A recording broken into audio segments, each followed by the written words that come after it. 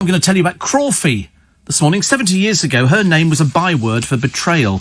And yet since then, you can't shut the royal family up. It's odd, isn't it, really? I'll tell you who she was a bit later. Many of you of a certain age will know who Crawfie was. Also, the latest victims of hate crime, vegans. I've got one on my show.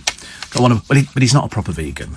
He cheats. He cheats. And he knows he cheats as well. Zsa Zsa Gabor's bizarre farewell of Europe in a gold urn. Her husband has sort of got her in a gold urn, and he's going to take her around Europe. What are you going to do with her? I've got no idea. I always imagine, whenever they sort of do that, and they give you the ashes afterwards, I always look in there and think, is that really what it comes down to? It's just a load of grey ashes. Are we all grey ashes? Are we all grey ashes? Probably. But, as I say, I don't know. I haven't decided, actually, whether I think I'm going to be cremated.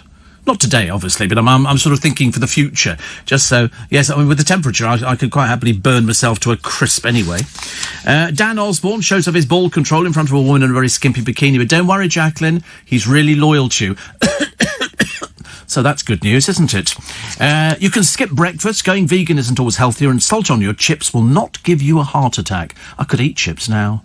I could eat some crispy chips. I really could. I feel I need something. I might have sausages for breakfast. I'll have to think about that, actually. Sausages sounds like a good idea.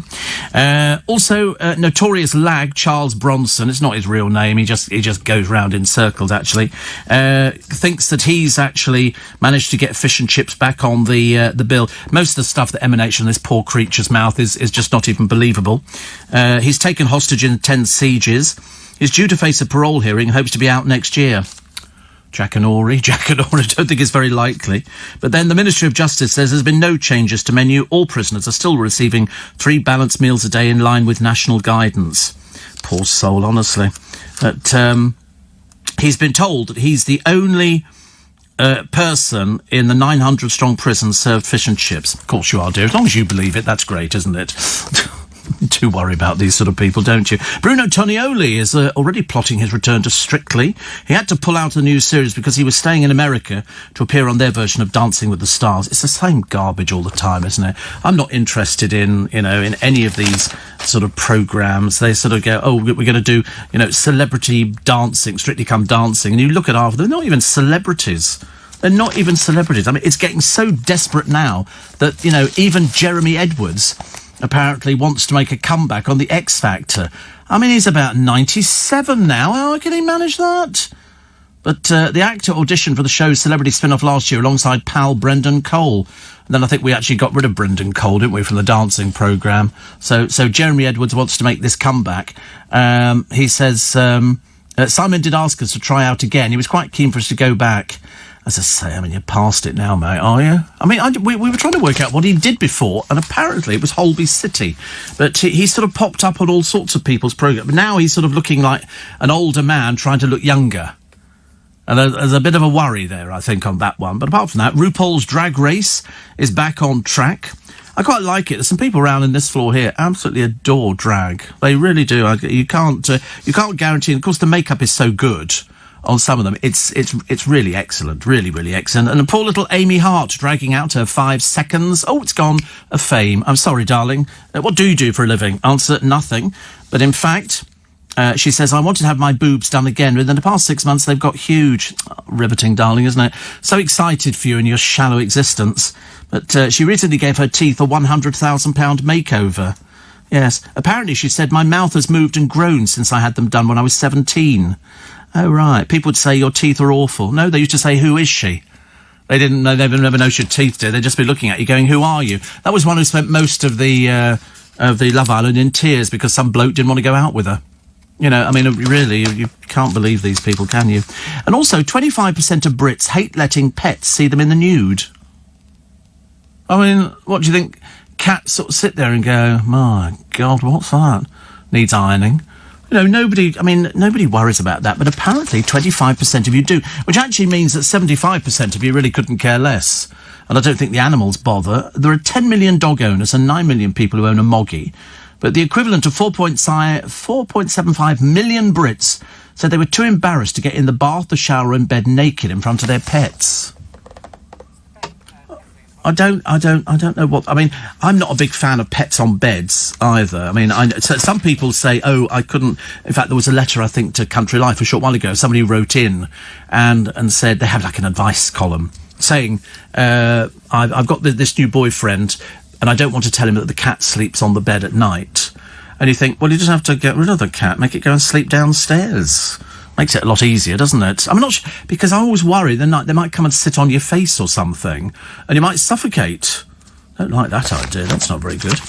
Middle-aged men from Barnstable are likely to find Alexa's voice very sexy, which is quite good. Mind you, it is Barnstable, isn't it? And the next, I think, I'm a Celebrity, Get Me Out of Here, is going to be filmed in Wales, in a castle, of which there are no shortage in Wales, although there is a fanatical band of I'm a Celeb fans who are convinced it's always been done in Wales. No, stupids. It's been done in Australia, and it's a film set, and when we move out, the Germans move in. When the Germans move out, somebody else moves in. There's about 6 or 7 different countries who use the same set. They bring all their own crew in and all the rest of it. Why would you want to film it in Wales? It's always raining in Wales. Can't have that, can you? Good news is Jamie Oliver's brought back Beaver to Essex for the first time in something like 400 years. I never thought I'd be saying that on a Sunday morning on LBC. Essex and Beaver and 400 years. Try and rearrange in a well-known phrase or saying. Also, little Brooklyn. Yeah, we've kind of moved away from Brooklyn now. It's a bit dated, isn't it? Oh, he's engaged. He's going to get married. Whoopee-doo. Who cares? But he's going to have 3 engagement parties to fit in all his multitude of friends. Yes, there'll be 6 of them having a happy meal at McDonald's. Then there'll be somebody moving to Burger King so they can all wear a crown. And they might go to a local kebab shop.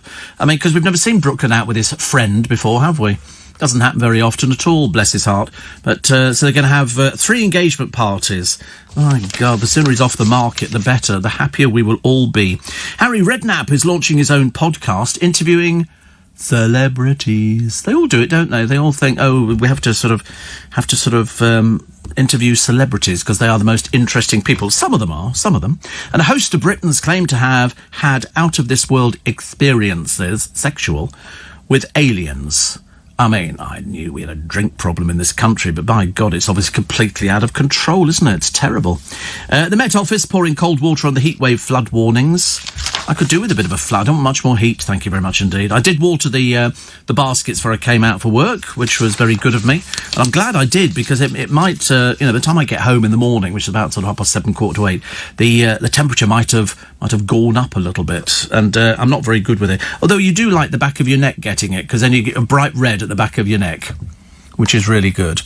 And Roger says, I've got some lovely chipolatas ready to be cooked, so I'm going to stuff them in pita bread. Lovely. You see, I like that idea. See, that would suit me fine. I'll tell you what you could do with it. Sort of do the pita bread, put the chipolatas in there, and then some grated cheese over the top, and then some real mayonnaise. That's actually really quite... That's a good little pita bread there. Whitney Houston would have been 57 today, says Charlene. 57.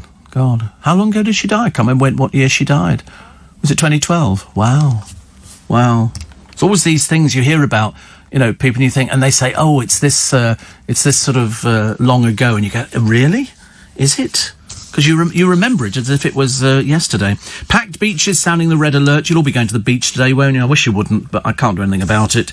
And if you become ill, what can I tell you? Matt Stadler was telling me, I don't know if I'm allowed to tell you this, because he was telling me about how many times he's been tested for coronavirus. Sorry? 13 times. He's been tested for coronavirus. 13 times. I said, that sounds like borderline addiction to me. 13 times. One of them, they actually lost the results.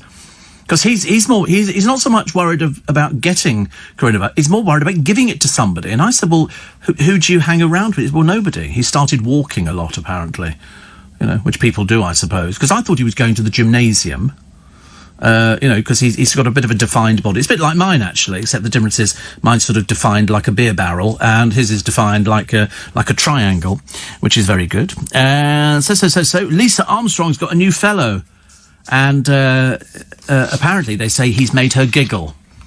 I bet he's seen her bank account and he suddenly realised that this looks a bit promising, doesn't it? And Holly Willoughby has quit the showbiz agency that she shared with Philip Schofield. This is James Grant, but they've changed the name of the James Grant agency, and they have everybody. I mean, everybody. And not as many as Jonathan Shalit has, but they certainly have a lot of people. We'll talk later on about blowing your own trumpet. Very popular. And the BBC will entertain us this autumn with dancing, drag and dogs. I wish they wouldn't, says Gary Bushell. This means a copycat version of RuPaul's Drag Race, televised dog grooming, and a COVID-restricted version of Strictly. On the plus side, with that fringe and a face mask, you won't see Claudia at all, which is interesting. And a glamour model, somebody called Hannah Claydon. It's not exactly a glamour model name, is it? But she's set to exchange skimpy briefs for legal briefs after graduating with a degree in law.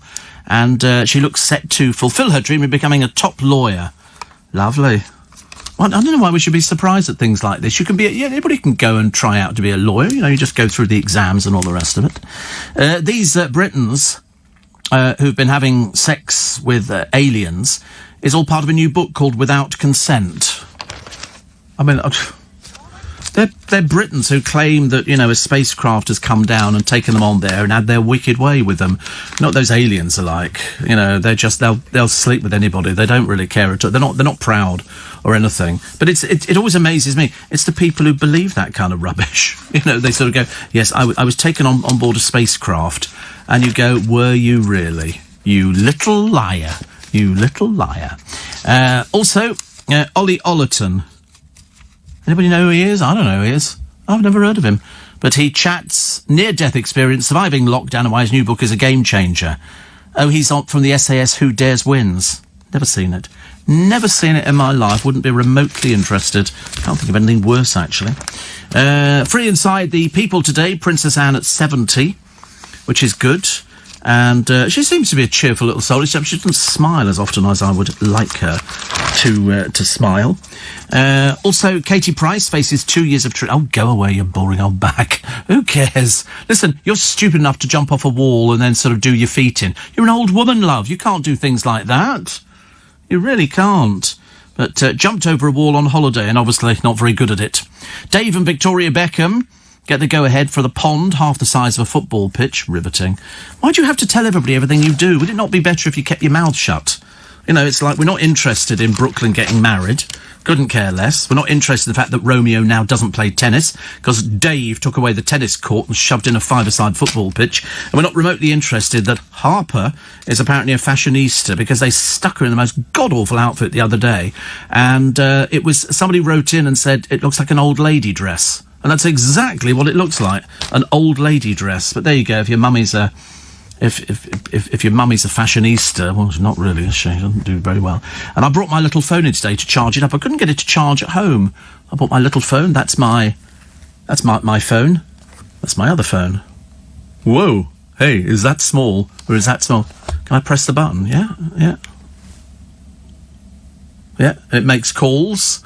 And this is one of the ones, that, not this particular one, that they use in prisons, because you can smuggle them in. Get my drift? You smuggle them in. You sort of hide them in a little place, a little secret place. And, yes, I tell you during the break. And you can send messages, and it's got a phone book inside it, and it's just teeny. I mean, everything is miniaturised now. Everything is miniaturised. And so I bought 4. And they come with a little SIM card as well. You pop it in. And the SIM card, and then off you go. But to be honest with you, you're going to look like you're holding your finger up to your ear. You know, when you're sort of like that. Yeah. I mean, people are going to walk past you and think you've completely lost the plot. And Steve, another one here. Katie Price says she's going to be laid on her back for the next 6 months. Roger says, so what's actually new? I've got no idea, actually. No idea. I mean, fancy trying to jump over a wall at her age. Not exactly fit, is she? Mind you, she was never fit. But now she's got a little mobility scooter. And her little boyfriend, hereinafter was known as the doormat and the servant, will have to sort of pander to her every need. As I say, if it lasts as long as Christmas, I'd be very, very surprised. Also here, doped drivers. Dope drivers. Drug driving is reaching epidemic levels. 20,000 people were convicted of drug driving last year, a spike of 20%. Unbelievable, isn't it? Mind you, I sometimes see drivers on the road, And I do sort of think to myself, when people start wandering near the white lines, because unfortunately my headlights come up quite bright behind somebody because they're halogen, I don't know what they are. But anyway, they're very expensive, whatever they are. And you sort of think, and you watch them, and of course the closer you get to them, the more they're weaving in and out of traffic. I've seen them on the Traffic Cops, the Interceptor programme, which is one of my favourite shows on the television. And you do get the sort of people that actually flash somebody down, they go to pull in, and then they put their foot down and off they go on a little police treasure hunt where the police just call in the helicopter and little slam dunk boys out there playing their sort of, like really loud, the Carpenters songs, are off out there sort of going for a trip round the countryside. And eventually the car crashes and the police ram into the side of them. And then we send them off to Borstal. It's fantastic, isn't it, really? It's either that or we stick them on beaches. In fact, it'd be better off, actually, sticking people on beaches. Beaches would be so much better. And then just go, you sit there for the whole of the next 3 days. Who is it talking earlier on? It might have been somebody on Matt Stadler. No, it was somebody talking to Nick Abbott and saying he went down with his mates and they took some shovels and they dug a big hole in the sand. I couldn't quite work out what the purpose of that was. I'm sort of, when you go to the beach, you don't want somebody digging a hole in the sand, do you? You then bury somebody up to their neck. What would be the point of that? I mean, we've all been to the beach, but I don't want to go if it's crowded with lots of people who haven't had a bath in ages. Because some people only go to the beach to have a wash. You can see them. They'll walk down to these sort of, the water's edge with a flannel in one hand and a bit of Rajax or something, or whatever they sort of squirt. I don't know what Rajax, Raljax or something, and you squirt it over your body. I do love a good shower, but I mean, can you imagine people going down there to the sea to do things like that? Terrible, isn't it? Behind Bruce, lags are doing grime as well as time at a prison where these showers have been running cold for more than a year. Oh, diddums. Apparently, they've really hated it. Cold showers. I would have thought a very good idea, actually, in prison. So, young offenders at Portland, HMP, can't have a hot wash because of a problem with the water pressure. Well, so we'll do it in cold water then. Stop being such girls, really, honestly. Oh, we can't do it. The showers are not hot. We'll go in a cold shower. It's mildly entertaining. Tragic superstar. This story has come up in a few papers today, actually. Willie Thorne's ex-wife has told how the BBC broke his heart by sacking him. She says it then sent him into a spiral of depression and debt. He'd been a commentator for 30 years, and there was an outcry. During that year's tournament, Willie had been warned for accidentally swearing on air, but because he died, you remember, in June. Never got the reason for being axed. They do that. Have you noticed people don't say that now? There was somebody a short while ago who was dropped from a job, but they never actually told them what the reason was for being dropped. I'm assuming if they sort of don't think that you're doing what you're supposed to be doing. To be honest, I've never even read my contract. They always say, you get the contract and they send you a couple of copies. Can you sign one, keep one for your files and send one back? And I've never actually read it. It's probably got all sorts of clauses in it. And there's certain things, like you must wear pink on a Tuesday or something like that, or, have your hair bouffanted every Christmas to make yourself look a bit more interesting. But I've never, ever read a contract. And then I suppose people could then argue, well, you mustn't be, you mustn't sort of worry about all these sort of things because it's just the way it changes. And Randall says, I love your humour. I'm a Matt Stadler fan. Oh, you're the one. Good Lord above. There we go. What makes somebody a Matt Stadler fan? Steve, I think you mean xenon lights, not halogen, which is old news, says Naz. I don't know what they are. They're just very bright and white, which is lovely. And Dale says, I'm so bored with these so-called celebs. I wish the aliens would come down and take them all away. Well, they probably have been visited by aliens. I love the way that people sort of tell you these things. And it's the Karens again, I'm afraid. I have to watch it to annoy me. On a Sunday morning, a Monday morning, Tuesday morning, Wednesday morning, Thursday morning and Friday morning. There's some of them, I mean, they're just awful.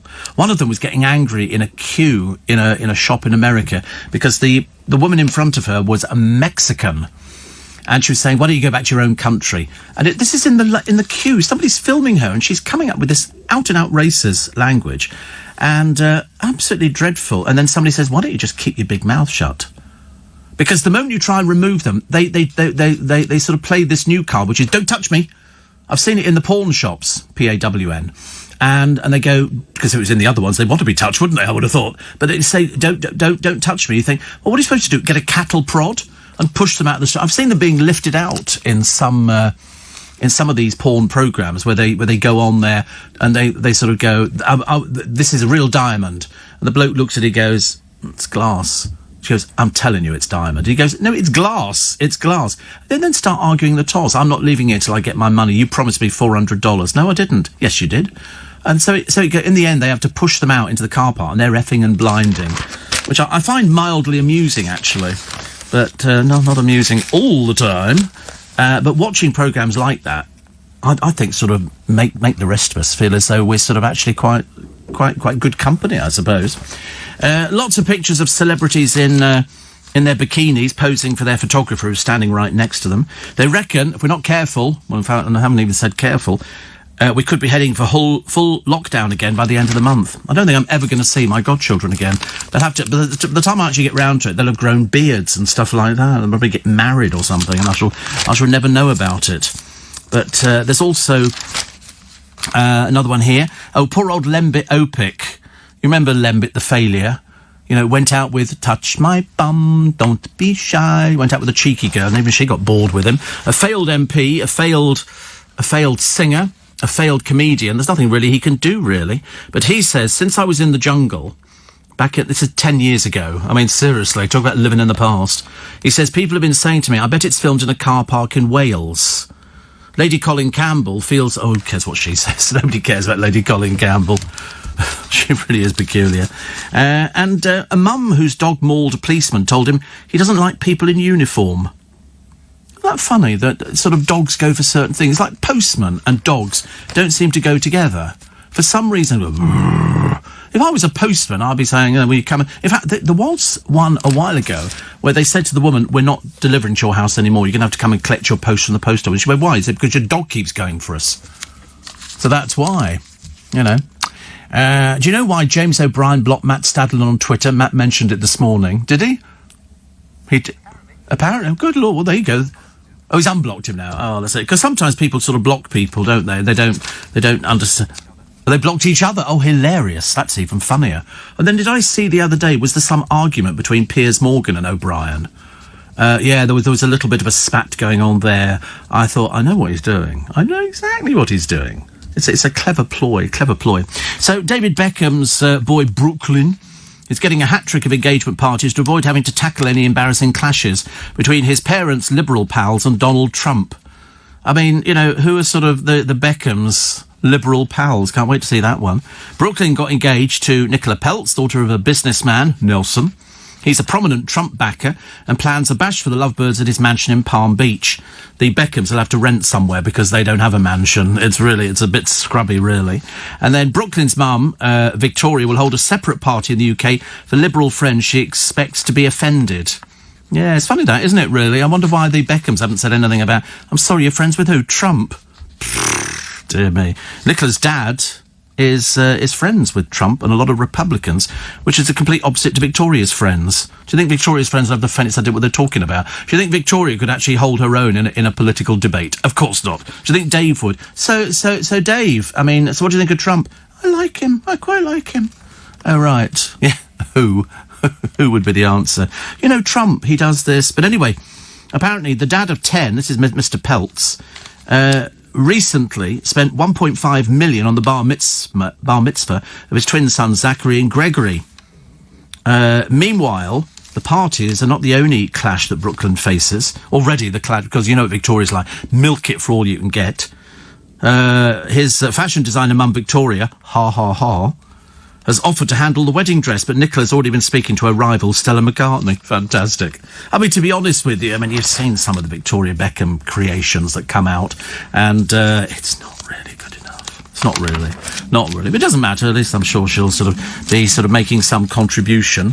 But I just like the idea of having all these sort of different parties and everything else, just to please Brooklyn, who doesn't actually have a job at the moment. Steve, I wouldn't bother reading your contract because they obviously like what you've been doing for 41 years.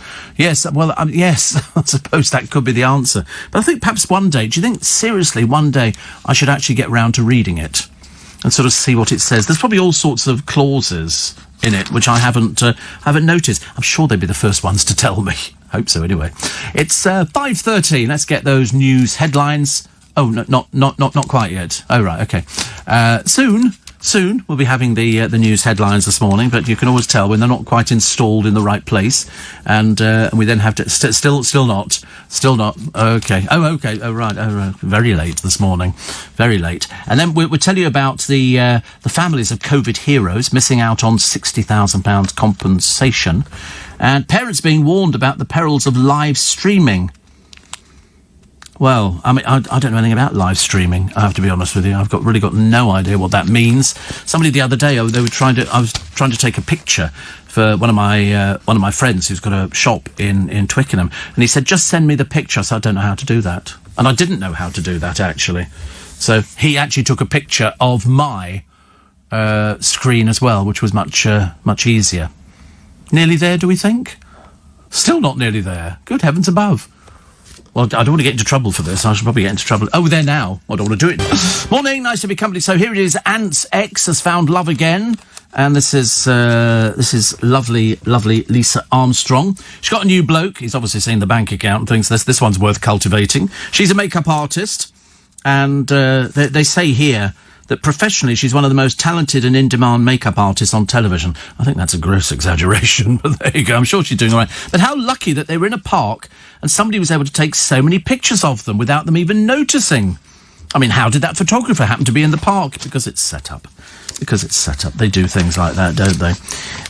Also, a teachers' union was last night accused of sabotaging the reopening of schools with a nitpicking list of 200 safety demands. Oh dear. Well, Boris has said that, you know, they'll close pubs down if necessary to make sure that we open the schools on time and they go back. I mean, some of these kids haven't been to school for ages and ages.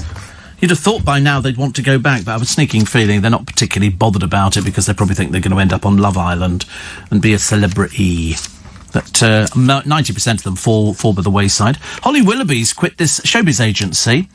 And she's made the empowering career decision to leave A-list YMU, the company formerly known as James Grant, which represents dozens of household names, after 13 years.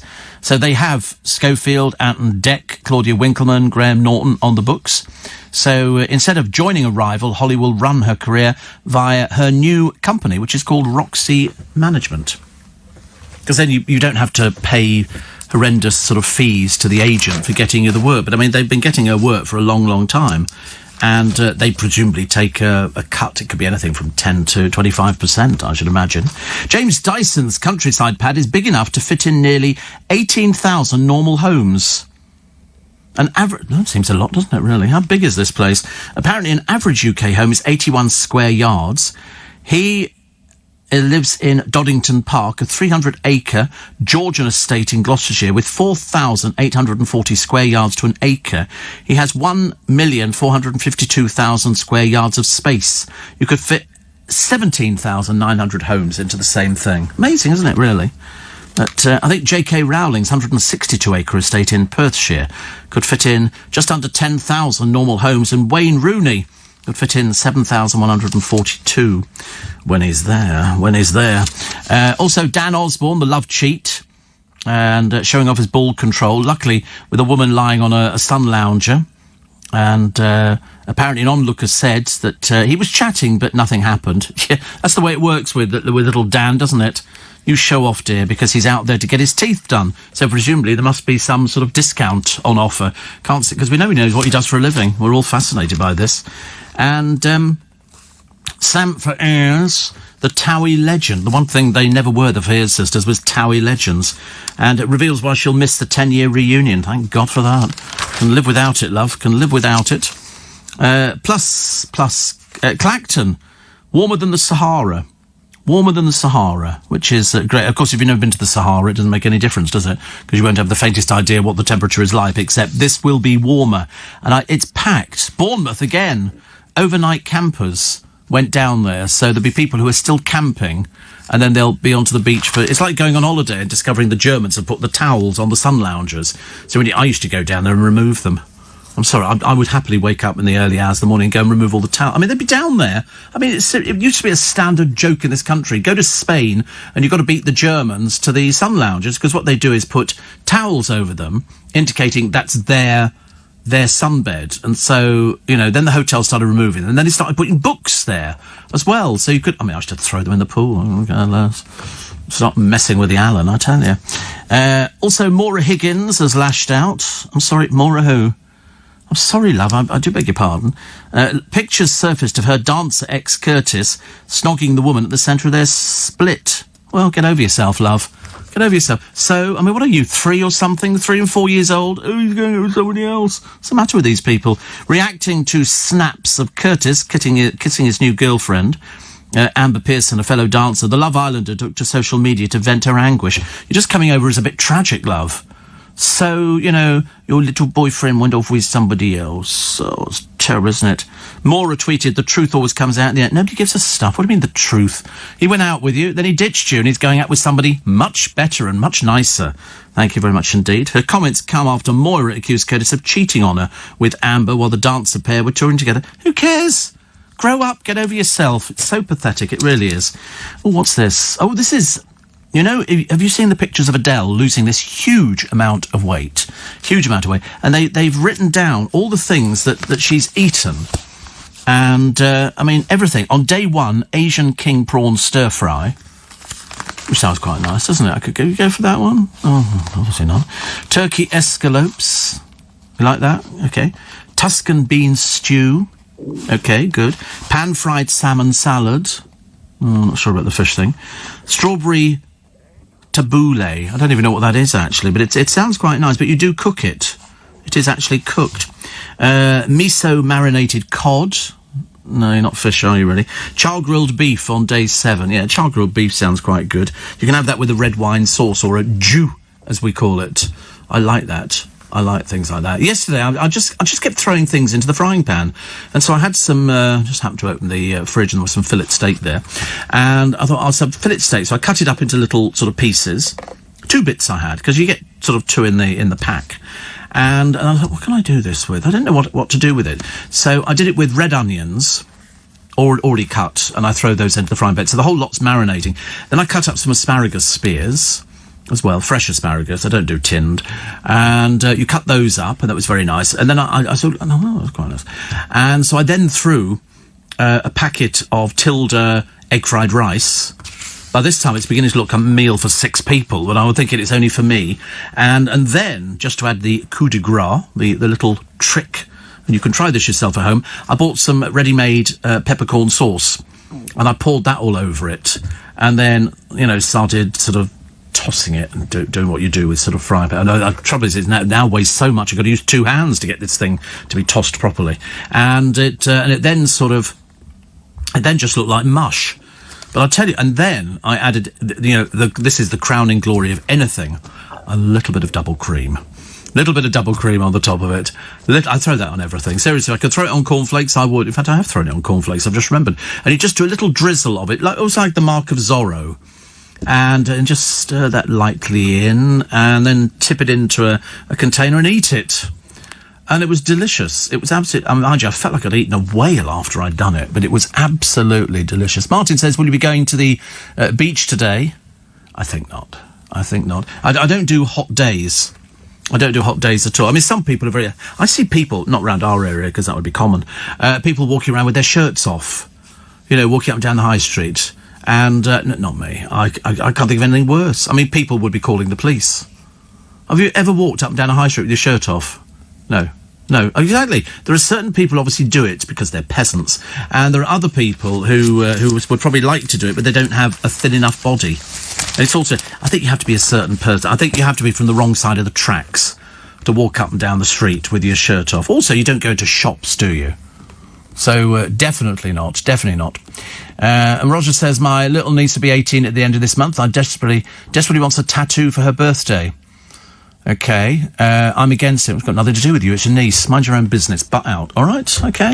Can't believe you've even asked about that. Listen, if she wants to have it, she can have it done. She's 18. Nobody can stop her doing it, which is as simple as that. Still trying to find out more on the Matt Stadlen and James O'Brien story. And I can't get this one at all. I don't know.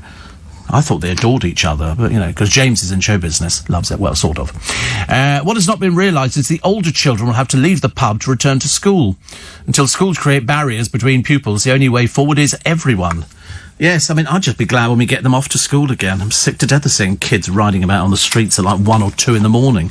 Absolutely ghastly. Do you know the Queen will not be wearing a mask at Balmoral? I just don't think she wants to wear a mask. I just really don't think she does. But there's a reason, because they're not moving from there, and all the staff are hand-picked.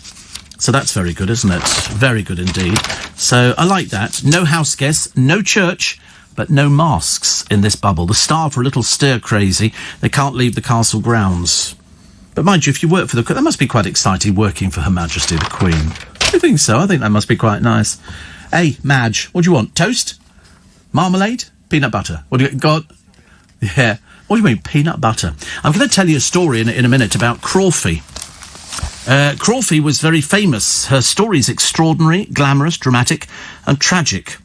Even today, to do a Crawfie is to commit an act of dreadful treachery. What on earth did this poor woman do that meant that when she died, the Queen never sent a wreath, they never acknowledged her, they basically airbrushed her out of everything.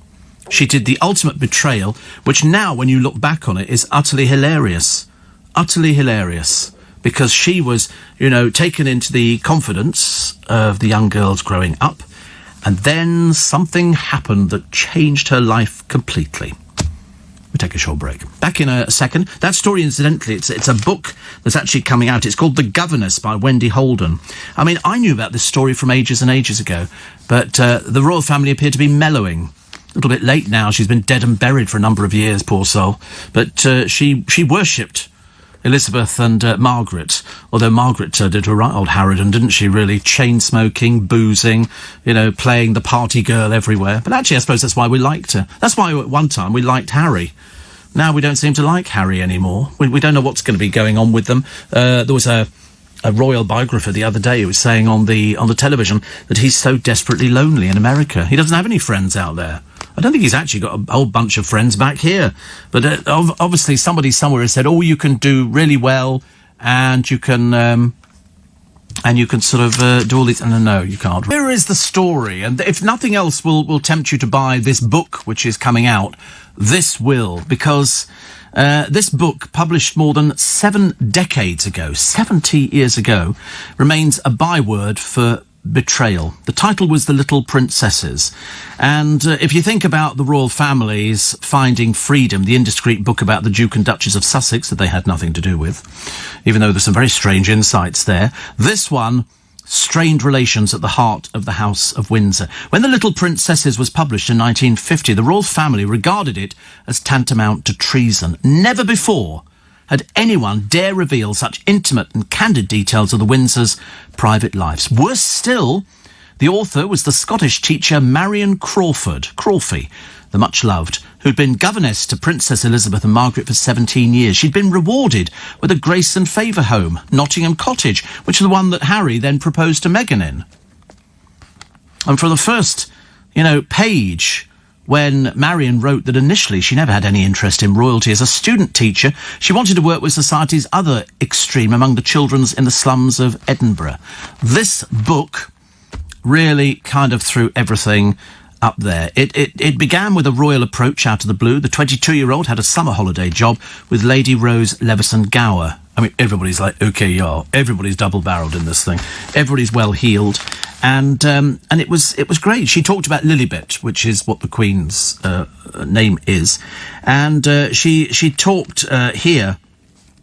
when she decided to write this book, she was appalled, really, at the formal life that the royal children had. It was, if you actually see, I think at one point there's a picture, it's a very well-known picture, of the Queen coming back from holiday, and Prince Charles meets her, and he shakes her hand.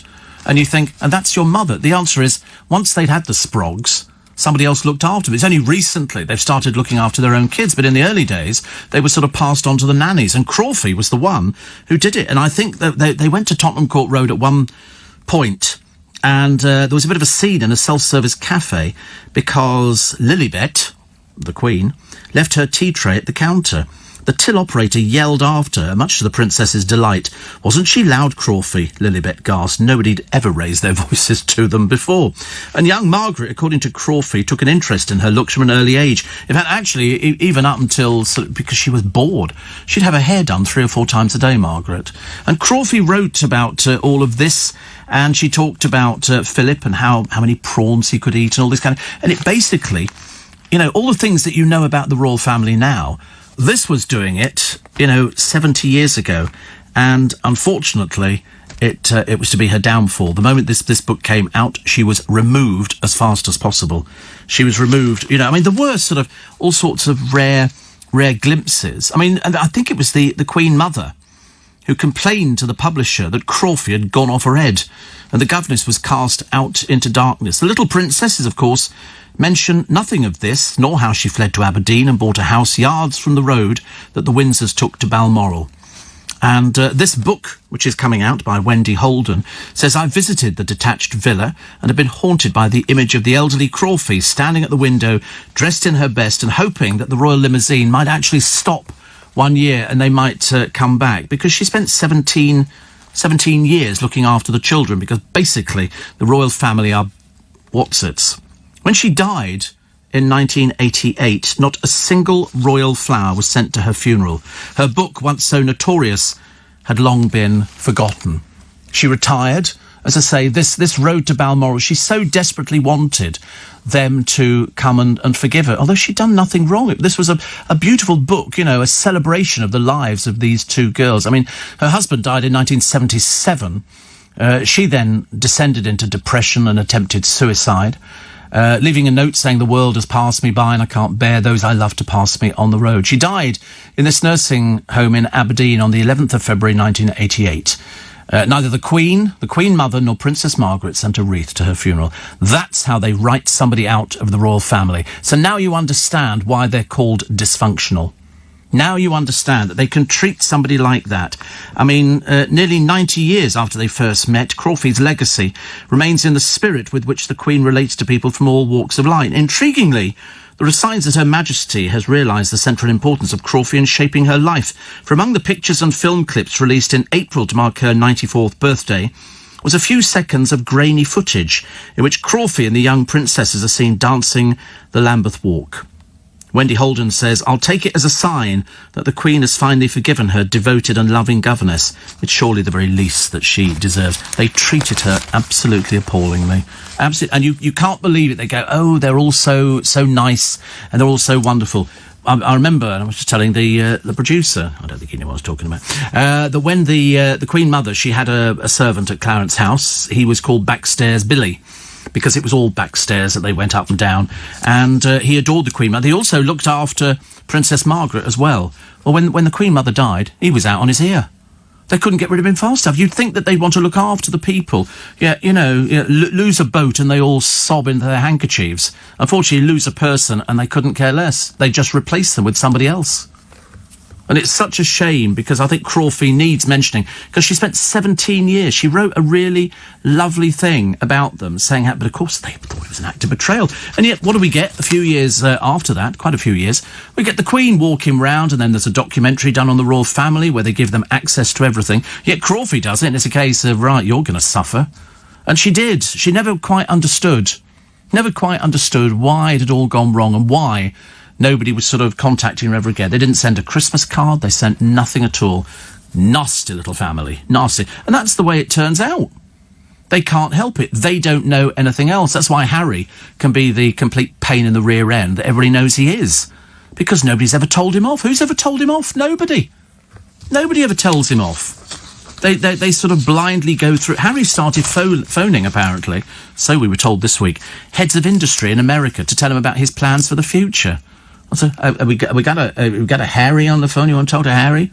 No, not really. Who is he? It's Harry, Prince Harry. Oh, well, that one. The one who sort of opted out of the royal family.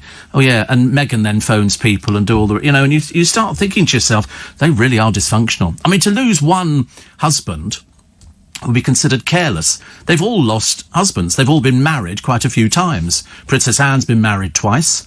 I think you'll find that Charles is certainly on the second one at the moment, and all the other girlfriends, in fact, including the one that he really loved called Kanga, who was another one who just got written out of history, who died, I think, over in Australia. And then you look at sort of Harry, who was so desperate to find somebody, and then everybody's going, this is great, she's going to be a breath of fresh air. We didn't realise she was plotting to actually overthrow the royal family. It was all a bit dramatic. The book sold very well. They had nothing to do with it. So where these people get the information from, I don't know. But we've always had a fascination with the royal family. But Crawfey was the one who really, if the Queen wants peace of mind, and I shouldn't imagine she's bothered about it, she should issue some sort of thing and sort of say, listen, we didn't realise at the time, they didn't know anything about it. They didn't know anything about it. They just they thought that it was a betrayal of what went on behind the scenes, like, they had blue blood or something. But they haven't. Have I missed an out time? Oh, no, I haven't. Oh, thank God for that. But it's just the fact that they do it their way. I'm telling you now that when the Queen and Philip die, that royal family is going to change beyond belief. Change beyond belief. How? I've got no idea. I mean, I suppose it depends how long Charles lasts, but judging by the longevity of their lives, I mean, Charles could head for 100 easily, I should imagine. King Charles. A spaniel, I know, it doesn't quite sound the same, does it? And then you might get William. But the trouble, they all sort of, but you didn't vote for them. They're just sort of there. And so we might end, perhaps we can have a bit of fun, actually. Bit of fun, sort of doing the self-isolating, I suppose. David says the royals are totally arrogant and awful. We should get rid of them. Oh, I don't think we should get rid of them. Oh, I'm not in favour of getting rid of the royal family. No. Definitely not. You just want them to adapt a little bit. You just want them to adapt and to sort of bring themselves into the modern world, as opposed to being steeped in history. I can understand why, Harry decided, with the help of Meghan, I should imagine, to take him away to America and sort of shove him in a wardrobe and leave him there. Because they haven't achieved anything else since they've been over there. The Queen originally offered a year. Take a year off. If it doesn't work, then come back. They didn't want to do that. Nope. We're so arrogant, we really think that we are the bee's knees and the dog's watsits. We think we know everything. And so far, they've proven that they know nothing. Nothing.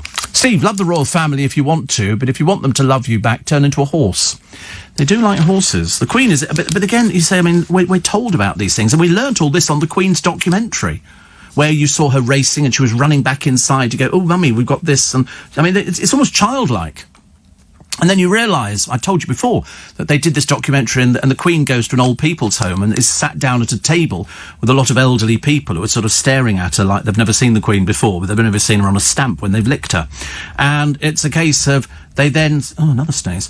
And they then sort of... She was trying to have a conversation with them, and you could tell that it was awkward.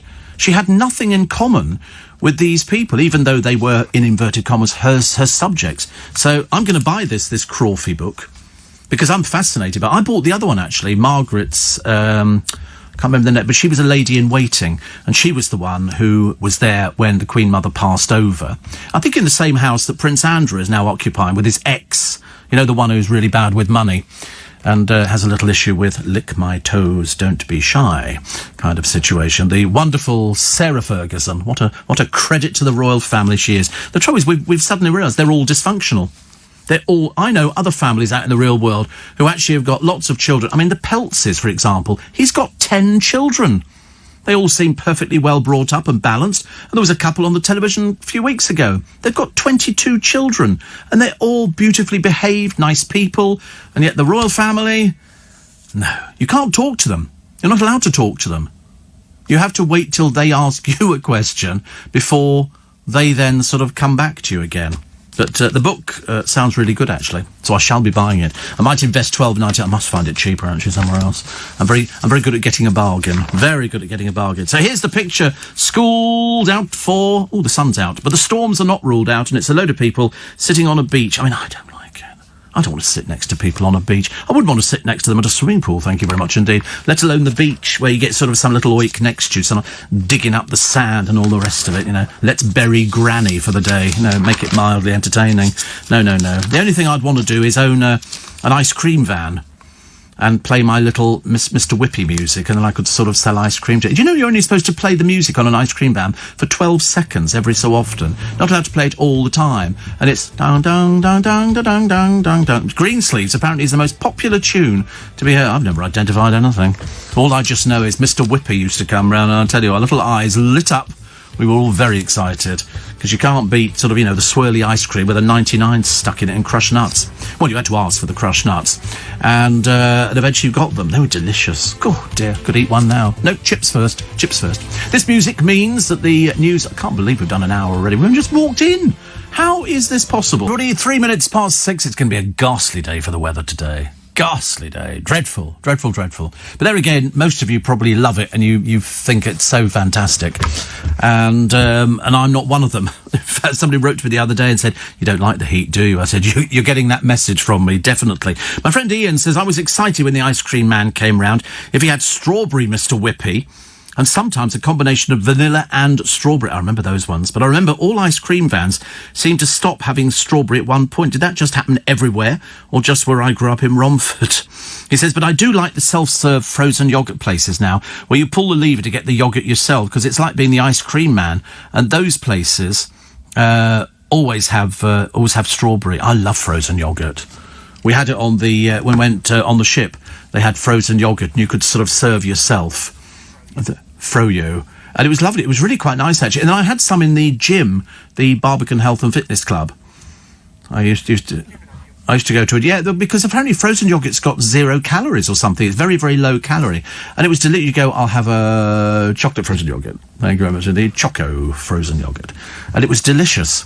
And I then sort of started trying to imagine that I could eat I could eat as much of this stuff as I wanted. It's like people, I think, drink diet drinks, and they think, "Oh, that's okay.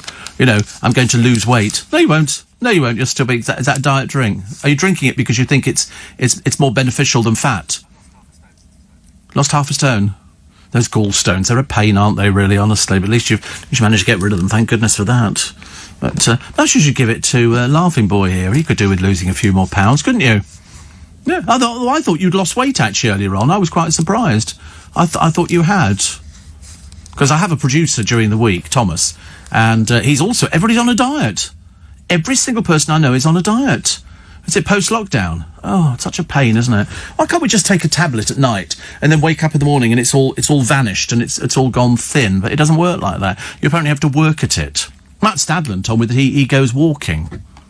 And he just does a lot of walk. So obviously that kind of works, doesn't it? If you go walking, you're going to lose the weight. Well, I do walking, but I haven't lost any weight at all. Still dreading the results of the blood test, but never mind. Steve, will you just relax at home today? Might be. Mind your own business. Nothing to do with you. Well, we want to know what you do later in the day. Steve, yesterday I travelled to Waterloo Station. Well done. Good. That's an achievement. And he says the signage for the underground was terrible. Well, Waterloo Station, you can't miss it. There's 1, 2, 3... There's 6 escalators that go down to the underground. You go onto Waterloo Station and... ta-da! Escalators down to the underground, and then, you just look at where you're going. It's actually, I use the underground very rarely. But I have used it on the odd occasion. And I don't like using it first thing in the morning, full of ghastly people carrying workbench mates and all these sort of paint brushes and spirit levels and everything else. You get all the workers in the morning who go on the underground. But there you go, look, Waterloo and City Line. I think there's 1, 2, 3... no, actually it's not 6 escalators. I thought they were all doubles. They're not. There's several entrances, Waterloo and City Line, and it's easy. It's really easy. It's not difficult to find all these sort of places. And it's quite a nice station, Waterloo, sort of. I just don't like some of the fast food outlets there. Not the fast food. Well, they are classed as fast food. They do pasties and stuff like that, and they've got sausage rolls. And I always fancied a sausage roll until I bought one, and I looked. I thought, what the hell are these ingredients in it? I mean, I know the trouble is a hot pasty sometimes, but these things fall apart in your hands. They really do. I mean, I don't know why, but in all the stations, no KFC. Why have they got no KFCs? If you had a little KFC outlet at Waterloo Station, I would be living on Waterloo Station. Because that's, instead you've got Burger King. Well, they seem to open and shut at will.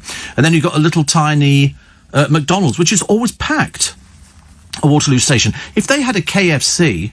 I reckon they could knock all the... Is it because they have to cook there, and perhaps there's something to do with hot oil or something. I don't know. Yeah, they've got a burger. Yeah, but they don't cook everything, do they, at Burger King? I don't think they do. I think it comes in already done and they reheat. That's why they've got all those microwaves. No, KFC is actually deep fried there. I know because we have one. I nearly pointed out the window thinking I was in Twickenham, but I've seen them doing it in Twickenham. They sort of unwind the handle, they put it all in the basket, and it's sort of cooked at high temperature. But in Burger King, they don't cook the burgers there. I think they come in done. They add the stuff around it, and they go in a microwave. That's how it works. And yeah, or they do the McDonald's. They've got little drawers that they pull out, and they sort of assemble it as they're going. I think they should be wearing gloves, don't you? I like that. But everywhere's having home delivery. No, they don't. No, don't. There's somebody assembled my burger the other day. No gloves. I think people should be, if you're assembling food, I think definitely gloves. Thank you very much indeed. But now it's all little people on little motorbikes. Having people have McDonald's delivered. Such as, do you remember after they started opening them up again? People went mad. There were people queuing like 2 hours to get a McDonald's. 2 hours. And then they said you can only spend up to £20. They weren't letting people bulk buy. Was there a queue earlier? Over this one here? No. Well, actually, as I was coming in, I saw 2 police officers, slightly overweight, and he's holding a bag from McDonald's. I thought, well, you're not going to be much good chasing anybody, are you? What's the point of you? And they were both, police officers, they look like the ones you get in America, where they're sort of carrying a lot of weight, and they look like that. They look like they're all sort of, they're huge, and they all tuck their shirts into their trousers, this big guts hanging out in front of them. These two were like this morning, heading back to the station with a big bag, quite clearly just wanted a small cheeseburger, let me tell you.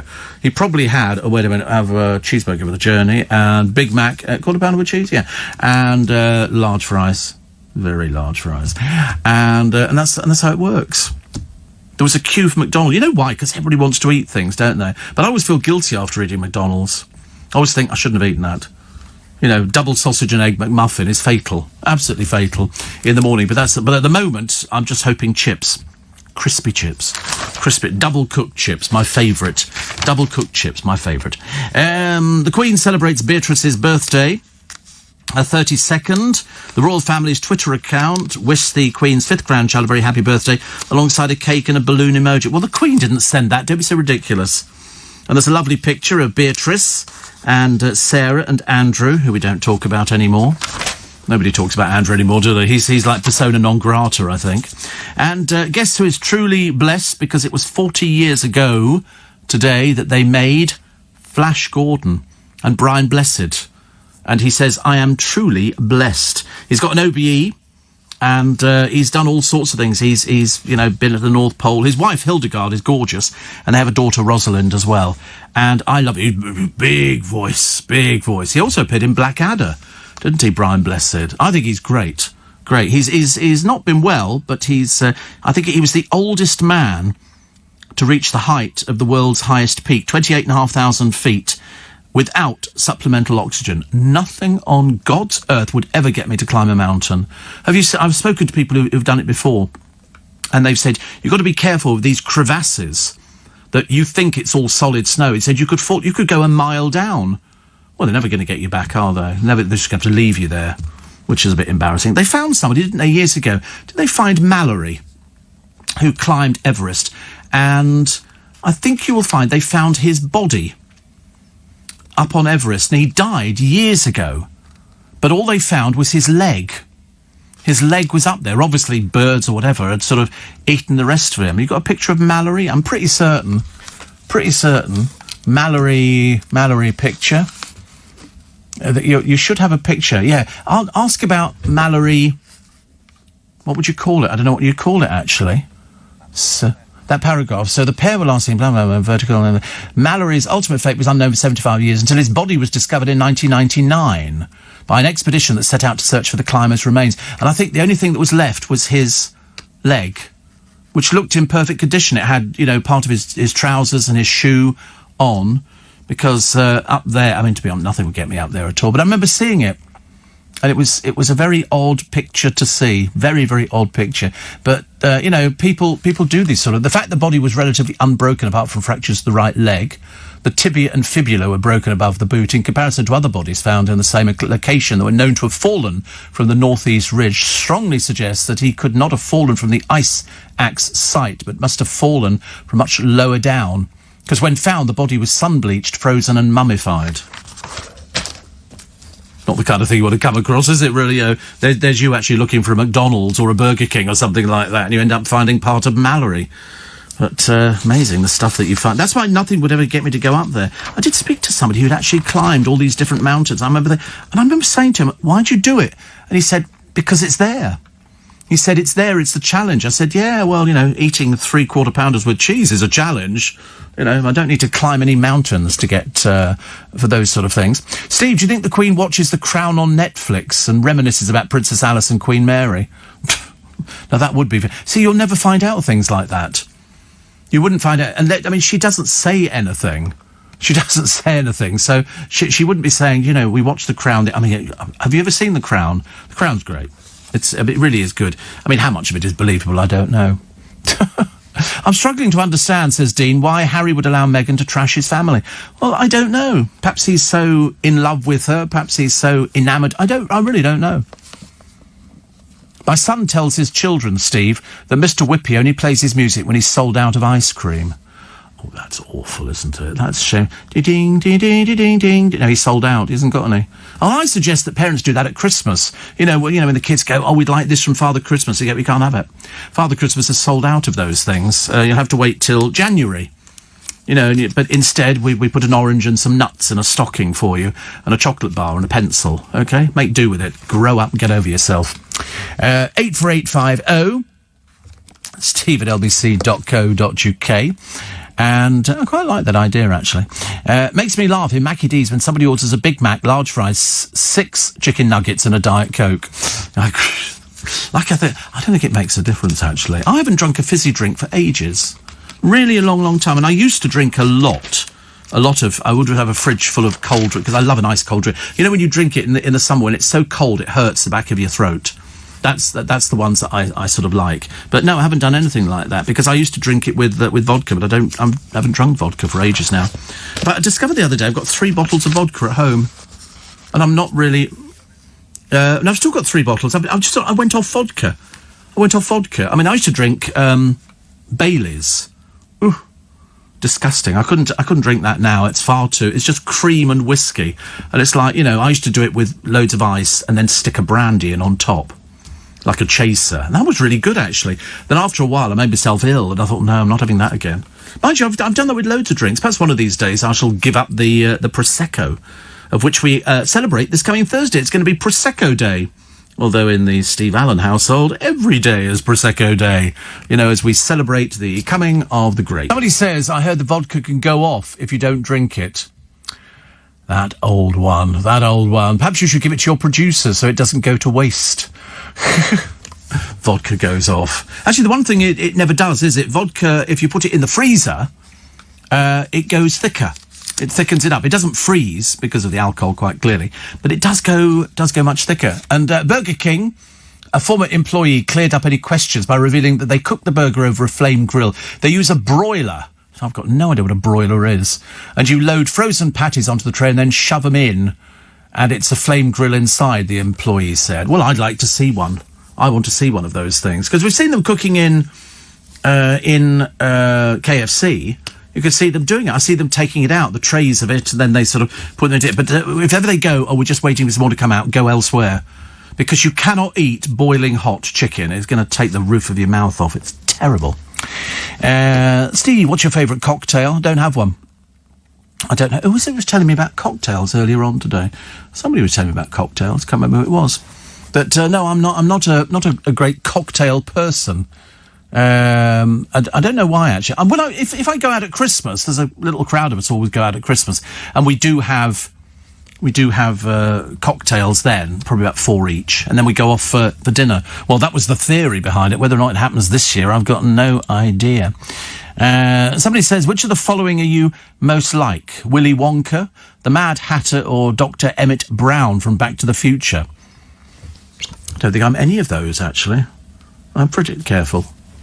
I don't think I'm Willy Wonka, because I'm not really a sweetie type person. The Mad Hatter, not really. I don't agree with sort of, that. And Dr. Emmett Brown, I did interview him, actually, from Back to the Future. I thought he was great. Absolutely great. But I don't think I'm he was like the Mad Professor, wasn't he? And I don't think I'm the Mad Professor. I just think I'm more sort of average. Very average, I think so. Steve, it's my 50th birthday today. Out for a socially distanced lunch, then a small gathering in the garden, says Caroline in St Albans. There you go, 50th birthday. Yes, we're all going out this week. Well, I say we're all going out this week. The Steve Allen Lunch Club are going out this Friday. We've not been out for months. I can't begin to tell you. Months and months and months. It's terrible. Terrible. For your information, Charles has previously indicated he'll become King George VII, rare for a new monarch to use the name he or she previously used. Edward VIII was called David before the establishment forced him out because he wanted to marry an American divorcee. The scandals of the late Princess Margaret were hushed up by the media for many years before she eventually broke away to holiday, often on a small island in the Caribbean. She certainly did. She liked that. That was given to her by Lord Glenconner. Even an admission to hospital saying she had a liver problem was nearly truthful as she consumed alcohol in large amounts. The lid was finally lifted by the late Diana, who was simply used to continue the process of succession. And the showing her love for the two sons was brand new. I know. I remember a picture of Diana on a log flume or a water flume or something at Thorpe Park with the two boys, and that was unheard of. But there again, it was always said that when Diana came into the royal family, because her image on the front of a magazine or a newspaper, Bernard, was guaranteed to sell extra copies. People could not get enough of Diana. Nobody else in the royal family had that effect. It was called the Diana effect, and they would say that if you put her picture on the front of a magazine or a book or something like that, it would sell. It would sell very well because the public were fascinated by her. I only ever saw her once. Was it once? Yeah. I was sitting in traffic lights going through Hyde Park, and the car next to me, and I happened to look right, and she was crouched down between the seats at the back. Obviously, it was two detectives at the front. I remember thinking, gosh, it's Diana. I wonder if she's noticed me. Hello. But I don't suppose she would have waved at all, but it doesn't make any difference. Nicholas says, I spray the lawn with vodka, Steve. Comes up half cut. Thank you very much indeed. You're barred. You'll never see the light of day again, I don't think. Also, you can skip breakfast because they say eat breakfast. Now, this is to sort of, it's a myth-busting book. We like a myth-busting book by a leading scientist, which says everything you think you know about food is wrong. This is Professor Tim Spector, who is Professor of Genetic Epidemiology. And he says, eat diverse foods, mainly plants without added chemicals. Don't be fooled by labels or marketing. Understand your own body and realise that there is no such thing as average. You see, I'm always concerned about portion sizes, because I look at something and they go feeds 2, and I think, you sure? Are these people not eating very much? So I quite like to buy something and then eat it by myself. If ever it says serves a family, I can guarantee that'll just be for me. It's much easier that way, isn't it? Zoe Ball's boyfriend, called Michael Reed, has been hit with a bill for almost 20 grand for his 3-year-old daughter. He was ordered to pay child maintenance, apparently, after his ex, Lorraine Ashdown, won a legal battle.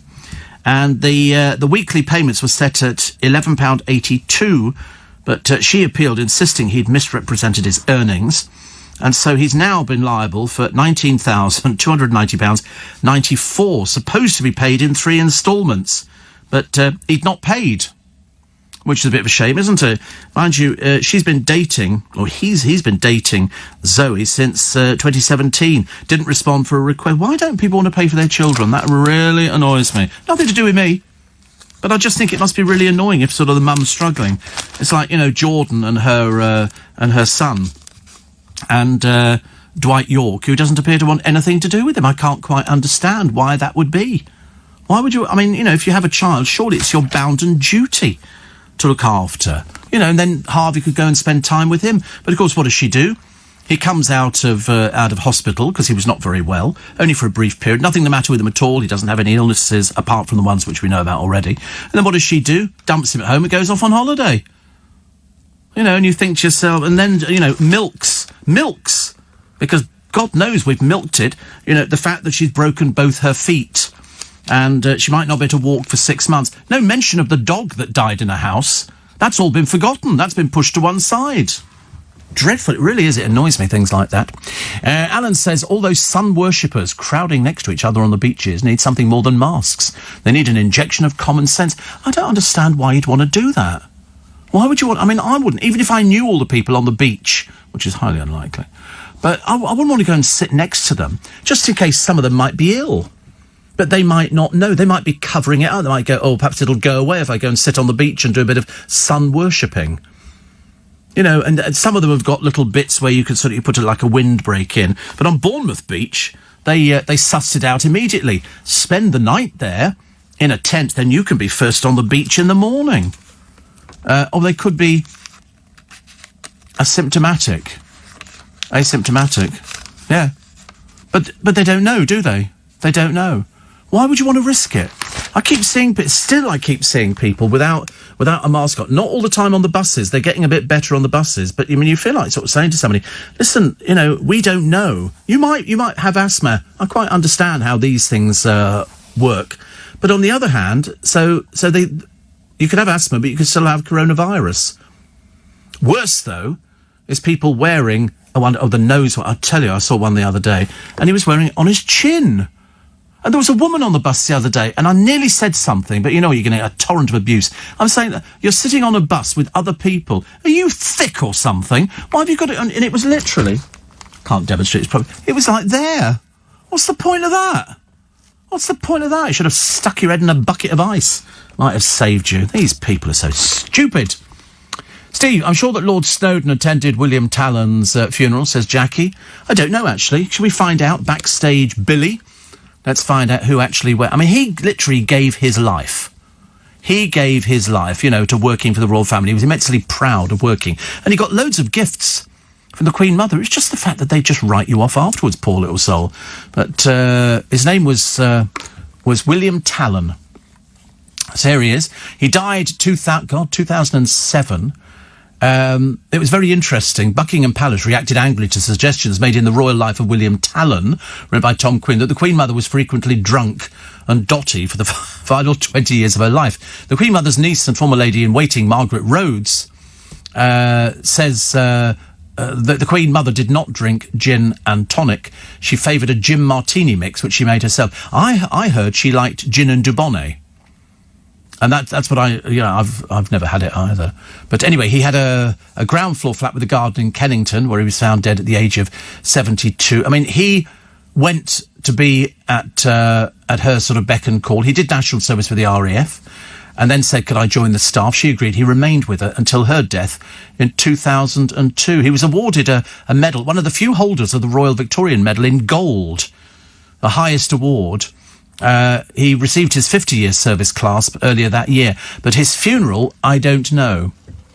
I don't know about. I can't find anything on his funeral at the moment, so we're not sure. I'm not sure that Lord Snowdon would have been there because the royal family kind of sort of shoved him to one side. A little bit bizarre. Matt says, I think a lot of people don't wear masks just so they can respond angrily when somebody calls them out. You're probably right. You're probably right, actually. And Kalimera, Steve, from Amorgos in Greece, where it's also far too hot, but very beautiful. My claim to fame is I was once on a flight to Washington, says Sophie, and Princess Diana was on the same flight. Well, that is something to remember, isn't it? Kalimera.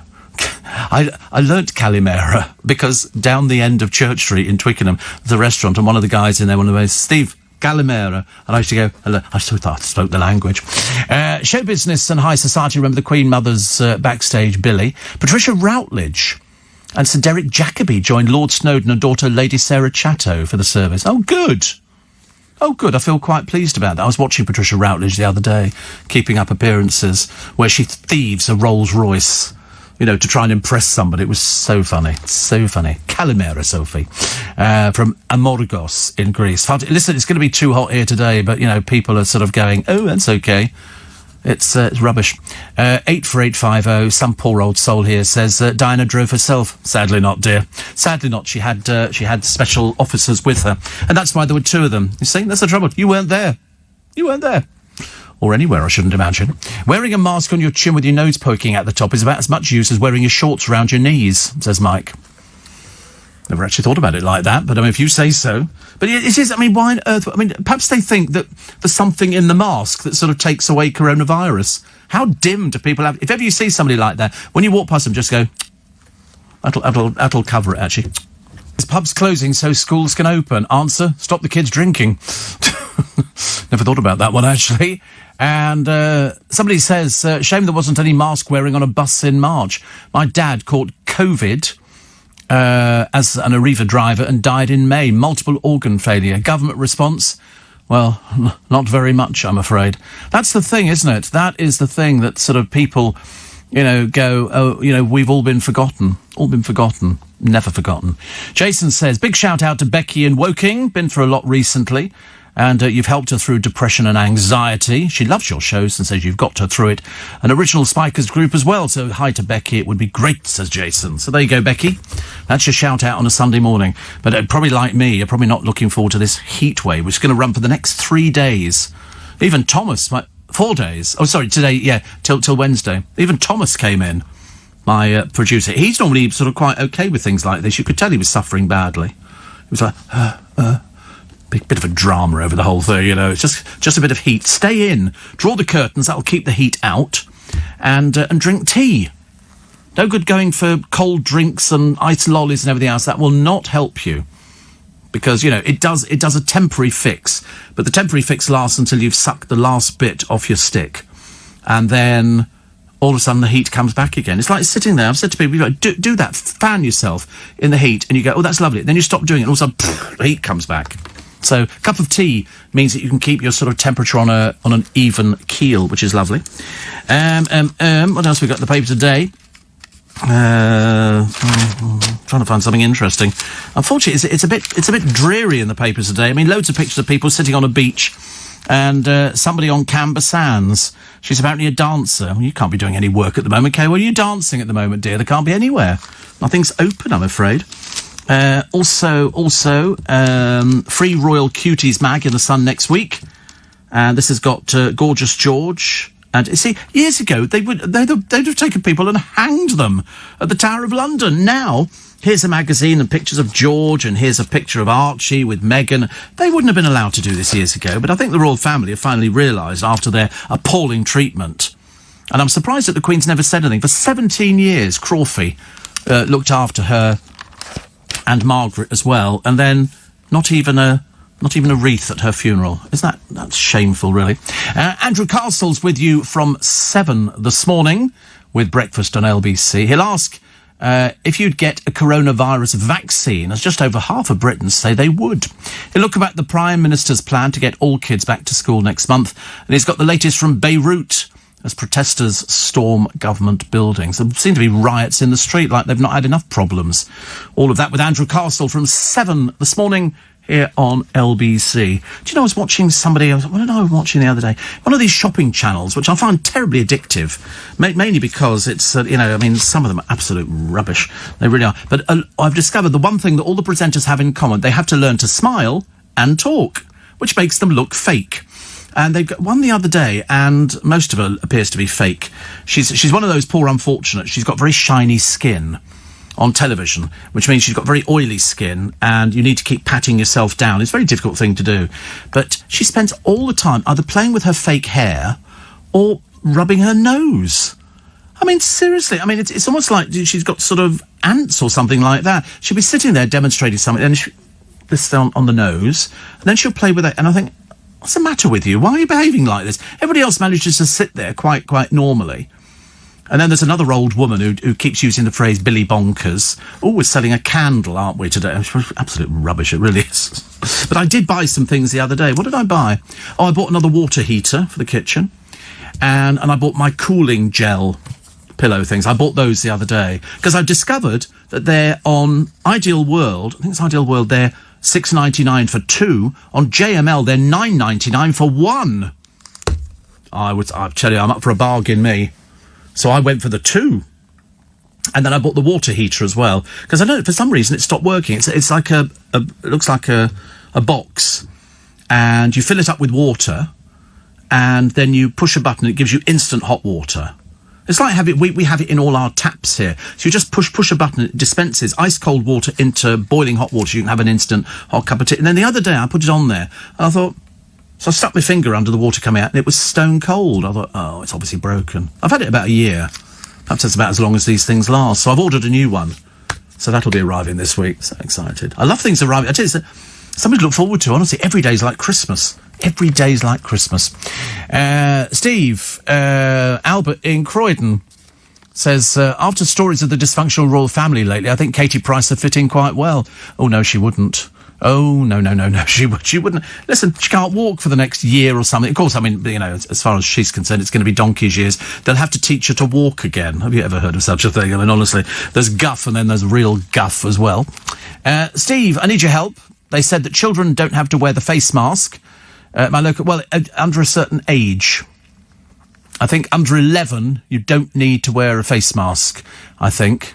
Yeah, we'll find out. I mean, I'm pretty certain it's under 11. My local Asda sells face masks for children. So on Friday, I was about to get killed by a woman because I asked a girl, why was she not wearing a mask, says Connie. I saw some children actually wearing them. Oh, I see children wearing them as well. But I think it's under 3, they definitely don't have to. And under 11, I think it comes in at 11. I'm pretty certain it was 11. I don't know, I've got 11 on the brain.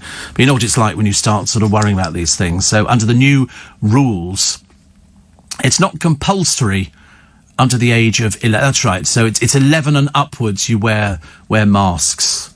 So it's not recommended at all for kids under the age of 3. Yeah, 3-year-olds. I mean, it'd be pointless, wouldn't it? They wouldn't know what's going on. But I do see little sort of children. So they must be 11 and above. But I don't mean, kids nowadays grow so quickly. I don't know what an 11-year-old's supposed to look like.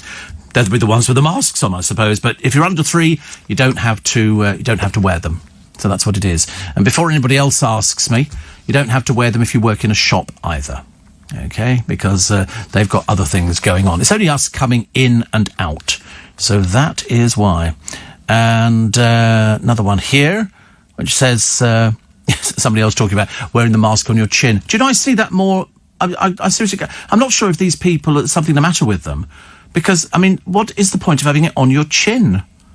I mean, some people say, I've seen people pull it down to answer the phone. You can hear through it. I mean, throughout this entire programme this morning, I've been wearing my mask. You didn't know, did you? You cannot tell the difference. Stop it. On to the naughty step. Middle-aged men from Barnstable are most likely to find the voice of virtual assistant Alexa sexy. I mean, how can you find something sexy? I mean, it's just a voice, isn't it? I mean, on...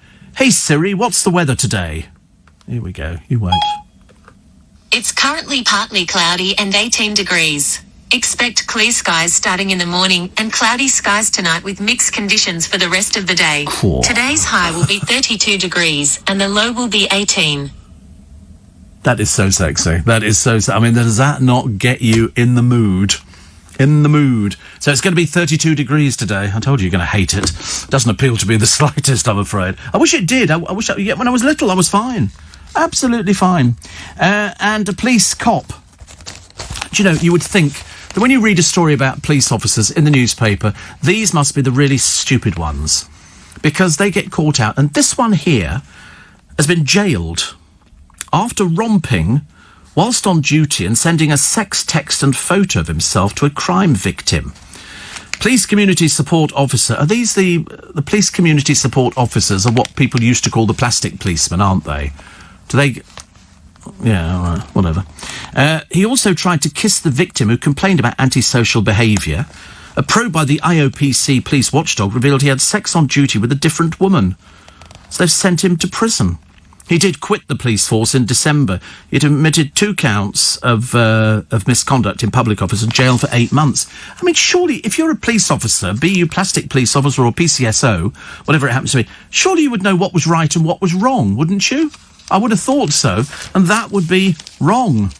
But unfortunately, it doesn't help.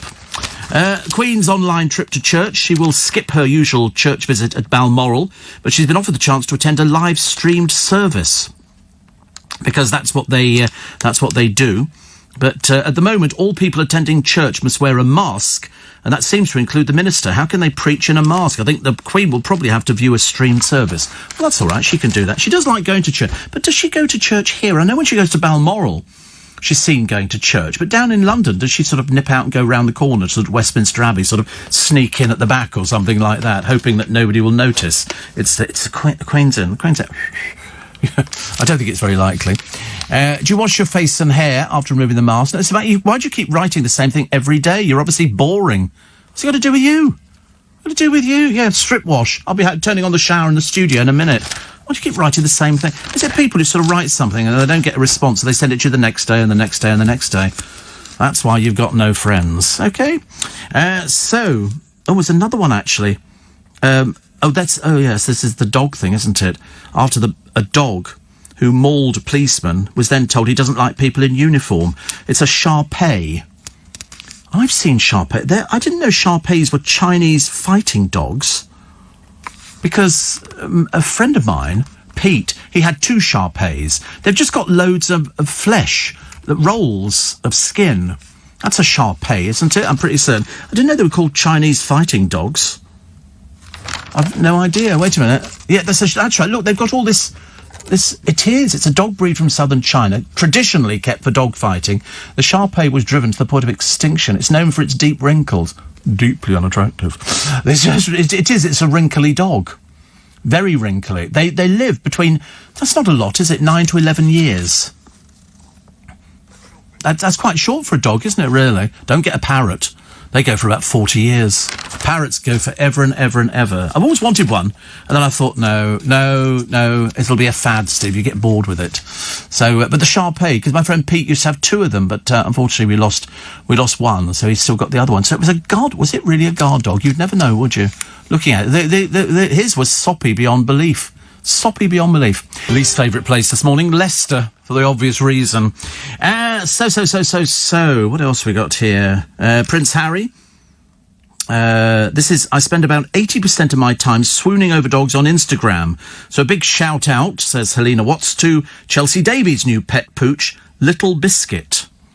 She called the dog Little Biscuit. How can you call a dog Little Biscuit? How does that work? That's not normal, is it? Little Biscuit. Hello, Little Biscuit. It just sounds ridiculous, these people. And Tesco is to stop stocking a T-shirt after a mum branded it racist. It shows a black mermaid beside the words, "Her hair is too fluffy." Well, I'm looking at the picture. Is that it, the mermaid T-shirt? Katie Wells saw it when shopping. Said, "I was shocked. It's not something any child should read on a T-shirt, and it perpetuates a stereotype. It's racism." Tesco says, "Tesco is a place where everybody's welcome. We apologise for any offence caused. We won't purchase any more of it." That's the trouble nowadays. We're pandering to everybody, aren't we?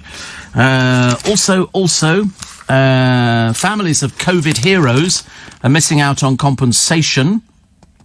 Just 19 families of NHS and care workers who died from COVID-19 in the course of frontline duty have claimed £60,000 government payouts. Good Lord. You can get money for these things. We were talking to somebody in the newsroom earlier on about claiming money for things, being missold PPIs and all the rest of it. I do like Countdown. I've always liked Countdown. It kind of appeals. I can't do it, but I seem to be fairly good on the numbers game, and that's about all it is. But the only way is Essex is Bobby Norris and what he's been watching. I should imagine yourself in the mirror, dear. That's about as far as we see. Is it still the guy from The Apprentice? Presenting what? Oh, yes. No, oh, yes. Yes, it is. Sorry, I had to think who you were talking about, actually. Yes, it is. Yeah, he's very good. Because I forget how many shows they do a day. It's something like 5 shows a day. It's quite a lot, whatever it is. And what Bobby Norris has been watching, and frankly, is about as interesting as watching paint dry. His telly icon is Eamon Holmes, a national treasure. Yes, he certainly looks like he was dug up somewhere. And Dream TV role, my own telly chat show. I think it's not likely to be happening, dear. I don't think so. We've got more than enough chat shows, thank you. And we'd rather have professional people doing it as opposed to rank amateurs. Also, the Corrie star Tina O'Brien on the pressures of lockdown. What is it, this pressure of sort of lockdown? I don't quite get it, actually. People go, oh, it's the pressure of lockdown, you know, the relationship was strained. And you think, what is the matter with these people? The Queen goes to church in Windsor Great Park every Sunday, pre-COVID. Usually drives herself, accompanied by a protection officer. Yes. I'm not sure about that, actually. I mean, does she park the car as well? I thought she goes as... No, when she goes... Are you sure she drives in Windsor? I'm pretty certain it's not. Because when she goes to church in Sandringham, she don't drive. She's sitting in the back of the car with whoever it happens to be. Well, it was Andrew at one point, but nobody talks about Andrew anymore. Spitting Image fans delighted. The new stars of the satirical puppet show will include Boris and Dominic. Have you seen the puppet? They're not as cruel as they should be. They're supposed to be much, much crueler. I quite like the cruel Spitting Image puppets. Definitely. I think Prince Andrew's got his own Spitting Image puppet, hasn't he? I believe. Somebody was talking about that. But, I mean, then you see... I don't know. I like the Andrew and... not Andrew, Harry and Meghan. That's quite a good one. They're very clever, aren't they, these puppets? I went to see an exhibition of them some years ago. So you've got Prince Andrew as well. The Queen is I think, the same Queen puppet that they've used before.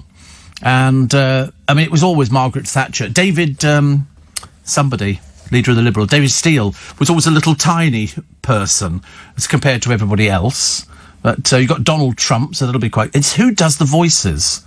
I'm always impressed by the voices on these things. But Spitting Image back with a load of it. You'll recognise them all instantly. It's not like Madame Tussauds in Blackpool, where you couldn't identify anybody at all. On this one, you'll know who everybody is, especially sort of Harry and Meghan. They'll hate it, of course. But as one of the royal biographers said, they seem to complain about everything, any little trivial item. Oh, don't pick on us and all the rest of it, you know. I don't know. What's the matter with them? Need to get a life, get on with it. Perhaps they'll smile more. They will smile. Steve, more than half of workers would welcome the chance to move to a 4-day week if there was no drop in pay. Yeah, well, how about moving to a 2-day week with no drop in? Well, how stupid is that? 53% said they'd spend the extra time with their family. Yeah, right. Of course they would. No, they won't. No, they won't. It's like today, people going, I think we'll go to the beach. It's going to be nice and hot, but you need to set off now because the beaches fill up fairly quickly, as you know, if you've seen pictures in any of the papers. And Harry will celebrate his 36th birthday without any royal relatives in sight apart from his wife and son. And his son, of course, doesn't know what's going on anyway because he's not old enough. A party to mark the occasion is being hosted by music producer David Foster, who apparently has become a father figure to him. What? Well, Harry, he's got a father, thank you very much indeed. And anyway, the party on September the 15th will be held at the Los Angeles home of Foster, whose wife, Catherine, went to the same school as the Duchess of Sussex. Missing will be Meghan's estranged father. The source says Dave wants to make it special for Harry, but keeping it... Well, he's not his father. What is it? Are they sort of... Suddenly somebody's adopted him? Dad of 5, Foster, helped the Sussexes find a secluded compound on Vancouver Island, which lasted about 5 seconds. Now they're shacked up in somebody else's house. But Catherine said her husband has got a big heart and loves to help the people he cares about. As usual, poor Harry, out of the frying pan, into the fire. You know, all these people need to be vetted, because otherwise it's going to come back and bite you on the bum, mate.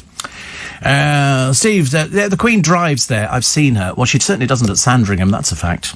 That's a fact. She certainly doesn't do that. Free inside today. Oh, look, it's a lovely... Oh, but that's an early picture, isn't it? And this is Princess Anne at 70. And yet 70 is nothing in their family, is it? And so August the 15th, she's going to be 70. And, I mean, I think most of the original members of the family seem to be okay. And they've got a whole picture of her sort of wearing outfits, which just looks ridiculous. I mean, some of these outfits, they don't even suit people. I think they're far better dressed nowadays than the royal family used to be. But then it didn't matter, because we didn't know anything about the royal family, did we? We just knew that they had Buckingham Palace and then all these other places, and they've got, you know, Balmoral and Sandringham and other places. And Mustique was the island that Margaret loved, Lord Glenconner's island. She would go there. In fact, there was a very famous picture of 2 friends of hers who were standing stark naked next to Princess Margaret, who was sitting there with, I think, a cigarette in one hand and a drink in the other. She liked a good cigarette, did our Margaret. Also, a football kit designed by Robbie Williams has been given the red card by fans. So Robbie Williams, the singer. Robbie Williams, the singer who hasn't sung for ages and ages. But It's not been good. But he's a super fan of the club. This is Port Vale FC. It's almost as bad as Accrington Stanley, isn't it? You can't get excited. James Smith says, I take it Robbie was seeing UFOs with his tinfoil hat on when designing it. David Dixon says Marmite should have sponsored it. Poor old Robbie doesn't know what to do, does he? He doesn't, is he a singer, a comedian? What is he? The answer is he's nobody, because he's not doing any sort of concert. Nobody's doing any concerts. Do you think we're going to get round to some of those for next year, or are they going to be... I think they were doing is it the V concert, which comes from Chelsea? It comes from Chelmsford. And I think they're doing that, but it's going to be a virtual one. Apparently Ollie Murs is appearing. Well, he's not been on anything for years. Don't tell me he's got a new song to sing us. And some other people. But I'm sure the V Festival, they were doing it in a different way. Because my friend Pete lives over the road. There you go. Guess who's back? Virtual ITV2 special. Here we go. Anne-Marie, Ollie Murs and Dizzy Rascal as headliners. Ollie Murs as a headliner? Good Lord above. So it's hosted by Maya Jama. Oh, rivetingly dull. and so all filmed at V Festival's old home, which is Highlands Park. And so there you go. This is 21st to the 23rd of August. Right, broadcast over 3 nights. I'm bored already. I mean, to be honest, I don't really know who they all are, actually. I don't know who Anne-Marie is. I've heard of Dizzy Rascal, but he's not a hit in years, has he? And Ollie Murs. When was the last time Ollie Murs sang? I mean, they don't know, and they're of that sort of age where you're supposed to know these kind of things. I mean, I'm sort of, thinking, well, I mean, that's the best thing. Perhaps there's nobody else available. Perhaps the Rolling Stones were busy somewhere, Steve, I have 2 Shar-Pei, the wrinkly dogs. I've confiscated their boxing gloves and they're not given anything sharp. Soft as sponge, but they can bark. Oh, right. I quite like the idea, actually. Like the idea. Well, my friend Pete had 2 Shar-Peis. But you're right, wrinkly dogs, which I think kind of suits them, actually. But his seemed to be okay, but I had no idea that they were Chinese fighting dogs years and years ago. It's funny, isn't it? Never think about these sort of things. More money than sense, ladies and gentlemen. Anyway, it's Steve Allen's Early Breakfast. So today, 33 degrees. Tomorrow, 34. Wednesday, 34. Then you get thunderstorms tomorrow. Well, the little lightning thing indicates it's going to be thunderstorms. Thursday, 29 degrees. Friday, 24. Saturday, 25. And Sunday, 23. That sounds ghastly, doesn't it? I mean, it really... For those of us who hate the heat... I hate to moan about things, because as you know, it's not in my psyche to moan about anything at all. I think it's very negative when you start moaning, I don't like the weather, or don't like this, or don't like that, That sounds very negative. So you won't find that on this programme at all, really. The BBC boss says sorry for the N-word. I mean, you can't really understand the basics of the BBC. They're either all complete and utter dipsticks, or they're a bit stupid. How do these people get jobs? I mean, is it the old boys network or something? I'm sorry, you allowed the N-word to go through and nobody says anything about it. One of their presenters resigned immediately through hearing it. Also, there's Gaza the movie. Way, fog on the Tynes, all mine, fog on the Tynes. Who the hell cares? Paul 99% of people listening to my programme this morning go, I'm sorry, a film about Paul Gascoigne? I don't think so. We're not remotely interested in a film about Paul Gascoigne. I mean, do you think they just do it to wind him up? They go, hey, Paul, we're going to do a film about your life. Oh, that'll be nice. And you think, no, not really. The twins, they were in the paper the other week. They wanted to meet, some famous actor they wanted to meet. And they didn't get to meet him, but they did get a trip round their favourite supermarket. Which was like, they're 96 for God's sake. They probably didn't want a trip round the supermarket, but the supermarket in even if they gave them £100,000 worth of free groceries, which they didn't, it would still be a bit of cheap advertising for them. They got a whole page in the Mirror. Bit of a swizz, isn't it, really? So the David Beckham thing, it's another picture of the dreary Beckham family out on yet another holiday. This time, Dave and the boys. Luckily, they couldn't send Harper out there. She's too busy trying on some of Mummy's clothes. And so Dave's wearing a pair of Versace swing trunks. 360 quid. For a pair of swimming trunks. I mean, it's just taking the Michael, isn't it? I mean, it really is. So, are they Versace? Yes. £360. Now, I reckon that he's done a deal. I reckon he said to them, listen... how about, you give me the swimming trunks and I let you pick anything out of Victoria's shop. And they go, no, the trunks are worth 360 quid, okay? I mean, how many items are we allowed to take? Oh, just the one. Just one item. Small wonder she's going under. I mean, it's just ridiculous. Ridiculous. She needs to reduce the prices. Sometimes they do. In Victoria's shop, it must break her heart. But they've not made a profit since they've been going. And the whole idea of having a business is to make a profit. That's what I thought. This could be the year that it doesn't do as well as it has done in previous years. Sports Director going to reveal how badly they've been hit by lockdown. Over at Pret a Manger, that's the place that only takes foreign students on to work there, isn't it? Do you remember they had a policy? I don't think I'd ever found anybody apart from students who are working Pret a Manger. And that's why for some reason, they seem to work better than our students. But mind you, the stuff you read about our students, another illegal rave in a wood the other day. What is it about illegal raves? What is it about young people who don't want to socially distance? They want to go down and infect themselves with other people who are quite clearly infected. I mean, is that just the thickest people under the sun? Yep.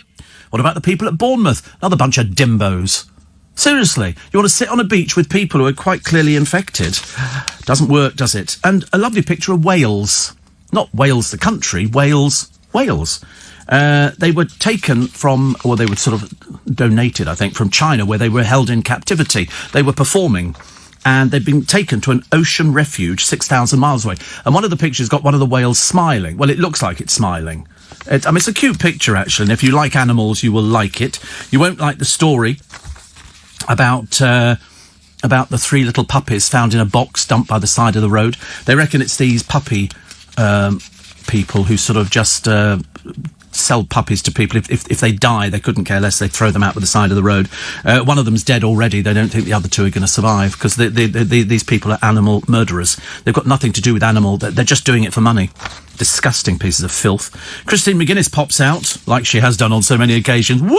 Here they go. Have a good look at them, darling. They're all yours. And she went off for some pampering. Luckily, she took her favourite photographer with her, so we can get a picture of, the picture could have been taken about 5 years ago. It didn't make any difference at all. The greatest Bond of all time has been voted in Radio Times as Sean Connery. Rubbish. Not Sean Connery. Mind you, perhaps women find Sean Connery very attractive. I liked Roger Moore. We thought Roger Moore was nice. Sophisticated, charming.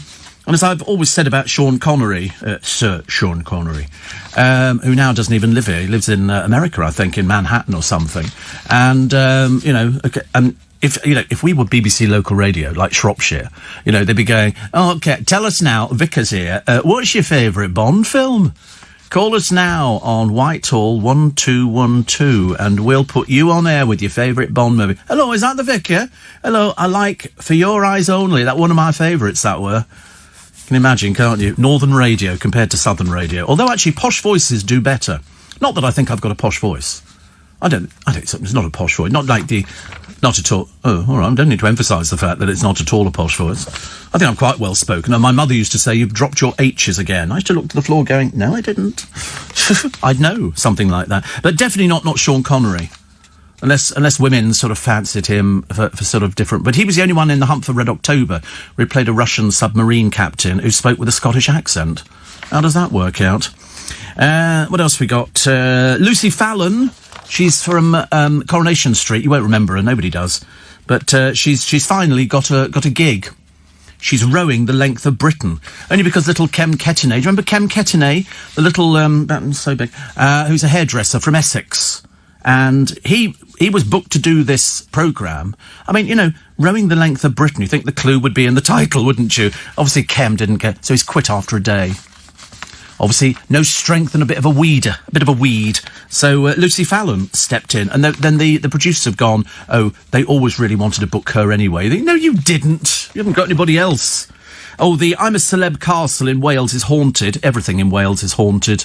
Come on. They've got to drum up some story as opposed to that nobody's ever heard of it. And I'll tell you about the story of the legendary entertainer Sir Harry Lauder.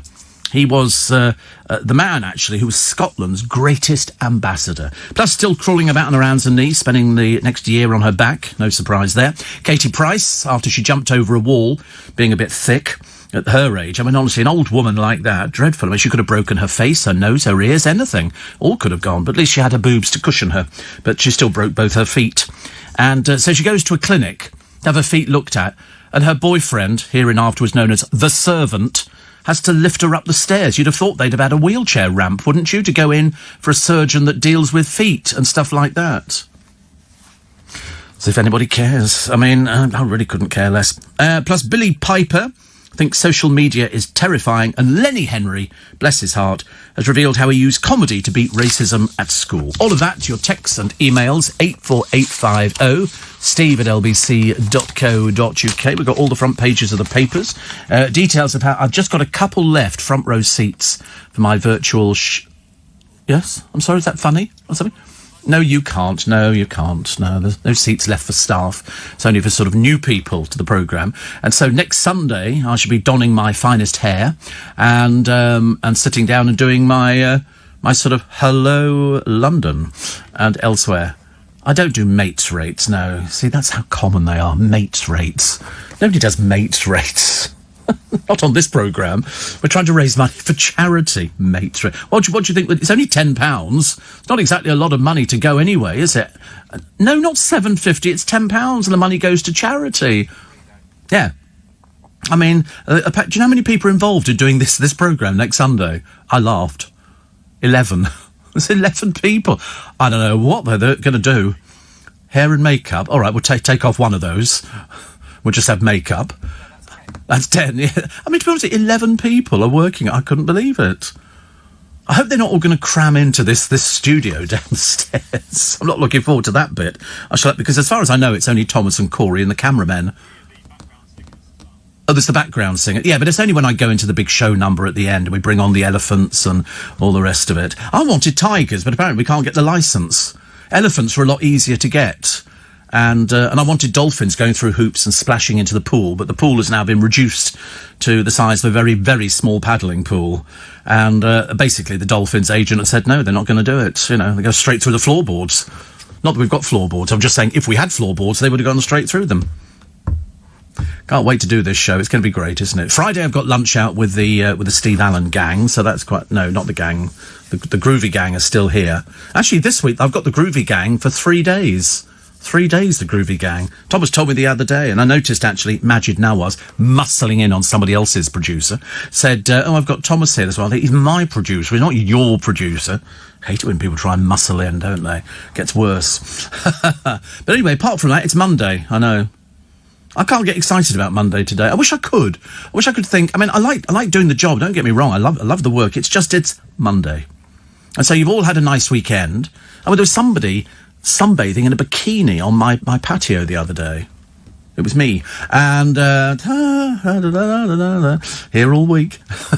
Seat's only a tenner, front row, you know. I wonder how close the camera's going to go. I've said to them, listen, you know, I think you need to pull back a bit for a decent shot. We don't want to... Soft focus, shot through Hessian. I'm telling you, I'm not risking anything on this. I don't want people going, oh, he's looking his age. Which I think is unlikely because I don't look my age. But I think actually, if I do a little bit of... I was going to use some bronzer, you know, just to sort of make myself look a little bit as I've been to Santrop or sort of Cannes, which would be quite nice, or something, or Florida or something like that. But at the end of the day, it's going to be quite nice. Dawn Butler... Now, did they talk about Dawn Butler last night? About the stopping and the racial profiling. You can imagine, can you not? I mean, the only reason I smile is because the policeman stops her and then halfway through her conversation, he then goes, I'm an MP. And you can see the look on his little face. It's like, oh, bugger. Because his picture is all over the papers today. All over the papers. So I bet he wasn't expecting... I bet he didn't know. He just went, oh. And then the excuse was that they sort of put the wrong number in or something. And it came up... I mean, it must have come up as a different car, mustn't it? It can't have come up as the same thing at all. Steve, normally I love the heat, but tonight is killing me. Well, I mean, I agree. I don't like it. It's much worse. To make matters worse, I've tried counting sheep, but they're just lying about. Do you know, I dreamt last... What? No, well, this was a very weird dream, because I woke up and somebody said, the bear's loose. And for some reason, there was another friend of mine in the room, and he'd managed to put a bandage or a scarf around the bear's face so it couldn't see where it was going, but it was feeling its way up the stairs. In your house? In a house. And not only is it feeling its way up the stairs, but I thought, wait a minute, we're in this room. This bear could just knock the door down with one swipe of its paws. So we then moved cabinets in front of the door, and we can see the bear, and it's slowly getting up the stairs a little bit closer. And so we have to open the sash window, climb out onto the roof and pull the sash window down. I'm thinking, I hope to God it doesn't see us. And we had to then go and hide because the bear then sort of came into the room. It was because, and the bloke said to me, he said, but it can't see us. I said, it can smell us. It knows where we are. It's like polar bears on the ice can smell a sea lion from about miles. And so that's why it was a fully grown brown bear, and they climb like the two brown bears in that zoo in Russia who mauled that 11-year-old boy because he thought he could stand in between the cages and feed them, and they just put their arms through, their paws through. Terrible, absolutely terrible. So in fact, I mean, normally bears in our dreams symbolise our strength, power and independence. Well, there you go. Rest my case. They also may be a symbol of some untamed habits of a dreamer. Yeah, all right, I'll make a big deal about it. I mean, I do dream quite regularly, but I remember this one in particular because I remember thinking, if this bear comes in the bedroom, we are done for. We're done. So we climbed out onto the roof, and then we sort of moved into the next door house, and then I woke up, and there was a huge brown bear sitting next to me on the bed, going, "Hello, Steve." And I go, "Hello, who are you?" And he goes, "Winnie the Pooh." And I go, "Yeah, you've eaten a lot, haven't you?" That was my favourite card from years ago. A huge sequoia tree in the middle of a forest, huge, and there's a little bear lying down on his back with his arms behind his head like that, and there's two giant 10-foot, 15-foot tall brown bears, and the caption goes, "Winnie the Who?" You imagine him sitting there. "I'm Winnie the Pooh." What are you doing here? We like Winnie the Pooh. And Jane says, "Are you hunks or chunks producer with all the food that Steve brings you?" "Oh, I'm not bringing anything for Luke."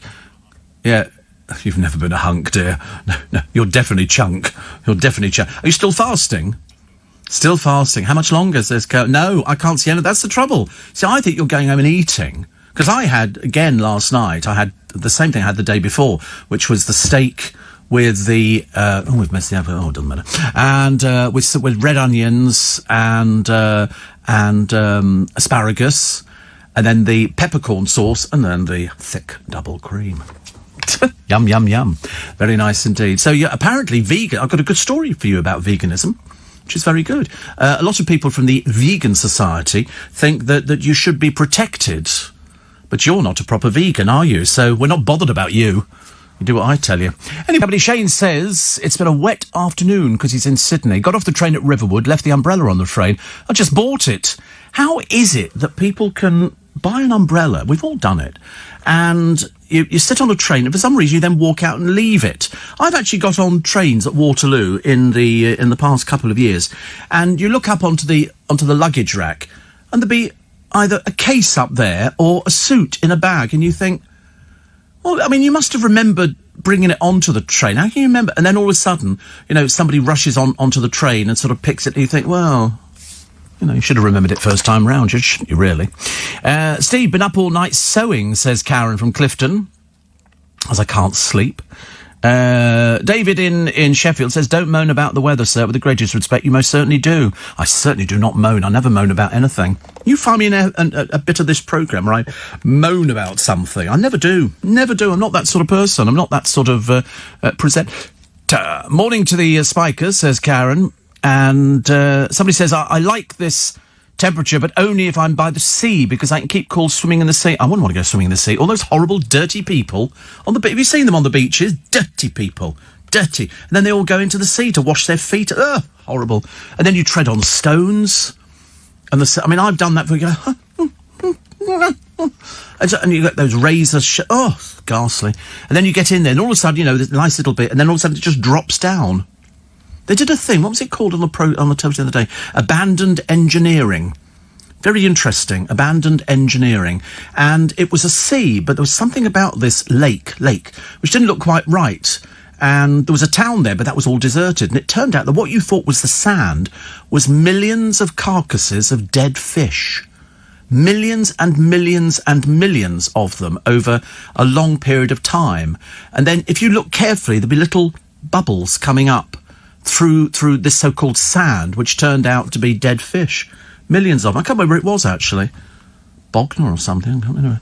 Somewhere ghastly. But I enjoyed a programme about Tutankhamun, which was the only grave in the Valley of the Kings that had not been broken into. All the rest of them, the grave robbers, even though when they first dug in, they dug a tunnel in to the rock, and then when they placed the body of the pharaoh in there, it was a case of when they came back out again, they bricked up the entrance, the wall inside, filled it all with rubble, so it was right up to the ceiling, thinking that the grave robbers would never get in. They always managed to get in. We think they bribed the guards who were there to look after the Valley of the Kings. But out of all the tombs, Tutankhamun's was the smallest. Because when he was pharaoh, he was 9 years old. He died at 18. He was very, very young. They obviously weren't thinking that he was going to be dying anytime soon at the age of 9. So his tomb is small because they obviously had to rush through it. So I think it was a corridor down to, I think it was 2 rooms. And that was it. So it was very small without as many elaborate carvings on the walls or anything else. But you can imagine what it must have been like when they finally broke in there to realise that this sarcophagus of his took up the whole room. And they had to squeeze around the side of it. They had to get block and tackle in to lift the lid. And there was his, funeral box kind of thing. Couldn't think what it was called, actually. I know it's a coffin, but it was in his shape. Then they took that off. Then there was another one inside. Then another one. And then finally, the mask of Tutankhamun, which hadn't been seen for like 3,000 years. I mean, it must have been absolutely phenomenal because the whole thing was gold, all covered in gold. And but the walls are pitted, little black dots all over the burial chamber's walls, and they couldn't work out what it was until they suddenly realised he was buried with food for the journey. So they put food in there, then it's all sealed up. So you're now in a hermetically sealed box, and the spores from the food infected the walls, which had been plastered, and then they do this relief etching. It was like he's not in a pyramid; he's in the Valley of the Kings. No, he's in an underground grave. There's about 64 of them, I think, there. 64? No, he's definitely not in a pyramid, no. What's in the pyramid? Tourists. Lots of tourists in the pyramids. That was well, they were built for different people. Seti had a big one, and Ramses. But yet Tutankhamun's the smallest, and yet the most famous out of all of them. But his was the only one because they think there was a flood, and it washed down all the rocks which went over the top of his grave. So, of course, people weren't thinking that he was still under the ground. In fact, they weren't even sure that they knew about him because he was so little known. It's almost like he'd been airbrushed from history because he was only 18. But he did end up with the most famous mask of all time and all the funeral chairs. When they had an exhibition... Sorry? He's famous because it was the only intact tomb with all the stuff. He had 4 chariots in there, dismantled but put into the room for his journey into the other... I mean, he'd have to assemble them, obviously, when he woke up. And there'd be food for him to eat, and there were chairs. They brought over one of his chairs that he had as a child. They've still got it from all these years ago, thousands of years ago. I mean, amazing. He was 5'4". Yeah, he was only 18. I mean, I just can't remember what he died of. Very short, I know, yeah. And now he's sort of there in... Sort of, you can go into his tomb, and they've got him in there, which is sort of just sort of wrapped in a cloth with his face visible. I mean, honestly, a bit of an ignominious ending, isn't it, really? When you sort of think to yourself, he was a pharaoh, but they buried them with all their stuff. Quite away from the pyramids, yeah. But they kept finding new... They still think now there were loads of other people buried there. It's just that the tomb robbers got in and took everything. What they couldn't take, they then set fire to inside. So when they got through Tutankhamun and they realised that the seal was still intact on the door, having removed all this rubble, which then had the seal of the pharaoh, they then went, wait a minute, it's not been broken into. It could have been broken into round the side, but because his wasn't a very, very big tomb. I mean, some of them, I think in Seti, you went in and there were rooms, it was all highly decorated with columns and pillars and everything else, and then into the burial chamber. And then there was another long, 33-foot long sort of walkway which took you into another part of the tomb, because in Tutankhamun's case there was another little room which had his heart and lungs and everything else. They used to take them all out and pack them in separately in sort of tubs and stuff like that, together with all these other things. I'm a mine of useless information. Absolutely. But I'm so fascinated by the fact that, 3,000 years later, they dig the poor soul up. They go, yes, it was called King Tut something. It was on Channel 5, I think. It was in colour. And it was quite nice. I have seen the film Cleopatra, yes. Very good. The big film that Elizabeth Taylor made. But she was going out with Burton, but I think there were late night drinkings and all the rest of it. Well, from him anyway. But that's why the best Carry On. It's the same old story. I'm so sorry, but the best Carry On is Carry On Cleo, because the set that they've got for Carry On Cleo was the set for Cleopatra. They started filming here. Elizabeth became ill, so they decided that the weather here was so ghastly that they go back to America. So they sold the set to the people from the Carry Ons. So that's why when you see the set for Carry On Cleo, it looks really good. It's because it was the Hollywood set that they paid like 100 quid for or something. But Elizabeth hated it. You see her coming in to Rome in this triumphant thing, pulled by hundreds of Nubian slaves and all the rest of it, and she's on a moving platform that's sort of swinging, so it goes down in one. But she hated heights. I'd have hated it as well. Comes in, all the crowd are cheering and woo, made a bit of an entrance. A bit like me when I come in, actually. 84850 steve@lbc.co.uk. Looking online for your autobiography. Doesn't appear to exist, says TJ. We don't do things like that, actually. We don't do autobiographies. Not yet. There's no point in doing it when I'm still a youngster. You only do. It's like, if you do a biography, it's got to be, something that you've actually achieved in life, not you've been on a reality show. I mean, dear God, I'm still here. I don't know, actually. I don't know.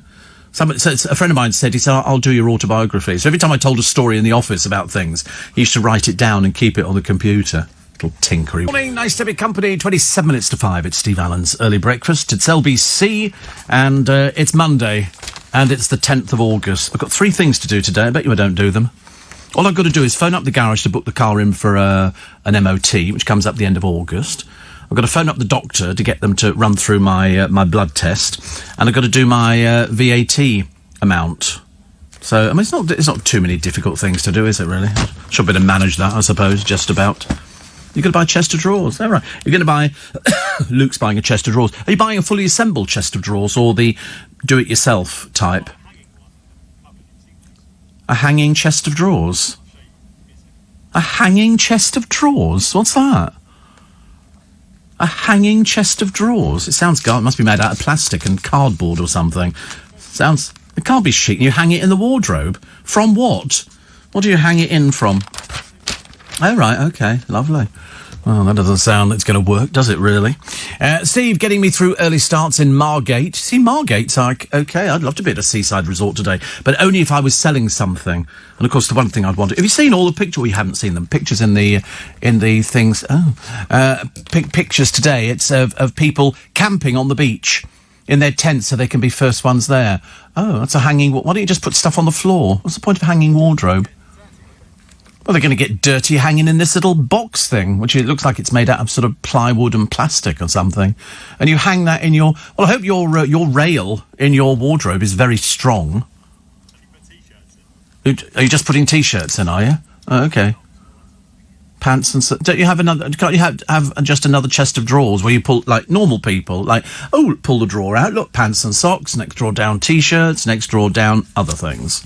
Why don't you do that? So, hanging, trying to save... Well, you're not saving space at all. As I say, you're saving space, just stick it on the floor.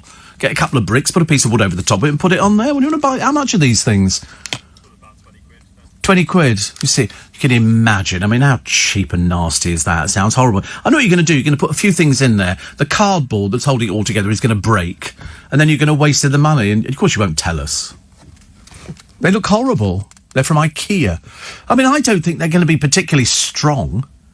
Do you? I mean, yeah, why don't you just buy a chest of drawers? You can buy flat packs. Flat pack chest of drawers, although it might defeat you, because, I mean, if it's anything bigger than 3, I mean, you've got to put them all together, and you're probably right, get that one. Cheap and cheerful, isn't it? No point spending too much money. Anybody else got one? Please don't write and tell me. Steve, maybe the bear was looking for Goldilocks, says Sandra. I shouldn't think so. Steve, watering my hanging baskets, tomatoes, courgettes, French beans and carrots. Almost a full-time job. Full-time job for me the other day. But, I mean, it's worth it. It's really worth it. Do you know, it's very odd here, isn't it? This is an old story that appears in a few of the papers about Louis Theroux, who power snoozes in the toilet.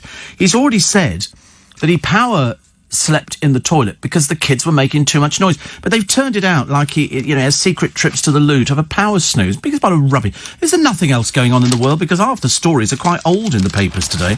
And we always sort of pull them out, don't we, if they're really sort of old. And we go, I mean, we did this story weeks ago. Weeks and weeks ago. And they get round to it. I mean, I don't want to see another picture of dreary old Jordan on her silly little trolley here, a mobility scooter. You know, her problem...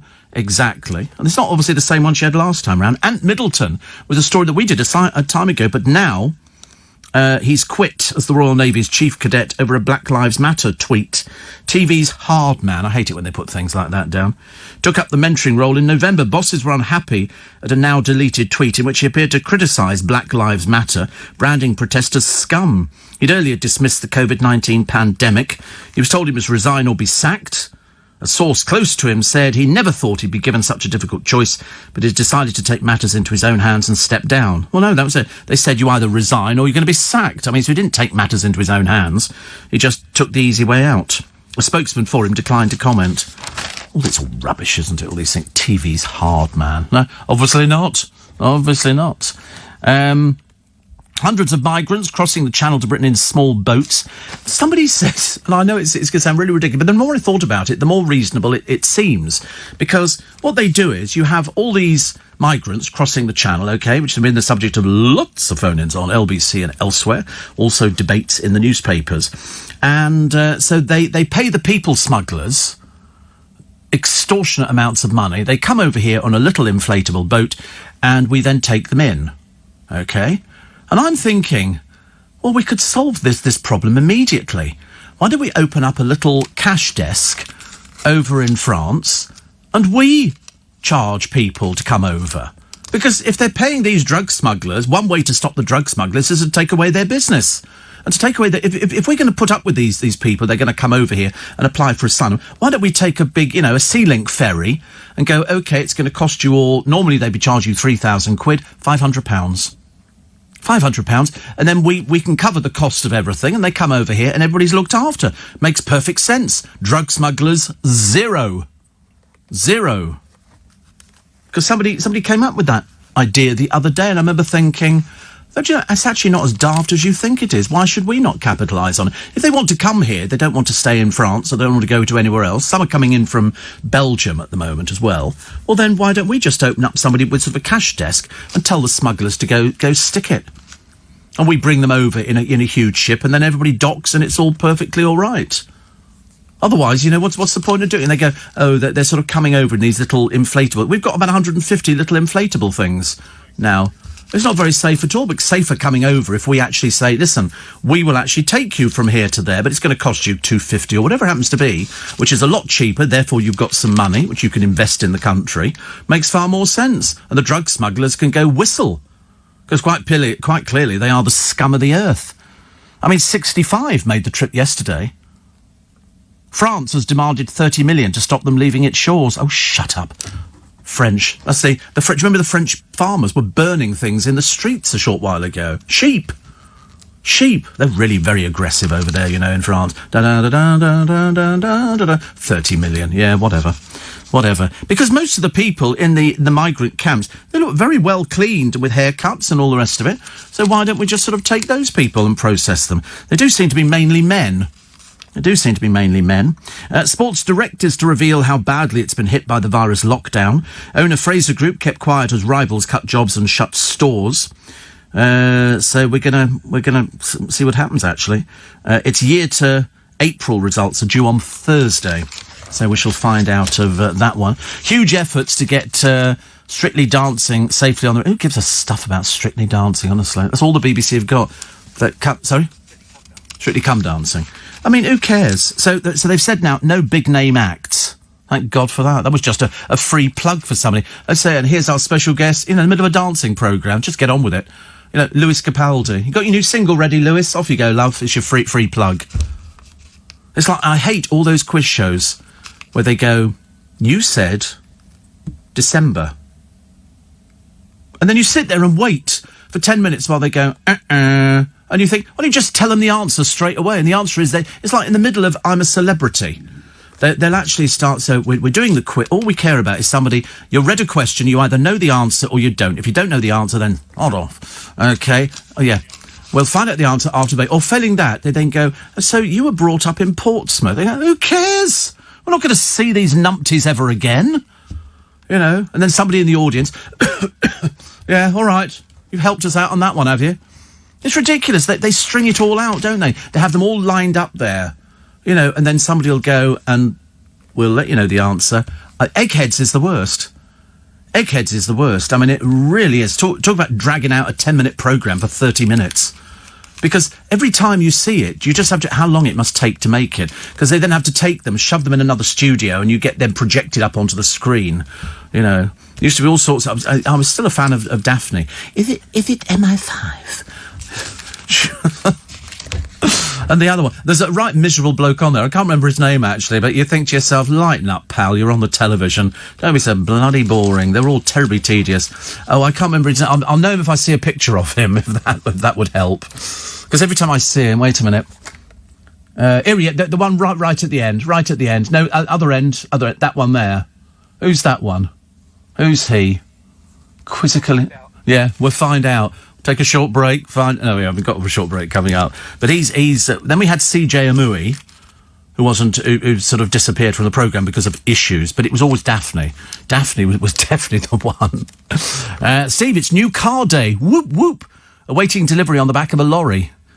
Ooh, at 8 a.m. Looking forward to the new car smell. Yeah, they spray that in there to make you think it's a new. It won't be a new car.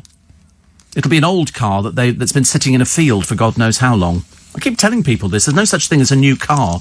They don't sort of sit there and go at the Ford factory or whatever. Oh, somebody's just bought another Vauxhall or something, and they then say, and here is your car now. It's not like that. Kevin Ashman. He's an English quiz player. Okay, often considered one of the great... He's the most boring man under the entire sun. And he's been a professional quizzer. So what else do we know about him? Apart from that, he's British. He's 60. And here we go. So early life, blah, blah, blah, kids. So, he was appointed to the position on the death of England and the Rudy for quiz show brain of Britain. Okay, blah, blah, blah. He's never incorrectly answered a history category question. Down a bit further. Domestic quiz, personal life, a keen traveller. And, he's not married. So there you go. He's a good catch for somebody, isn't he? I don't know why I thought he wasn't married. Anyway, but he seems to know everything. But he was Peter Kay and Paddy McGuinness's Phone a Friend on the 12th of January. Right. But a keen traveller. He lives in Winchester in Hampshire. But he supports Tottenham Hotspur. And he has an interest in folk music. Well, there we go. We love a bit of folk music, don't we? With a hey nonny no and a hey nonny no. Out into the fields we go. With a hey nonny no. Yes, gaudete, Christus. All around my hat I will wear. God, he's even more boring in real life. And he likes going to the theatre by himself. That's the trouble. If you do things like... I mean, I'm always in envy of people who can sort of answer these questions, but he's got no sense of humour at all. He really has zero personality. But I suppose that's it, isn't it? People who are sort of sticklers for sort of getting everything right, you know. It's like, I like all the people on The Chase, except the one with the hair piled up on her head. I don't like her. She's the vixen. I think she's very dull and boring, I'm afraid. Because she's new. I don't like the new ones. They don't need to bring in anybody new. We've got more than enough with the other ones. There's more? No. Is there? Oh no. Oh dear. Well, there's a bit of a tease for you later. They said there's some new ones coming, and you'll hear it first on LBC. Nice to have you. I'm sorry to sound so cheerful. I don't mean to sound cheerful on a Monday morning. But anyway, the hot news. There is a new person coming on to The Chase to join Mark the Beast Labatt, Anne the Governess Hegarty, Jenny the Vixen Ryan, Sean the Dark Destroyer, Wallace and Paul the Sinnerman Sinner. And this is somebody who was a former contestant. He's Irish, and his name is Dara Ennis. So we're now trying to guess at what we think his nickname will be. Because, you know, if you've got the Vixen, the Dark Destroyer, the Beast, the Governess, the Sinnerman, what can he do? I mean, I have watched a little bit. He's a bit dull. I mean, I don't want to be rude about it, but frankly, there's not many of them who've got a person. I mean, that's why I like Mark Lebet. I don't think he's the beast at all. I just think, he's Mark Lebet and he's good. And I like Anne Hegarty. But who was it the other day? Was it either Paul Sinnerman, or Sinner, who didn't know any of the answers at all? He was having a complete bad time on it. I'm going to sneeze. I'm going to sneeze. 2. Another one. 3. Oh, Lord. Very butch sneezes, aren't they? I tell you. You don't get many. You don't hear that on radio very often. Seriously. Other people would use that as if this was a Nick Abbott show, that would have been done as a drop-in. Seriously. He probably just had me... Oh, there it is. Sneezing. Sorry, I'm just watering my hands. Watering my hands. Fantastic, isn't it, for Monday? Steve, I've often wondered what gardeners do when they retire. Well, you mustn't worry about these sort of things. They just carry on gardening. They're just not doing it for a living, I don't think. What do the gardeners do? Yeah, I'm going to carry on doing... I'm not going to retire. What have you heard? I love when people say to me, oh, you think you're retiring? I go, no. Although there was a piece in the paper today which I got a little bit depressed about, and it said that a lot of people who've lost their jobs recently are people over the age of 50. Felt a bit embarrassed, actually. Think, well, thank God I'm only about 43. Showbiz playing age, which is so much easier, isn't it, really? Why do they make a big deal about J.K. Rowling? She's taken a luxury trip to an Icelandic wizard museum. It's on a £24 million vessel. And the family are cruising around the country. It costs £31,000 a week to rent it. But she's worth a fortune. It's got 6 luxury suites and a master suite. Why not? I mean, God knows. I mean, she's made enough money, and she's also deeply pleasant with it. I don't understand why all of a sudden the papers make a big deal. I mean, she's worth about £750 million. So 31,000 a week is nothing. And if she wants to do that, I mean, she's given loads to charity. I mean, she's bent over backwards, but that was another story. She's, she's generous. She appreciates exactly where she's come from. And so the moment she does, they go, oh, look, she's rented this £31,000 a week yacht.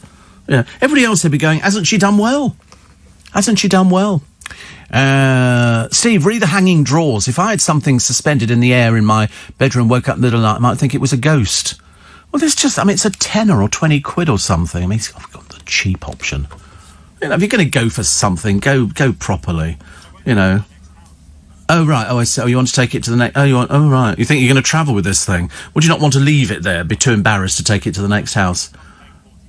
Oh, it's 40 quid now. I thought it was 20. It's gone up, has it? Oh, the chest of drawers.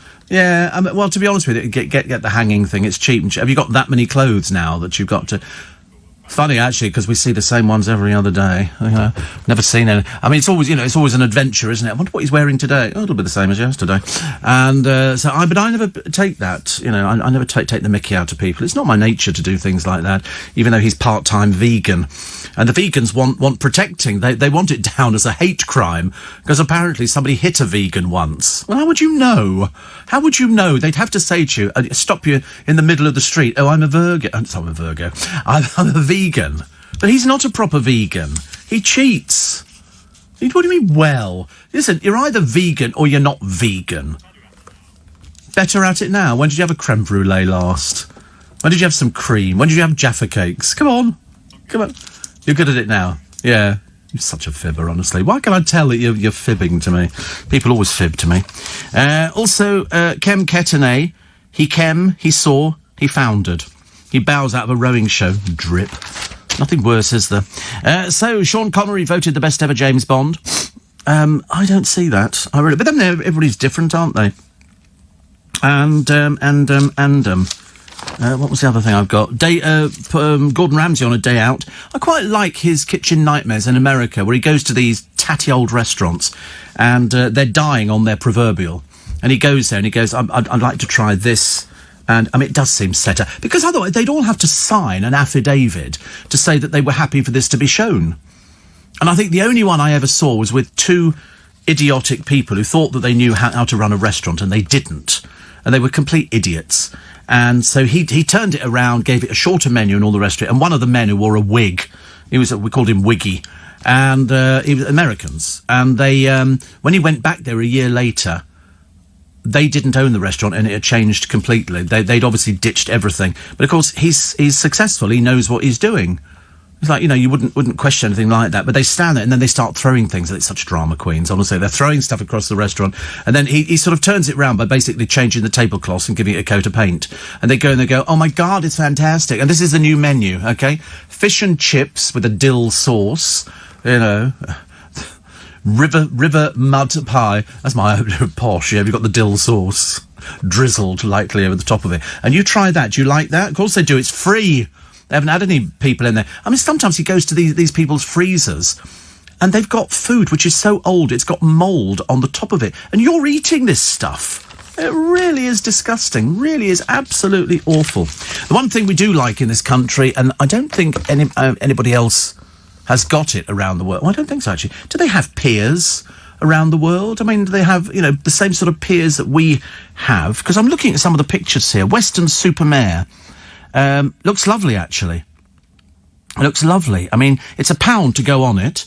And also, they used to have theatres at the end, and people would perform there. I mean, Clacton Pier looks quite nice, actually. I quite fancy that one. Crowned British Pier of the Year 2020. Brighton Pier. There's 2 in Brighton. One has fallen down and is a complete wreck, and the other one. Victorian Pleasure Piers are unique to Britain, because you would promenade. That's why they're very wide. And you could sit down and take the sea air. And to be honest with you, nothing is nicer.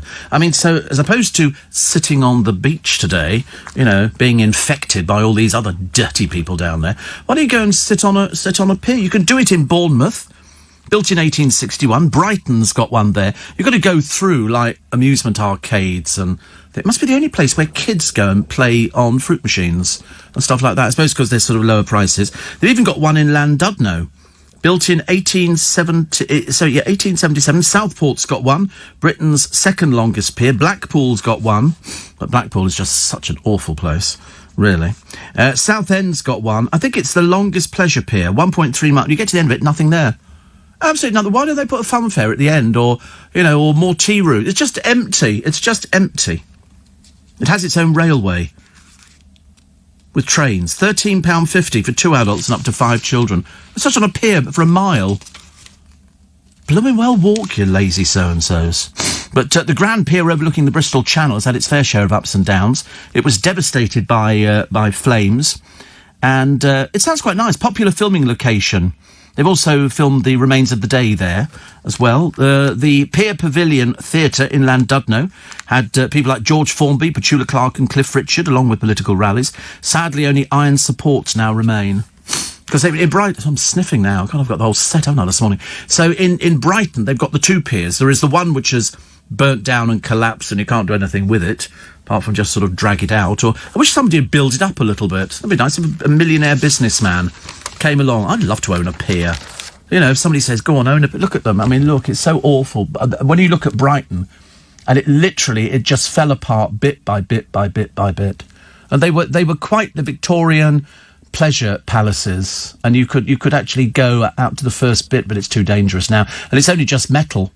That's all it's got. And it's such a shame when you think the thousands and thousands of people who must have trod those boards, got to the end and had a nice cup of tea. Lift up your crinolines, sit yourself down. How did it go down? It was fire, I believe. Fire. Well, there's all sorts of rumours about how it went down. But there is the other pier there, which you go through the arcades and you get to the end and then you can have a cup of tea and fish and chips and something like that. I always thought obviously on a wet day, that was why the pier was the entertainment place. So you park the car up and you could run riot in the amusement arcades, because they seem to go for miles. The amusement arcade, just loads of flashing lights and bells and whistles, and the kids love it. So, in fact, it was the entertainment, even when it was wet. And the idea was that they used to bring pleasure steamers in, and then people would come off and enjoy the delights of Brighton, of which there are many. And I think he's still working as well. Shanklin Pier on the Isle of Wight was destroyed by the 87 storm. And he said, do you mean piers as in Morgan? I'm not sure anyone else would want one. Yeah, come on. The same line I get every day. How do you know somebody's a vegan? They tell you. Yeah, but that's like, people who are sort of, like H from Steps, I'm gay. What? I mean, we could have knocked us sideways round here.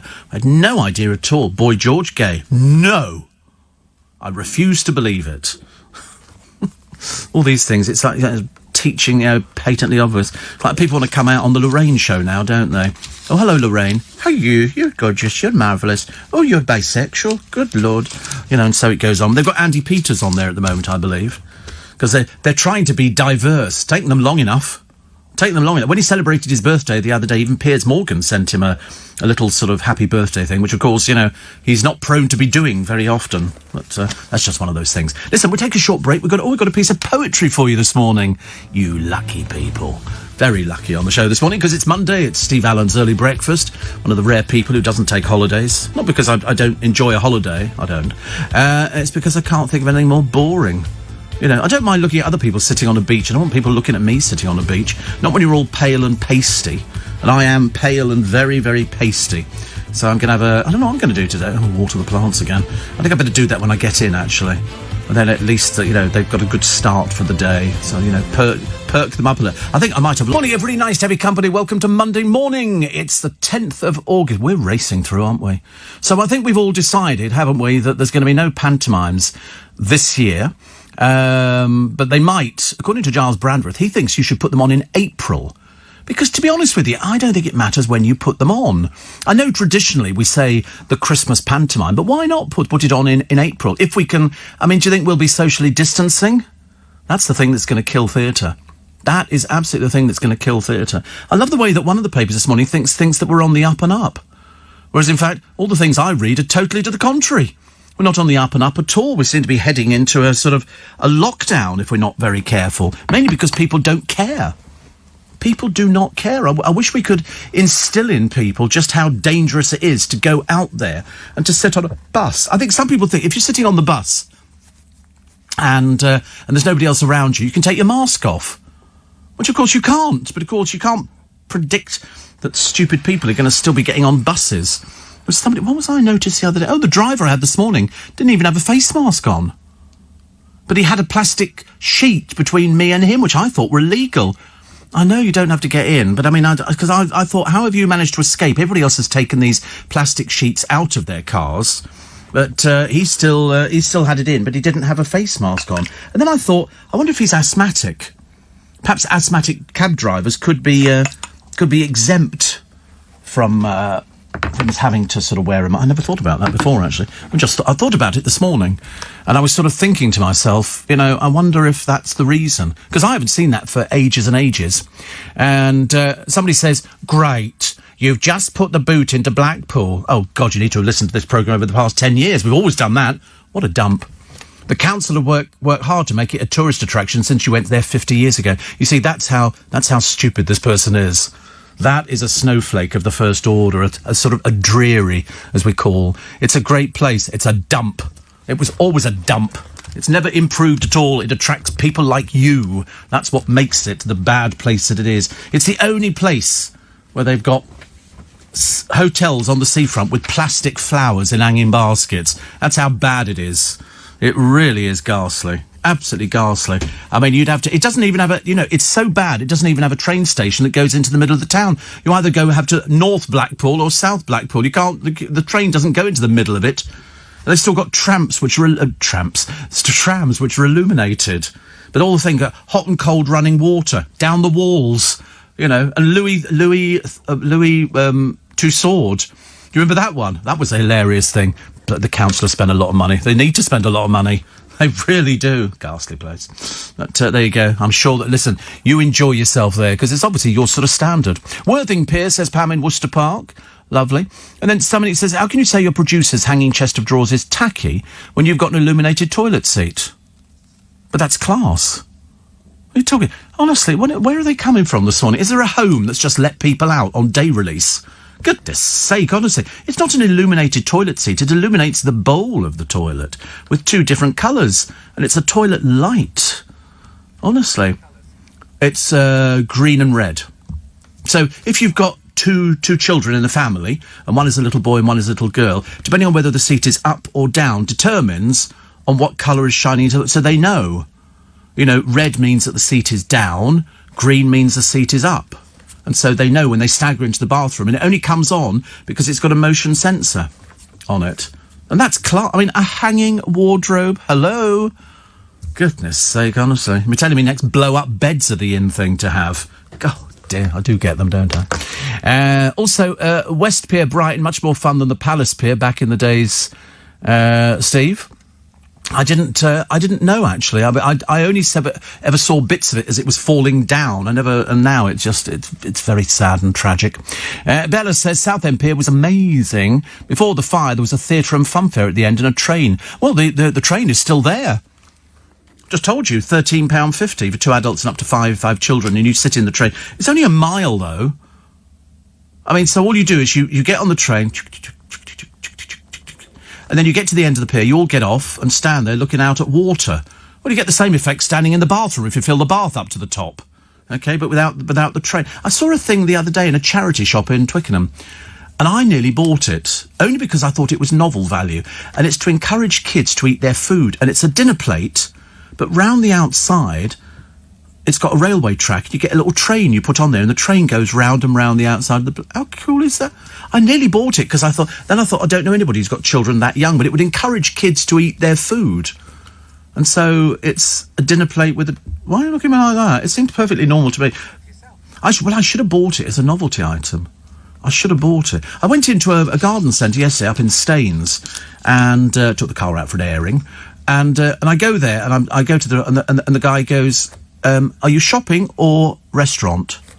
So I went, shopping. That's okay. He gave me a basket, which was very nice. And then I didn't buy anything. Not Cuts, yeah. Went to Not Cuts. But they didn't have anything to... Most of these places seem to be running down stock. There's not as much stock as they normally have. And then I saw the queue to get through the checkouts, and I thought, even if I bought something, I ain't going to be standing in a queue. Thank you very much indeed. And there must have been about 10 people standing in the queue. Went all the way round the back. They obviously had one person, then somebody else. By that time, I'd dropped the basket on the floor and walked out. I'd lost the will to live. Steve, I thought Kitchen Nightmares is good. I'd say his 24-hour show is better. Oh, right. I didn't know there was another 24-hour show. Turns it around 24 hours. Oh, right. Oh, that's quite a good idea, isn't it? I think we should have... See, I was always disappointed with Jamie Oliver, because when it first said The Naked Chef, I invited him in on the strength of him being naked. I was a little bit disappointed to discover at the River Cafe they're all fully clothed. And ever since then, they've gone Jamie Oliver, The Naked Chef, and I've gone, not every time I've seen him. I would remember these things. Not every time. Well, I mean, obviously, not any time at all, actually. But Piers are lovely. Not the Piers Morgan, who is lovely as well, actually. But I just like the idea of a pier. But this idea of sitting on a beach, no thank you. No thank you. On a pier, cup of tea, enjoy yourself, just switch off. Just switch off. Oh, there's a flying thing. Is that in here or it's with you? I've just seen a flying thing in there. Good Lord. Hope it doesn't eat the equipment. It was like it's a moth. How did a moth get in it? You know why? The window's open. That's why it will have flown. Sorry, he hasn't killed it so much. He said a little prayer over it and then went to see Jesus. That's not vegan. Oh, you're quite upset, aren't you now? Can't be in here anymore. Hopeless, honestly. There's no... honestly, we've tried. We've offered him a peach. We've done everything we can. But we have a poem for you, which has been beautifully selected by Luke. I'm Luke, I'm 5, my dad's JC. What was that thing? I forget who liked that. James O'Brien liked that song. Do you remember that one? You were 5 at the time. This is called Sweet Treat Dream. It's going to be another tongue twister. It's going to be another one of these hopeless ones. It's by Gillian Ward. You'll like this one, actually. If my world were made of chocolate, I know what I would do. I'd make a chocolate mountain and share it, all with you. We'd eat our way up to the top until we'd eaten every drop. Then chocolate clouds and chocolate rain would float us back to earth again. Chocolate fields and chocolate trees, chocolate rivers and chocolate seas, chocolate people and chocolate cars and houses made of chocolate bars. Chocolate coats and chocolate hats, chocolate dogs and chocolate cats. Chocolate castles, oh what a dream. I'd be known as the Chocolate Queen. But there's one thing that would never do, and I know for sure that this is true. An end would be put to all our fun if our world had a chocolate sun. And so lovely, isn't it? It's so lovely if you like chocolate. If, of course, you're on a diet at the moment, keep your fingers in your ears next time we do one of these poems, because it'll only depress you. There you go. And it's called Sweet Treat Dream by Gillian Ward. Thank you, Gillian. We like a bit of poetry, don't we? I think it's quite sophisticated, actually, to run poetry. It's not like Nick Abbott, where his idea of sophistication is we're running light, and all that kind of stuff. It's another sort of I can't do stuff like that. I really can't. Somebody says. Oh, I did mention, didn't I, that we've got this show at the Exchange Theatre in Twickenham. It's a brand new venue. In October, I'll be interviewing Ian Dale about his new book. The show is sold out because we're doing social distancing. So it's not a huge place, but it's sold out. And but there is a waiting list, I believe, if you fancy coming. Go to Ian Dale's website. You'll find all the details on there, or you'll find it on the Exchange Theatre as well. And still, as I say, I think there's just 2 more front row seats for my virtual show this Sunday. Very lucky to get them. And you can be right up close. Right up close. They're going so fast. So fast. That front row has got to be the biggest in living memory. Seriously, I mean, Brighton, all socially distant, Brighton Pier would never be able to cope with this at all. Never cope with it. What else we got? Hugh Edwards ballooned to 16.5 stone when he became depressed after his dad died. Well, I became depressed after my father, but I didn't balloon in sight. You know, I didn't sort of eat. He said he binged on junk food when his father passed away 10 years ago. He says, I was grazing, watching telly and eating stuff. Oh, I could graze and watch television. I'm quite happy with grazing and watching television. I can't summon up the energy because of the heat to actually sort of get up out of the sitting room and go up the road to the KFC and sort of bring back a party barrel. I really quite fancy it. The party, I know I could eat a party. See, the trouble is, it's not difficult to eat a party barrel. Tomorrow they have an offer on, I think it's £9.50 or something, or perhaps you get it cheaper for 9 pieces or something like that. And that's it. See, that 9 pieces for me is a snack. That's a snack. 20 pieces, that's what you call party on down, which I like, actually. With all your years in the industry, says Chris, did you ever know a DJ called John Sachs? I did. He used to be working on our sister station. And he was a top radio jockey. He did voiceovers, actually. I think he had an agency. I think his father was Sachs, and his grandfather was Leonard Sachs from the good old days. His father was Manuel. Yes, Andrew Sachs. Yeah, pretty certain. We can find it here. When we had John Sachs, blah blah blah. He's a son of Andrew Sachs. There you go. He was also the voiceover. So he spent 12 years on Capital. But he narrated the original series. He'd done loads of things like that. He's been the voice of Disney and everything else. Where he is now, I don't know. Does it say where he is? He was born in 1957, and 2020, the voice over Alan Carr's Epic Game Show. Oh, that's where he did lots of game shows. They weren't very good, actually, I have to be honest with you. Nothing to do with the great voiceover. Yeah, John Sachs. Oh, no, that was Roger Scott. Anyway, Steve literally laughed out loud when you shattered the listener's dream with a bombshell there are no new cars. Well, there aren't. I think people think you go in and buy a new car, and down at the factory they're all waiting there going, somebody's bought one, quick, make it. No, they're all sitting in a field. They just, the lines keep churning them out, and they're covered in like a spray silicone or something like that. And then somebody goes, oh, you've sold a brown Mini. They go, oh, thank God for that. And they bring it in out of the field, and they then sort of polish it all up and all the rest of it. So it's a new car in the sense it's never been driven, but it's not brand new, just made. Well, I think they can be anything up to a couple of years old. It's never been driven. They're just sort of, they make, they don't just all sit there with their arms folded going, we haven't had an order for ages, you know. But who wants to drive a Datsun? And, sorry? Yes, thinking of driving. I know there's something, actually. Do you need to check on the road and the rail this morning? Steve, the chocolate poem sounds like a poem Homer Simpson would love. Really? Oh. I never think about things like that. Stephen Mulhern is terrified of crossing roads. He nearly got knocked down and killed in New York. He said, it's the only time I've been there and I loved it, but I went to walk onto the road and I forgot the direction of the traffic. Yes, as indeed do tourists in London. They forget which side it's coming from, so sometimes they step into the road and beep! I have to do things like that. He said, but all I heard was a horn and my mate pulled me back. From that moment, I've freaked out crossing roads.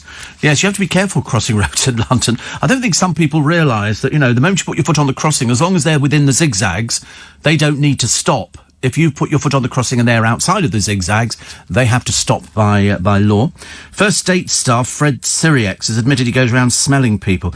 Joe, what is he? I've seen him on a couple of things. I mean, it's just Fred Sirieix. He sort of pops up. It's on one of these first date programmes. We go, oh, your date is here now. You think you could get, anybody to do that?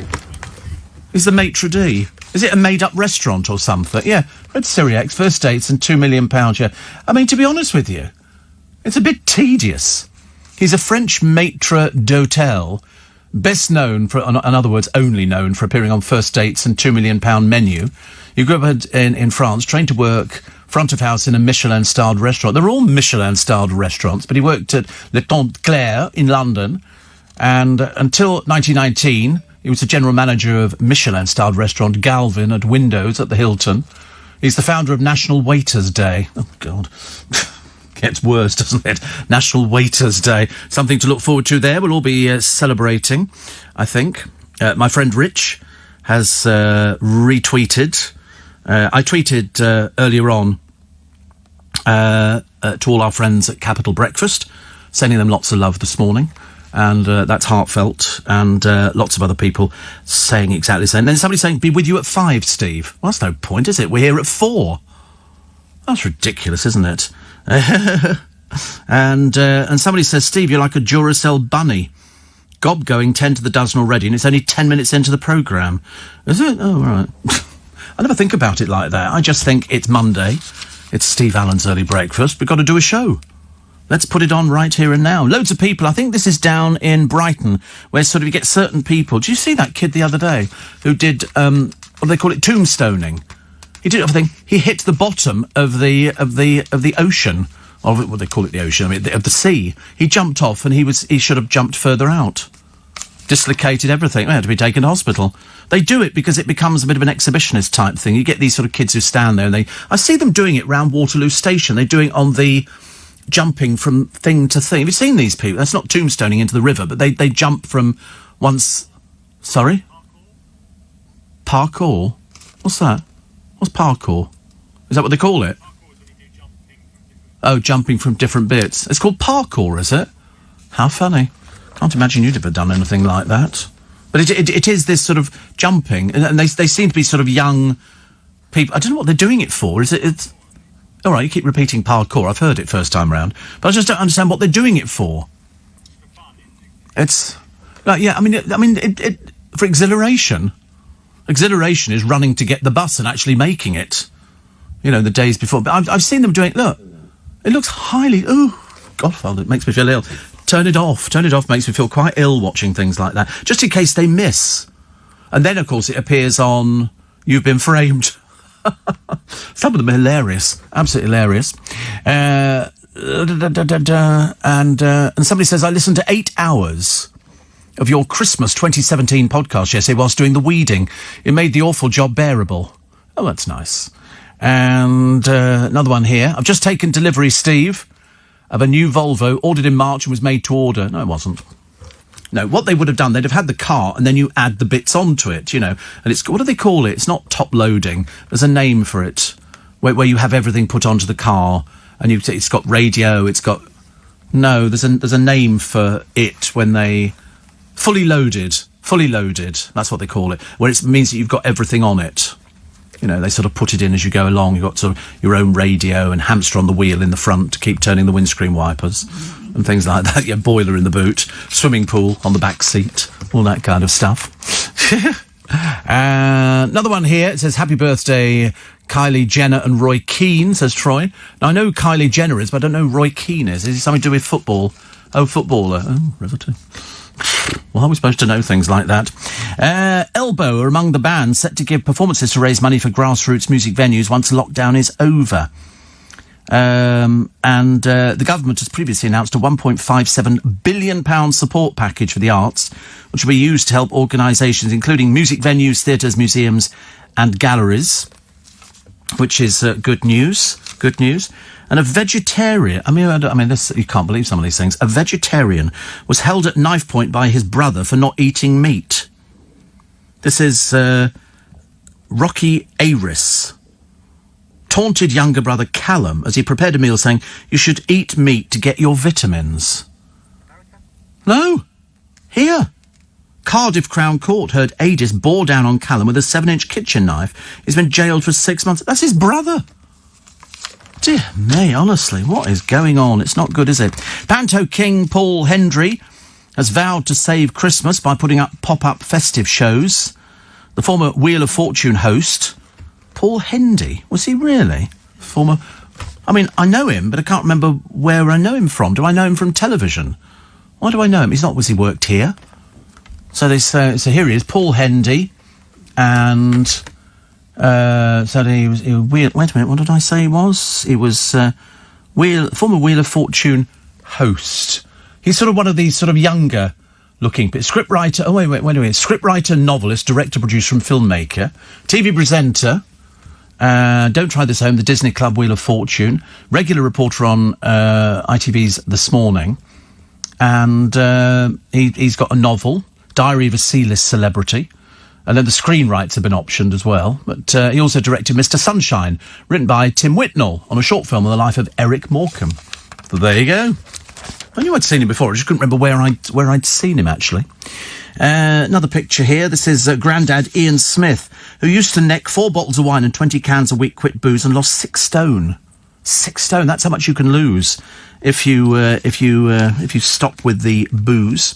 Also, the Shetland island of Unst on the northern tip of Shetland is top choice by the UK Space Agency and US giant Lockheed Martin for a commercial rocket launch site. Do you know that there is a... You won't believe this. I mean, seriously won't believe it. There is a group of people who want to date other people who believe that the world is flat. And there's an agency which has been set up so that you can marry like-minded people. It's all people who believe that the world is flat. That's how desperate we've become. That's how desperate we've become. I mean, what can you do? Steve... I find as I get older, I only need 3 shops in my life. Specsavers, Boots and Greggs. My life is all specs and drugs and sausage rolls. Right, you're banned. I've got no friend. You don't holiday in Blackpool, do you, by any chance? Just got a sneaking feeling that's about the level that it would come from. Liam Gallagher was at the centre of Oasis splitting up, but now he's caused another mega-selling 90s band to reform. Apparently, following huge hits, Closing Time and Secret Smile, Semisonic singer Dan Wilson, written with stars including Adele, Taylor Swift and Florence and the Machine, after his band ended. God, how boring. I wonder what I started reading that for. I started reading it, suddenly thinking, oh, it's got one of the Gallagher boys' names above it. And I suddenly realised halfway through that I was nodding off as I was reading about this non-existent group that nobody knows about.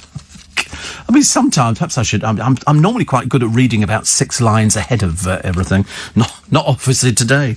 And I'm a Celebrity's New Home is haunted by a horse. No, it's not. OK, let's not be stupid. This is the campmates will stay at a castle in North Wales renowned for its ghosts. There's nothing of it. There's nothing of it. The horse is said to roam the grounds, making noises where the old stables used to stand. What, like... riveting. Well, that'll interfere with the programme, won't it? A team of Ghostbusters visited the site to carry out a paranormal investigation and recorded a weird animal sound. That'll be that Yvette Fielding, won't it? She makes weird animal sounds. And a member, Sean Owen, said, I was filming and heard a great sound. It was a horse breathing through its nose. That was fantastic. Are you mad or something? Where are these people coming from? What was compelling about it was it's where the stables used to be. Honestly, where do these people come from? Obviously at the Sherbets first thing in the morning. But the new batch of celebs, they keep saying it's the same 2 people, Vernon Kay and Bev Callard. And so, as opposed to going to Australia, that'll save them a bit of money, because, I mean, you can get this place dirt cheap. There's also, the castle is said to be haunted by the Countess, who appears as a floating lady in white, her tyrannical husband, the Earl of Dundonald, the gamekeeper and a distressed dairymaid. Oh, do me a favour, honestly. What a pile of rubbish. What a pile of rubbish. Cod and monkfish could disappear from the menu due to climate change. Doesn't bother me. Do you know what fish you're eating when you go to the fish and chip shop? No. You have no idea. They just say, you just go cod and chips. You know, cod and chips. Stick it in there. I defy anybody to take it back and go, I asked for cod. What's this? Nobody's ever taken fish and chips back. You stuff it in your mouth. It all tastes the same to me. Unless it's haddock, in which case it tastes a lot better. It's like sausage in batter, isn't it? You know, I asked for sausage in batter. What's this? It's a sausage in batter.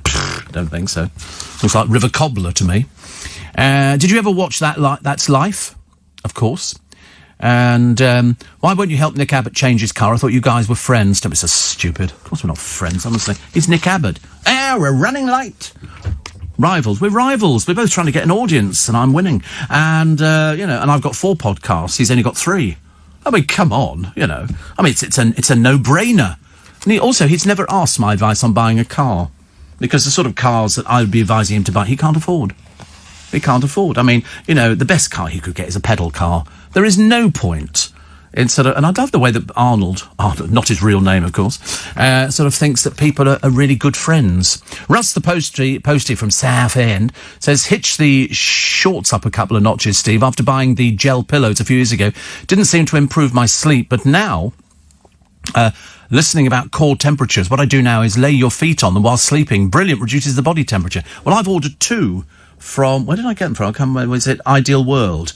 That's right, where they were 2 for $6.99, whereas JML were 1 for $9.99, and I like a bargain. So looking forward to getting that. I mean, listen, it might work. If it doesn't work, I've only lost $6.99. I'm not going to cry myself. I'll rewrap and give them to Luke for Christmas. He won't know, honestly. And coming up 25 minutes to 6, off to work today for all of you, and it's going to be a hottie. It's going to be very hot. It's going to be up to, what did we say, 34 degrees. Oh, dear me. Dreadful. Steve, says Amanda, last Tuesday got the bucket from KFC. I paid half price for it as it was in the eat-in deal. Yeah, well, are you sure? Because it only goes up to £10, the eat-in deal. You can't go any further than that. Also, and another one here, all your shows are top-notch. Of course they are. That's what I get paid for goodness sake. There's no point not doing a top-notch show. And NASA has gone woke by ditching insensitive names such as Eskimo for stars, planets and galaxies. I didn't even know that there was a planet or galaxy called Eskimo at all. American boffins are renaming a string of cosmic phenomena, including the Eskimo Nebula, which will be called NGC 2392. It's very impersonal, isn't it? That's what they do now. The Siamese twin galaxies will be named as NGC 4567 and NGC 4568 to stop the harmful moniker causing offence. What, the Siamese twin galaxy? How's that causing offence to? But planets Uranus and black hole are safe from any changes. Very indecisive, aren't they? NASA said it's become clear that certain cosmic nicknames are not only insensitive, but can be actively harmful. Eskimo is widely viewed as a colonial term with a racist history imposed on the indigenous people of Arctic regions. NASA will also no longer use the term Siamese Twins Galaxy. But the move has been blasted by critics who accuse NASA of pandering to the PC Brigade. Author Ann Coulter said, how many NASA engineers did it take to determine that calling a star the Eskimo Nebula is actively harmful? The country is finished. One Twitter user raged, your job, NASA, is to explore space and understand the cosmos, not to appease the woke cult throughout virtual signalling. I don't get the Siamese twin one. Is that conjoined? Oh, they're called conjoined twins. Why were they ever called Siamese? An odd one, isn't it? I never thought about that one before, actually. Learn on a daily basis, don't we? There's always something to learn, I think. And one here, Volkswagen parkers are the worst.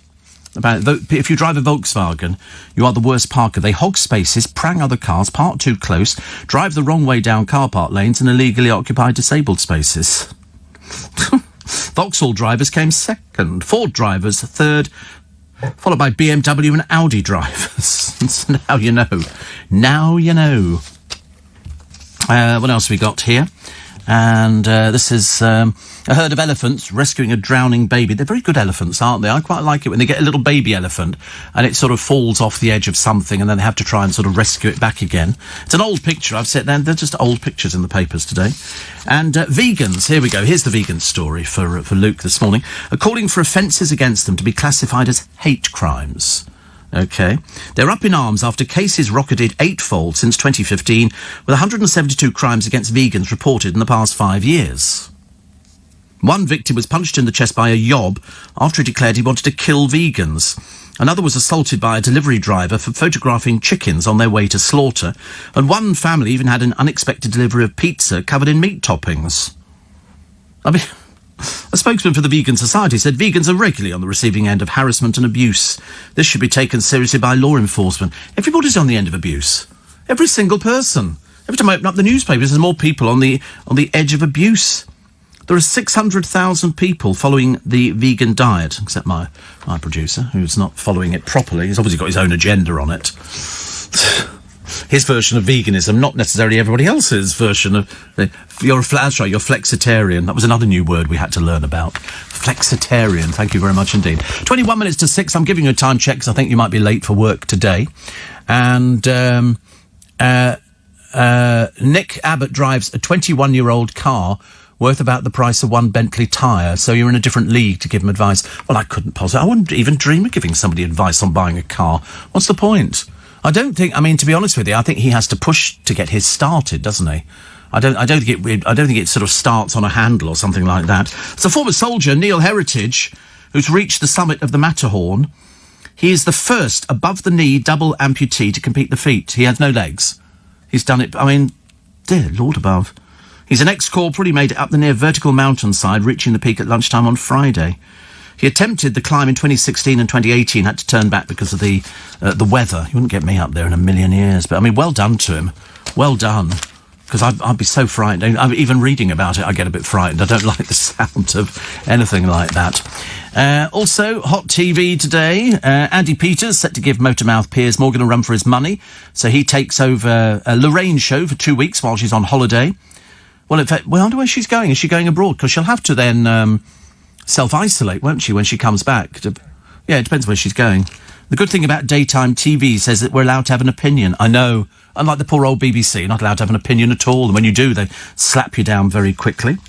Ex-Towie star Mark Wright admits he doesn't care he's had a string of TV flops. He says, I've done TV shows which haven't come back. If I have a TV show that flops, so what? I had a great time doing it. Yeah, it doesn't matter, actually. It's not supposed to be like that. You're supposed to do things that are successful. That's the only way you can do it. Doctor Who fans went into meltdown after Christopher Eccleston revealed he's to return as the Time Lord for the first time in 15 years. Wow. And Mike Tyson famously bit Evander Holyfield's ear in a fight way back in 97. But the tables were nearly turned when Iron Mike decided to take a swim with sharks for a new TV show. How boring and dull.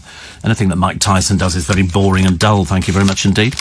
I keep thinking perhaps I should get a soup maker. You say you can make your own fresh soup in 19 minutes. And then I think... it says 9... Oh, right, is that a long time to make soup? Oh, is it? Well, I mean, it's obviously taking longer, but it's, yeah, there you go. Delicious homemade soup in as little as 19 minutes. You're quite right, it's an awful lot of money. It's a pile of old rubbish. What's the point? You just go out and buy a tin of soup and pull the thing over, pop it into a saucepan, turn up the heat. If you do it quickly, you can have it in about 4 minutes, can't you? Stick it in the microwave even quicker. 19 minutes. They say fresh soup in minutes. Like 20 minutes. Never going to wait that long. You can keep it warm. When it's done, it will automatically switch over to its 2-hour keep warm function. So in other words, you've got to eat it within 2 hours, otherwise it goes stone cold. The secret, it cooks and blends in one machine. Wow. Very exciting. But the good news is it comes in charcoal, chrome and red. There you go. And all for £70, plus £4 postage and packing. Perfect for families, meal prep or batch cooking. No. Auto clean, add a drop of detergent in some water and the auto clean function will do the rest. I'm bored already with it. I don't even know why I bothered reading that one.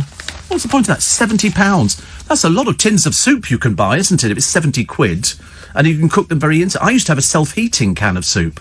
They sent one in to me some years ago. And what you did, it was a tin of soup. I can't remember which make it was a very well-known make. And you pulled the ring and that activated some chemicals in the outer part of the can, and it heated up the soup. So if you were away on holiday, you didn't have to sort of start worrying about pouring it into a saucepan. You just literally pulled... It was never hot enough for me, because I like a hot bowl of soup. And, but it's got to be bubbling. It's got to be bubbling. And then you can add a bit of double cream to it, and a little bit of grated cheese. That's quite nice too. Could you have that as a vegan? Yes, you can have vegan cheese, can't you? You can have double cream, but you've had double cream. Well, I love the way you become all sanctimonious. Oh, you couldn't have double cream, Steve. Oh, why is that? Vegan. Vegan cream? Oh, I don't know. Is there vegan cream? Well, there you go then. Go and get some vegan cream. Goodness sake, honestly. It's always a trial, isn't it, really? We can't have the cream, Steve. But they do vegan cream, so why didn't you say they do vegan cream for people like me? There's only 600,000 of you out of about 69 million people in the country. Goodness sake, honestly, try and educate these boys. What can I do about it? Britain is finally defeating the coronavirus, says the front page of the Express. I'm obviously reading the wrong information because I didn't think we were at all. They've got a plan to train 4,000 more nurses, and they've got here, wait a minute, so in April, 16,500 patients in hospital. OK. In May, 9,000. June, 4,500. July, 1,800. August, 638. But they think there's a shielding plan for the obese over 50s in the second wave. Understood that the government is developing a more sophisticated model which could target at-risk groups, especially those who are obese and over 50s. Okay, I don't fit into either of those categories. That would be a disaster, wouldn't it? Can you imagine? Can you imagine? Rosemary Connolly's got an immunity diet. It's all diets. It's all diet. Mind you, if we all bought the soup maker. This is the second wave, isn't it? And so she's got all sorts of things. She said she's on a wake-up call for fitness. An eating plan to fight the virus. Oh, I don't know about that. Depends what sort of food it is. I read some of these things. They don't sound that exciting to me. I shall have a wander through it a little bit later on. But we've got a metal detectorist who's done very well. His name is Mariusz Stepien. And, well, he's discovered some stuff. Has he discovered some stuff? You know, when they found King Tut's tomb 3,000 years, you know, it had been buried and nobody found it, and then they found everything. Well, this bloke's got some stuff going back, woo, such a long way. I'll tell you all about it in a moment. Let's have a check on the road and the... Possibly. Oh, there you are. Sorry, I do beg your pardon. We were just discussing fruit going off in this heat, because I bought these really expensive peaches from Waitrose the other day, and... Best before Thursday. And one of the peaches is mouldy. But, of course, you can't... Oh, my goodness. Have we opened the box yet? I should take it back. But to be honest with you, I mean, you know, it's all such a faff, isn't it, to take something back? The Queen doesn't get service like that. I mean, it's really mouldy. Do you think it's the heat that sends these things off? I don't know. I mean, keeping stuff hard in this day and age, as you know, in this weather, it's very difficult, isn't it? And obviously I can't manage to keep peaches hard. Steve, Johnny in Watford says, very hot weekend, so I bought the kids a £20 paddling pool. Friday night, they absolutely loved it. Factor 50 cream, and I had no desire to jump in, but I did enjoy spraying them with the hose if Bobby got too rough with his younger sister, Emily. Well, I don't know. Kids like water, though, don't they? You can get all sorts of good things. You get little buckets that you can, you know, and turn a handle. I've got something in the back of my car, which I've tried to offload it to my brother, and he's not remotely interested. It's a bubble machine. It's like, I think it's in lurid pink or something, or it might be green or something like that. And you pour bubble liquid in, and then it's battery operated, and the thing at the front turns, and it's got a blower in it. It's in the back of the car at the moment, yeah. And then it blows bubbles out. And kids quite like bubbles. Well, why don't I? I bought it. I don't know why I bought it, actually. I must have had a momentary lapse. I could put it in the lounge, but the trouble is bubbles are messy. They're all right if they're outdoors or in a discotheque. Or, you know, if you're having a bit of a party. But normally, you wouldn't have it inside the house. It's ridiculous, isn't it? I used to have a bubble blowing Father Christmas, which was really good, and I've not... What? Anyway, I've not... Because I was thinking about Christmas, because now is a very good time to start thinking about Christmas. And this bubble-blowing Father Christmas was a plastic figure of Father Christmas, quite right, not only about so tall, about 8 inches, 9 inches tall, something like that, holding a little wand, and in front of him he's got a little tray, and you pour the bubble liquid in there, and then you turn him on, and it goes zzzz, and the little thing that he's holding, the little wand thing, dips into the liquid, pulls it up, and then you get a stream of air coming out of his mouth, and he blows bubbles. Brilliant. Brilliant. I'm going to try and find another one for this year, actually, because I liked it. So where it went to, I've got no idea. Somebody obviously saw it and went, oh, I'll have that. Did it rain in London in the night? No, it didn't. Well, not last night, it didn't. Did it? Oh, it did. Oh, right. Because was it Wednesday, we've got thunderstorms coming in. Hurrah. Can't wait for that one. Can't wait. Steve, we've a soup maker and it's brilliant. Throw some veg and stock in, and 30 minutes later, a nice, smooth, creamy soup. It's gone up to 30 minutes now. I don't think I could wait 30 minutes for a creamy soup. The boys certainly couldn't. You'd have to sort of... Yeah, 30 minutes seems too long, doesn't it? You don't have to wait that long if you open a tin. But this is 70 quid for a soup maker. And can you not buy something which is, it's like a liquidizer, and you put your vegetables in and everything else and some water, and then you push the button and it mixes it, and then it heats it up at the same time. Have you seen one of those? It's like a blender. Yeah, it's like a blender. Well done, Luke. Thank you. Luke coming to the rescue there, ladies and gentlemen, galloping in on his charger with blender. The word is blender. That's what we have, Steve. We have blenders. Thank you so much, Luke, honestly. Next stop, Mastermind. God, dear, honestly. Also, sorry. So this bloke, he's a metal detectorist, okay? He found a hoard of Bronze Age artefacts. This goes back to more than 1,000 BC. More than 1,000 BC. He's found a complete horse harness and a sword. They found decorative straps, buckles, rings, ornaments, and a chariot wheel cap in a field near Peebles on the Scottish borders. I mean, Mr. Stepien said we might think this would be something spectacular, and I've just discovered a big part of Scottish history. I was shaking with happiness. That is amazing, isn't it? Imagine finding 1,000 years. You can't imagine. I mean, I've worked with people that old, but I've never actually found them dug up in a field. Again, Luke, mastermind. Luke reading history. And, People's College, Luke. I don't know. I like the story because I'm being an animal lover. It's two beluga whales, overjoyed to be returning to the ocean. They don't know they're going back to the ocean. One is called Little Grey, and the other one's called Little White. They've been moved to the world's first open water sanctuary off the southern coast of Iceland. It's the first time they've been in the sea since they were taken from a Russian research centre in 2011. And so they take them from... They've been performing, unfortunately, in China, and they've taken them and they've got them in this place now, which is where they can actually sort of go there and have a free life. But it looks as though they're smiling. That's what it looks like, anyway. I mean, maybe they're not, but it does look as though they're smiling. Jeremy Vine opens up on his strain 10 years ago. He said, I had 2 young kids, 5 jobs and a stalker. 5 jobs? Who has 5 jobs? Nobody has 5 jobs. Goodness sake. But he admitted he suffered burnout. I'm not at all surprised. I had 2 jobs at one time. Gosh, that's really taking its toll on you. In the end, it was a case of, oh, goodness, thank goodness I've finished. Steve, very relieved, says Dean. My daughter has kept her job as cabin crew at BA, but very sorry for those who've lost theirs. Is she having to take a salary down draft, as they say? I know they actually did it with the pilots, but I wonder not whether they did it with that. So, I mean, she's lucky, but it's still... thousands of people, isn't it, who are actually going. Sounds dreadful, isn't it? Steve, I'm in a dilemma. Supposed to go to France on Thursday. Children start school in 3 weeks' time. Shall I go, says Michelle. Can't answer that one for you. Otherwise I get into trouble if I start advising you on what to do on your holidays.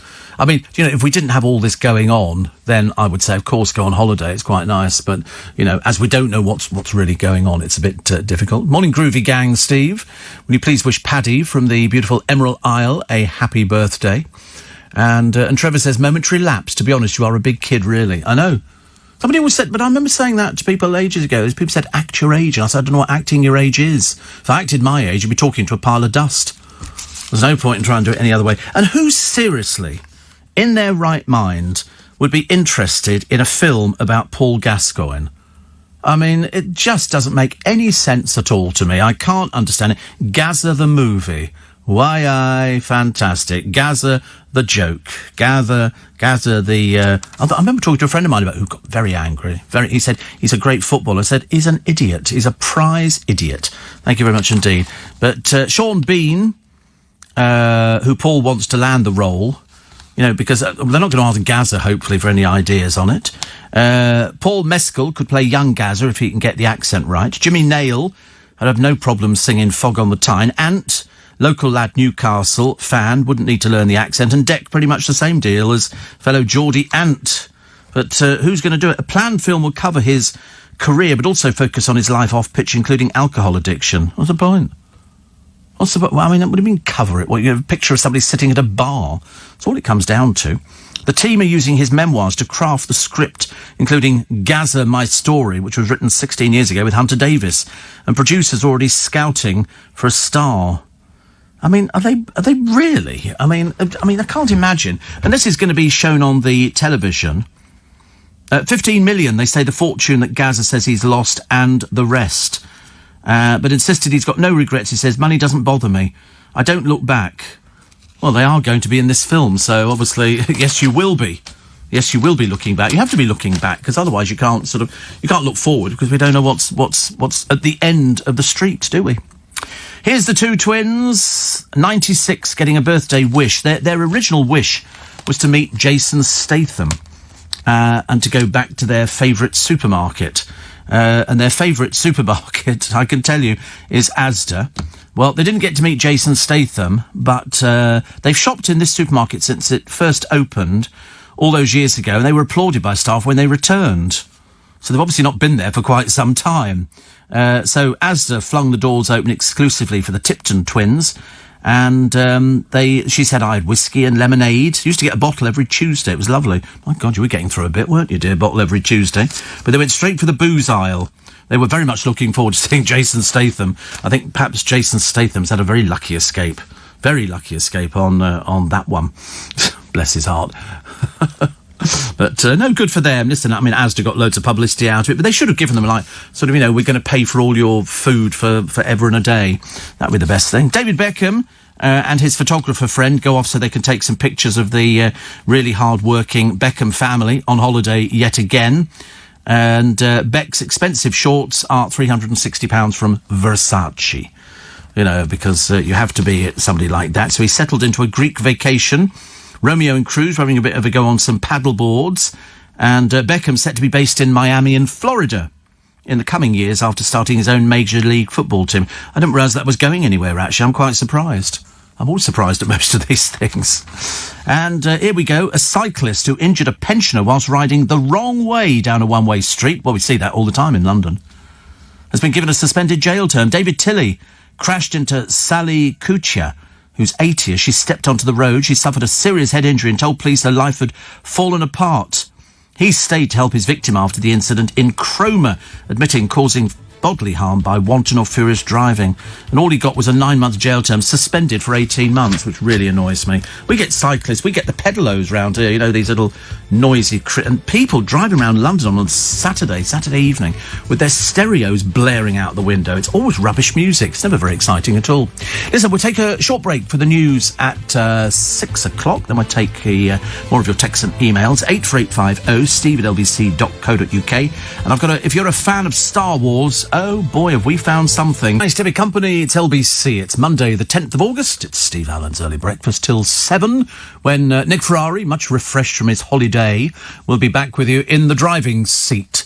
Roger says, anybody who's wasted 15 million, mainly on booze, must have regrets. Well, they say 15 million, don't they? How do they know 15 million? They don't know. They just make up a sum of money. They go, 15 million. Bear in mind, Gaza, when he first started his career, they wouldn't have been earning the sort of money that people earn nowadays. I heard the other day of a footballer who they just negotiated a salary at £560,000 a week. A week! Good Lord, it's absolutely ridiculous. Steve, if they couldn't meet Jason Statham, you could have sent them Ian Dale instead. Not quite the same, is it? I mean, it's a nice idea. It's a bit of a looky-likey, I imagine. Also, my daughter says Dean is not having to take a pay cut. She's only been there 2 years, so she's on the lower end of the pay scale, but some will face lower salaries and may lose out in other ways. I know, I find it disgraceful, really. They've been treated so badly and been sort of hanging on by a thread. I don't know what their total redundancies are at British Airways, but I think it's a fair number of people. We'll find out, actually, I'm sure. I mean, originally it was going to be, I think, 12,000 people. That's what they were saying, the amount of people. And you think, that's 12,000 people who basically have got to go out there. They're all looking for a job. They'd all love to go and work, for an airline that they thought they were devoting their life to, and it turned out they really won't. They really weren't at all. 12,000 they're looking to lose. That's appalling. 12,000 people. I feel for them, because I know lots of people who worked for the airlines, and they've all lost people. Nobody's lost as many as them. 84850 steve@lbc.co.uk. And Monica, my favourite Jewish multitasker, says, Steve, only 5 jobs and you can't think about anyone, really? I should feel offended. Yeah, I mean, I had 2 at one point, and I was exhausted. 2 jobs. I had LBC and I had Channel 5.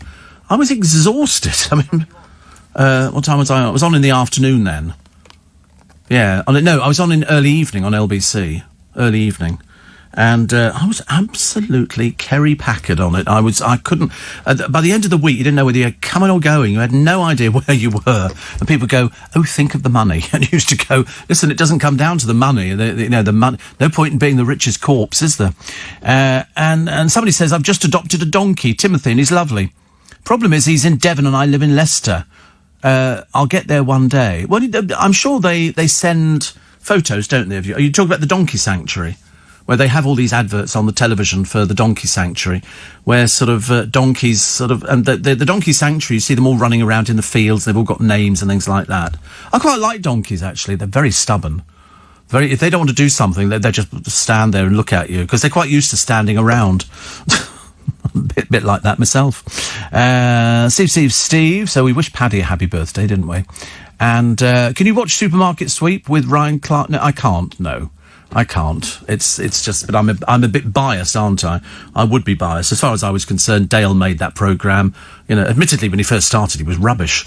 He was ready to stand there and hold the tin up to the camera and go, tin of tuna, how much? And then he said, by the second series, he said, can I just be myself? And that's when it all went skyrocketing. Yeah, it sort of took off. Most requested show for students to be on. Most requested show. Students wanted to be on Supermarket Sweep. So... yes, I watched Hole in the Wall. Yeah, I hated Hole in the Wall. It's even worse with Tony Beak. Remember Tony Beak did it? Bring on the wall. Couldn't care less. You know, people have to throw themselves through it dressed in lycra. Very unforgiving, as far as I was concerned. But the trouble is, some of these game shows, I said earlier on, it's like Rob Beckett. They obviously latch on to somebody. Who's that other comedian who's on everything? A young lad. He only looks about 15 to 18. He's very young. No, not Jack Whitehall. No, Jack. He's got... sort of curly-ish sort of hair. No. Oh, what's his name? He's a comedian. I don't know what he's on, no. He's on television. He seems to be on everything. He's on everything. 8 out of 10 Cats. He's been... Josh Widdicombe. He's on everything. Do us a favour. Lovely though he is. And now they're doing the same with Rob Beckett. Because he's got loads of teeth in his mouth, they sort of book him because they think he looks like a cheap piano. And they've sort of got him on there. And you think, not another show with him on there. Find some new people, for goodness sake. But it's not easy. Although, we will have somebody new on The Chase. A new bloke who's never done it before, but he's been a contestant. But they obviously think that he's really intelligent, so they can put him on there. I don't know what he did as a contestant. Did he do very well? I suppose he must have done, actually, if they're going to book him as a... And what are they going to call him? We've got the Dark Destroyer, the Governess, the Vixen, the Beast. But what are they going to call this bloke? So The Chase introduces Dara Ennis. I mean, he's only young by the look of it. He's not very... So he is the new Chaser. He says, I'm really excited to be the 6th Chaser. Can't wait for my episodes to air. So he's obviously recorded already. But what do they call him? He won £9,000 for his team in 2017, where he took on Paul Sinnerman's Sinner, which is good. And so viewers rallied behind this clever contestant. So there you go. But what's his nickname going to be? That's what I want to know.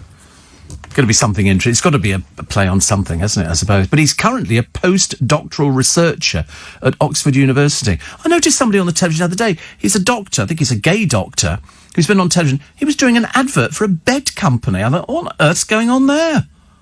Never heard anything like it. I think he's been on the television a few times. Steve, according to the charity commissions, Donkey Sanctuary raised $37.6 million in 2017. Yes, I mean, charity. You'd be if you go to the charity commissions and you look through charities, little-known charities that turn over like 40 million, and you think, what? That's how much money we give to charity. We're very good, very good. Steve Croydon's full of these idiots, says Albert, on e-bikes and e-scooters all on the pavement. Never seen anybody stopped and fined. Did you hear that they've stopped, is it 30,000 people for not wearing face masks on the tube and all the rest of it? How many have been fined? 30. 30. Pathetic. Absolutely pathetic. But here we go, a Star Wars sale. I know that there's loads of Star Wars fans out there. And this is a rare Meccano Star Wars Bounty Hunter action figure. Wow. It's tipped to sell for, how much do you reckon? £6,000. It's a toy. I mean, it looks quite nice.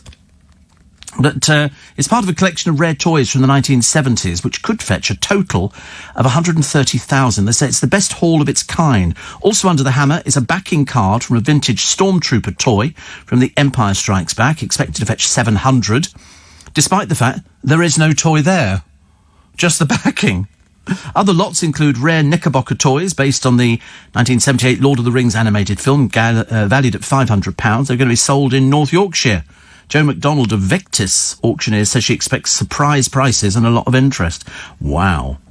See, people collect this sort of stuff. I mean, imagine actually just collecting the bit of card that went at the back of something, but there's no figure there. Seems a bit pointless, doesn't it? Like buying a car with no wheels. Although, actually, I've seen those being sold on the television.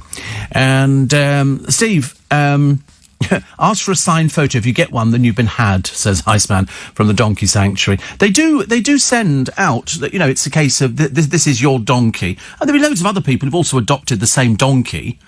And then you can go and visit and you can see your donkey. I've got friends who've done very similar things with other animals and with children. They've adopted children abroad and they get a letter every so often. So loads of people, we're very generous. Very, very generous in this country. And Steve, we were so fed up with all the doom and gloom recently, excluding your programme, we decided to have Christmas lunch yesterday with all the trimmings. We had a potted Christmas tree, presents, crackers with little music box favourites and a few small presents under the tree. Obviously, we're outside, sort of a kind of Australian Christmas, and a good time was had by all with a game of Trivial Pursuit. I hated Trivial Pursuit. Did you? I knew one of the people who actually came up. A friend of mine did the Austrian version of Trivial Pursuit. Oh, way too hard. And also, all it is you're answering questions. Who cares about a silly board game with coloured counters that you move around? That was just totally up the wall. All it was, and we would just. I didn't discuss that. The producer was having a quick go. And he said that when he watches The Chase, when they do the celebrity version, we notice how the questions become incredibly easy, as if they're aimed at 3-year-olds. It's, it's just absolutely amazing. They always ask them simple things like, what colour is the sky? Would it be blue, green with pink dots, or red? What was the other one? These red sky at night, shepherd's pie, apparently, is the popular one. But there's some of the celebrities they get on there are a bit dim, aren't they, really? There must be a special sort of agency you go to find dim celebrities. We want somebody who's going to be entertaining. Okay. Do you want Rob Beckett? He'll do it for cheap. And or Josh Widdicombe, he's very funny. He only looks about 15 to me, Josh Widdicombe. He never looks as though he's going to grow any older. But it's the same people all the time. They must have a rota. They must get really annoyed if they've not been used for some time and they bring in somebody else. One thing we do have is a shortage of women on some of these programmes. There's loads of blokes doing it, and they're not always funny. I mean, I wouldn't want to go on 8 out of 10 Cats or anything like that. But who was the other one? James Acaster. Is he funny? I don't know. I've seen him on a couple of things. Canby's not very good, is it? Canby funny. Is he the one who's sort of a fairly serious... That's the one, yes. Where's he come from? He's come from Oxford, has he? Yes, he always sort of... I mean, I don't know much about him, apart from I've seen him on the... He's been on with Ed Gamble. Kettering. I went to Kettering, actually. Kettering, there used to be like a little amusement park, and we went on the Wild Mouse. That was their scenic railway, like a roller coaster thing. That's where he comes from, Kettering. How old is it? 35. Good Lord. Medium stand-up. His alma mater is Northampton College. They all have to do that now, don't they? But what else do we know about him? Let's have a look. Early life, went to Montague Secondary School. Oh, secondary school. Obviously not that bright then. Go down further. He was working at a drink stand. He performed at the Edinburgh Festival. Down further. 13. Down further. And that's it. Do we know anything about his private life? What do we know about his private life? I always like to know that. I'm dead nosy. Nothing at all. Isn't that funny? So you'll never know. Because I only discovered the other day, I think Josh Widdicombe's married. I think, doesn't look old enough. Perhaps there's a special junior church you go to if you want to get married nowadays. But it's the same people. Every time we turn on the programme, it's the same people. They used to use some woman, I can't remember her name, with lots of blonde hair. And she appeared sometimes she'd be the only woman on the panel of sort of 6 people. I just think, God, haven't they now at least they found a few more, which sort of evens it up a little bit. But I mean, it's a bit thin on the... And somebody did complain a while ago. They said, where are all the comedic women? Funny women, because there's loads of them out there working the clubs, just that they don't get that that opportunity to appear on television. And then some of them, I'm sure that they just appear on television. They haven't got time to appear anywhere else. I do like Live at the Apollo, though. That's quite funny at times, because they always have a few minor celebrities in the audience. And sometimes it's an opportunity for me to try and guess who they are. You know, I stare at them and I think, who then? Oh, no. It'll be somebody from Corrie, or, oh, look, it's somebody from Brookside. Who did they have on the other day? Tommy from Ground Force. You know, Tommy, who went on to advertise garage doors. 20 is the time. Debbie wants to know when the thunderstorms are coming. Wednesday. Well, that's what they've said. I can't wait to sit on the balcony and watch it. It's way too oppressive for me. I know, well, for me too, actually. And, Steve, I know that Timothy, my donkey, says Debbie, has other people who've adopted him too, but I've got 2 lovely photos and a postcard of him. Recommend it anybody. £3 a month. It's nothing. I know. And, you know, I mean, I think animals should have an opportunity to sort of live out their lives, you know, in a field, staring over the wall, chatting away to other donkeys and things like that. I think there was a couple the other day on the television. It was people who've moved to Spain to set up mainly bars. They seem to think that's the way forward, mainly because there's a bunch of alcoholic Brits over there who want to sit in bars, you know, and drink booze at breakfast. But this was a couple who had a little charity shop, and they were looking after stray dogs. And the stray thousands every year get abandoned. I can remember Nathan Morley telling me this in Cyprus ages ago. He's been involved with this, where people go over there, they take a dog, then they come back to this country or elsewhere, and they just leave the dogs. I don't know whether these people are stupid or should be fined or thrown in prison. They just abandon the dogs, thousands of them, thousands. But this particular guy and his wife looked after dogs, and then the idea was that they were trying to rehome them, you know, for other people who might want a loving dog. And they had one who'd broken his leg, but he was fairly old, and he said the chance of rehoming him, he said, are non-existent. I felt a bit sorry for this dog who didn't sort of know what was going on, and bless his heart, he did his best. But all these sort of people are doing a nice sort of job in the community. But donkeys are very good. You can adopt all sorts of things now. I suppose London Zoo has said you can take sort of part of an animal. You can if you can't afford to adopt a whole hippopotamus, you can go sort of a bit of one, which is sort of quite either leg or head or something. I don't know how it works. They just say you're buying a share of it. A share of it. Can I have the bit that doesn't eat? Or the other end. Steve, I've adopted an ant in my back garden. Just a tip, says Trevor. They're rubbish at fetch. You're barred. Ants. Do you know what ants don't like? I only discovered it the other day. Because, no, they don't like ant poison. Lemon juice. They don't like lemon juice. So, unfortunately, I discovered it because somebody told me. Somebody says, did you know that ants do not like lemon? Because I've tried everything. Talcum powder, chalk lines, spray, ant powder, everything under the sun you can think of. And they laugh at me. They basically, you know, ha, ha, ha, ha, ha, this isn't affecting us. I put some stuff out once, and it's a little cardboard thing, and you get a squeeze of some, like, I think it's a sugar mixture, which you squeeze into the middle of this thing, put it down, and they will apparently go in, eat this sort of sugary substance, and then take it back to the nest. And that apparently kills them. Huh! My ants going in there, dragging all their friends around. It was like party time round the sugar. Party, yeah, woo, woo, woo, love this sugar stuff. Go and get the kids in. Get the kids in quick while it's here. In the end, they're banging on the back door. Have you got any more of that sugar stuff? We love the sugar stuff, thank you.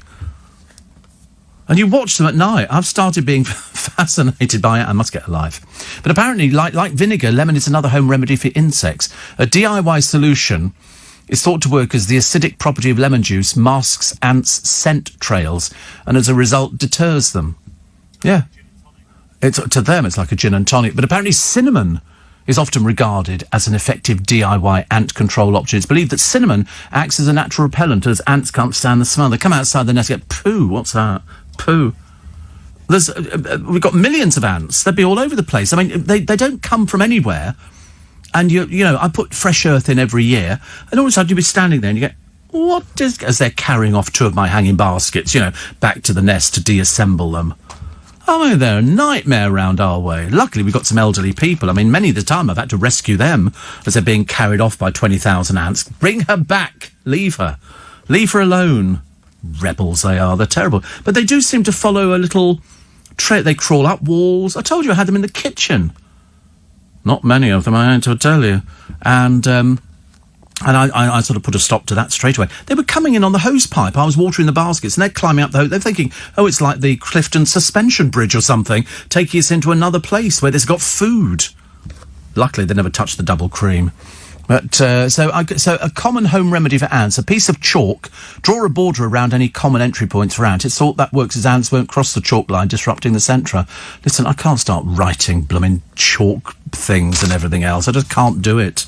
It's easier just to tread on them, which of course makes me a murderer. So maybe we'll just try the lemon juice, I think. They don't like turmeric.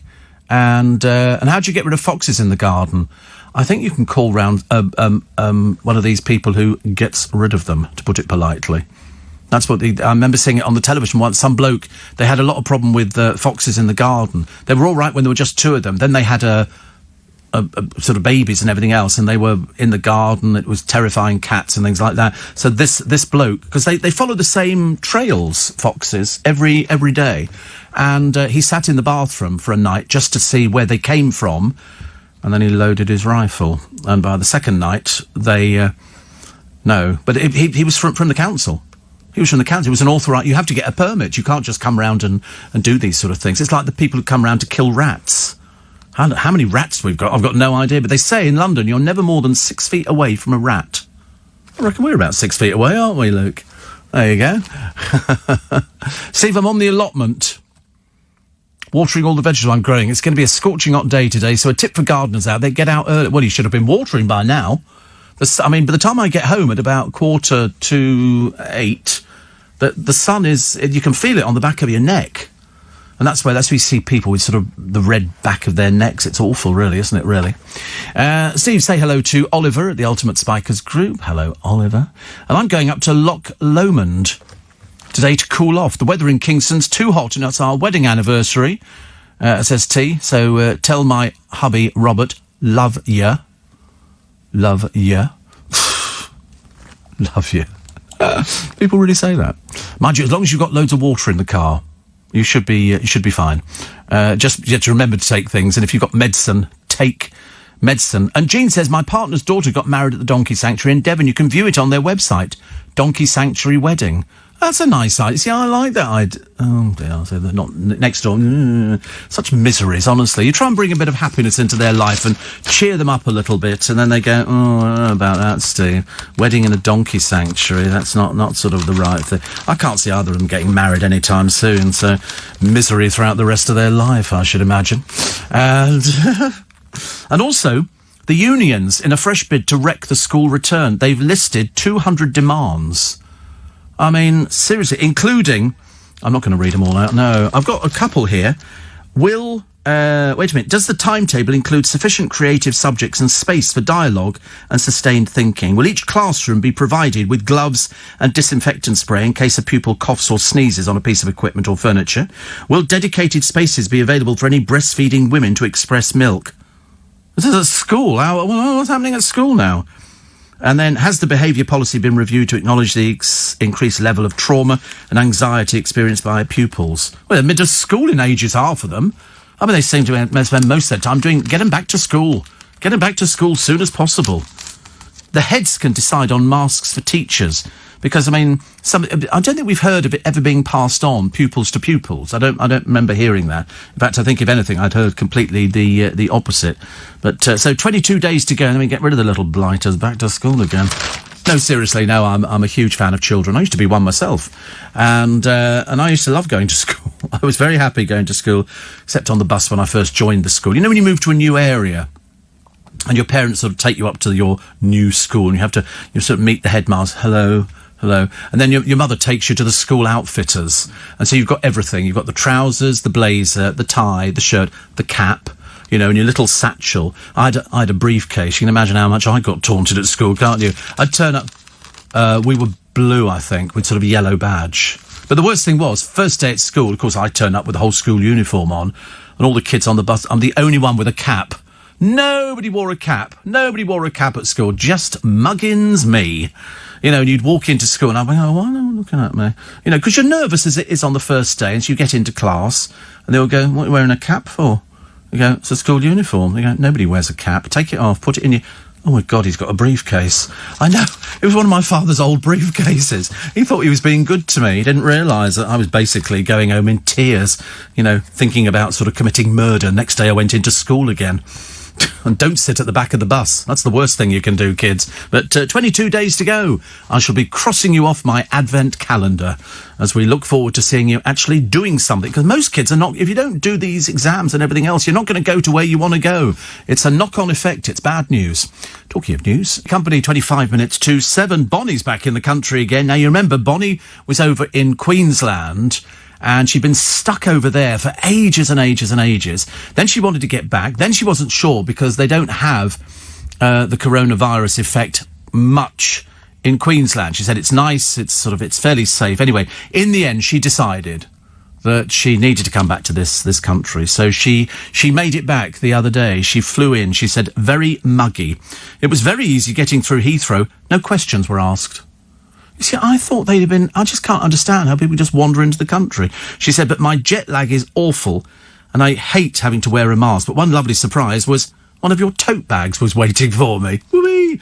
Bonnie Lithgow, thank you very much indeed. Nice to have you back in good old Blighty. But that's the trouble, isn't it? I know that the trouble is you will get used to the mask. I'm just hoping that, you know, we don't have to wear them for the rest of our lives. I mean, some people do. If you go to Japan, it's quite normal to see lots and lots of people walking about with masks on. I'm just hoping. I still keep looking at this thing on the television with the MP who gets stopped by the police because they've apparently put the wrong thing in. What he doesn't know is that he's being filmed by the other passenger in the car, and the MP in question tells him at the end of the conversation, oh, by the way, I'm an MP, and you think, oh my goodness, and they've both been filmed, both on the television. I bet their heart must have dropped absolutely like a stone. You can see the look on their faces. They don't look too good. She was just making a point. You know, why have you stopped us? Did you stop us because we're black? Did you stop us because we're in a flash car? You know, this is Dawn Butler. They're going to be talking about this on Nick Ferrari's breakfast show this morning. And she said she was racially profiled. And it does happen. I don't care what anybody says. I know more and more people who will say, you know, if you're black and you're driving a flash car, you're a target for the police, for all sorts of people. You know, the police go, no. I mean, but yes. I've spoken to people in the past. I told you I knew an actress who was black. She was adopted. Her parents were white, and they bought her a lovely car because she'd got a job. She got into RADA or whatever it was, and she was driving backwards and forwards into the West End to appear in theatre. She said she used to get stopped most nights because she was black. And she was driving a nice car, and exactly the same for this MP. You know, she's sort of saying... I mean, she was quite polite about it. To be honest with you, it'd be very easy to lose your temper, wouldn't it? But I bet the police are going, oh, my God, because you're all over the papers, guys. Guys, I thought I'd tell you that now. When you get home this morning, do you eat breakfast or is it early lunch? I don't really eat anything when I get... Sometimes I have sausages. And yesterday I had toast. I had 3 pieces of toast. I bought a whole loaf of bread. And I ate 3 pieces of toast. I felt so guilty because at the time, hot buttered toast sounds quite nice for breakfast. And I suddenly thought, oh, hot buttered toast, that'd be nice. And I had it. I felt so guilty. I threw the rest of the loaf away. I couldn't bear to have it sitting there looking at me like, eat me. And so I haven't. So when I get home this morning, probably be a couple of sausages, some beans, something like that. Frankfurters again, yes, I know. I've got this thing. I can't be bothered to do sausages. It's ridiculous.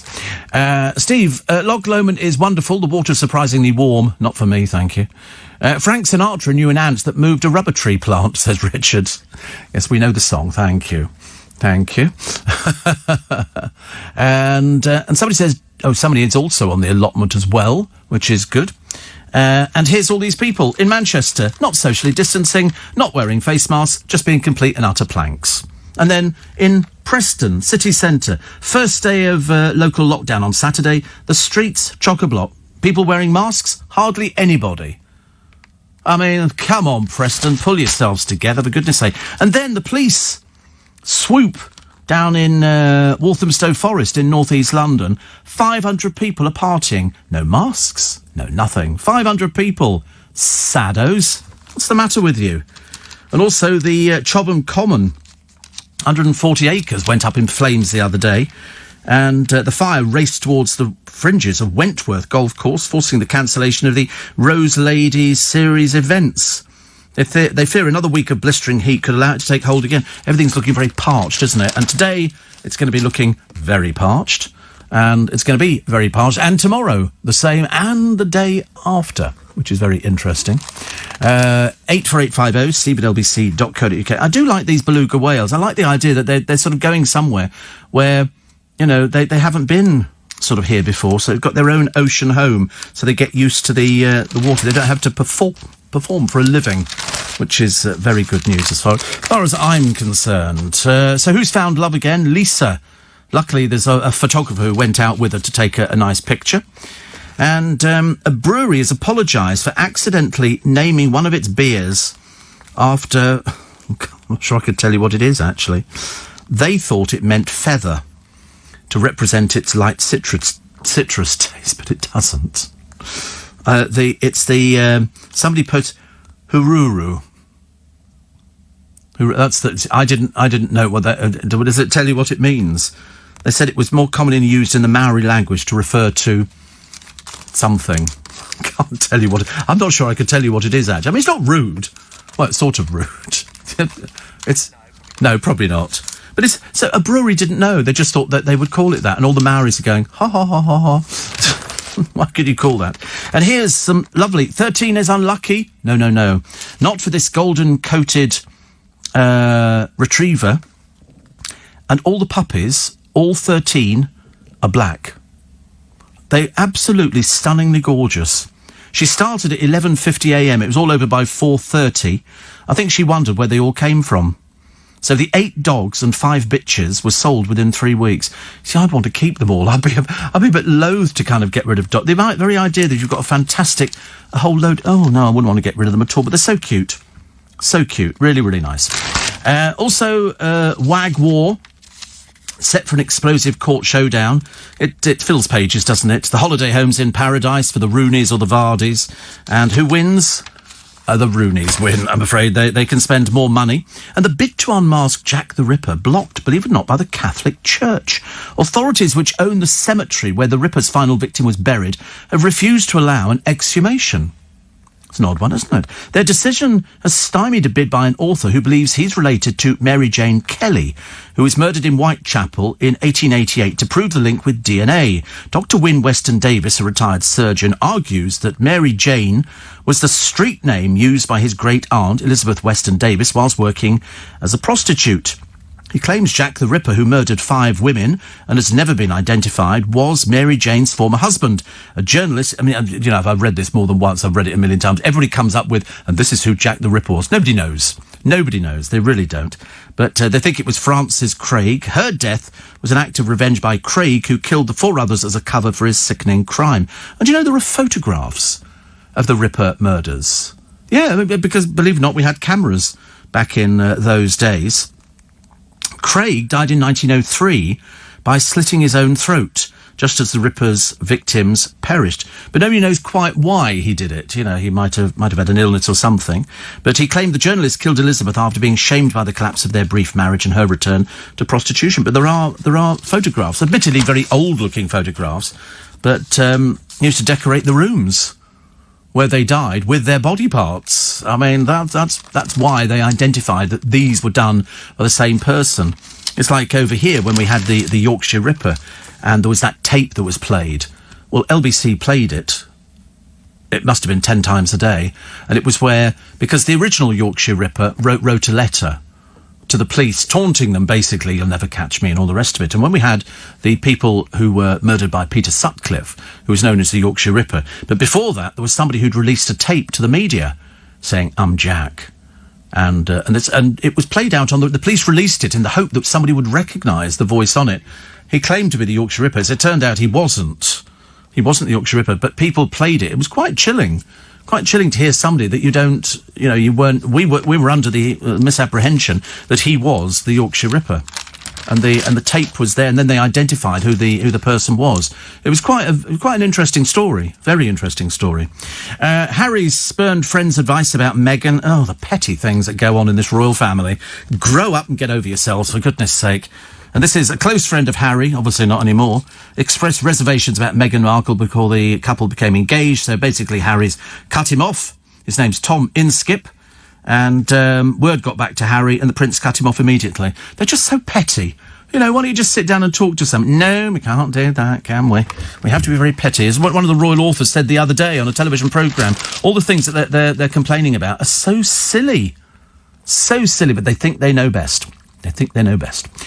Quarter to happy birthday if you're celebrating your birthday today, as is Antonio Banderas. Antonio Banderas is 60. I thought he'd be older than 60, but he's 60 today. And also, Lisa Marie Presley, Elvis Presley's daughter, married Nicolas Cage in Hawaii in the year 2002. The marriage lasted 3 months. Wonder why. I wonder why. And also, who do you think Charles Darrow is?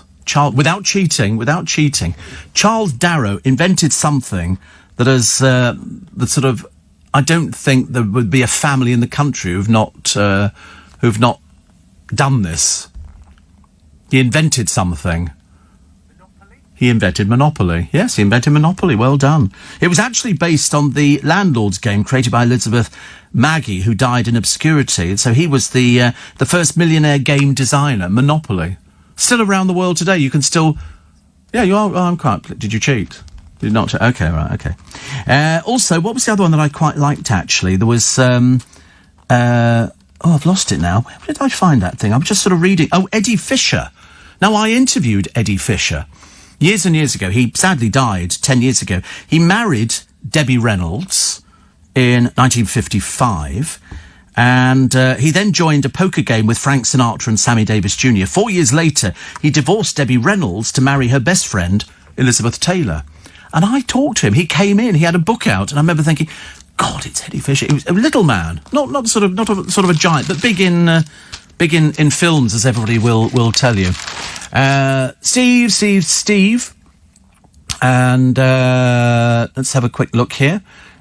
Somebody else inquiring about whether or not I eat breakfast or lunch. I don't think it matters what it is, actually. It's always a snack. It's never something huge. Never something huge. Get ready for summer nights in bright satin. I feel clammy already. I don't know why.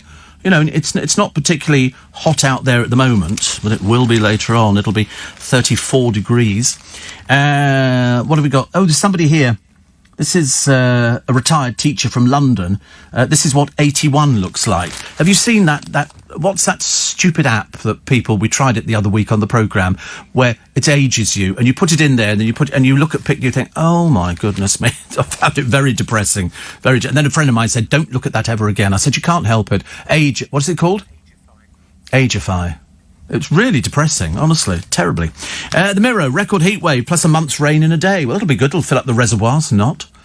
But we do need it. It's funny, actually, because it goes from looking all parched in the parks and everything else like that to all of a sudden, water over it. Everything goes green overnight.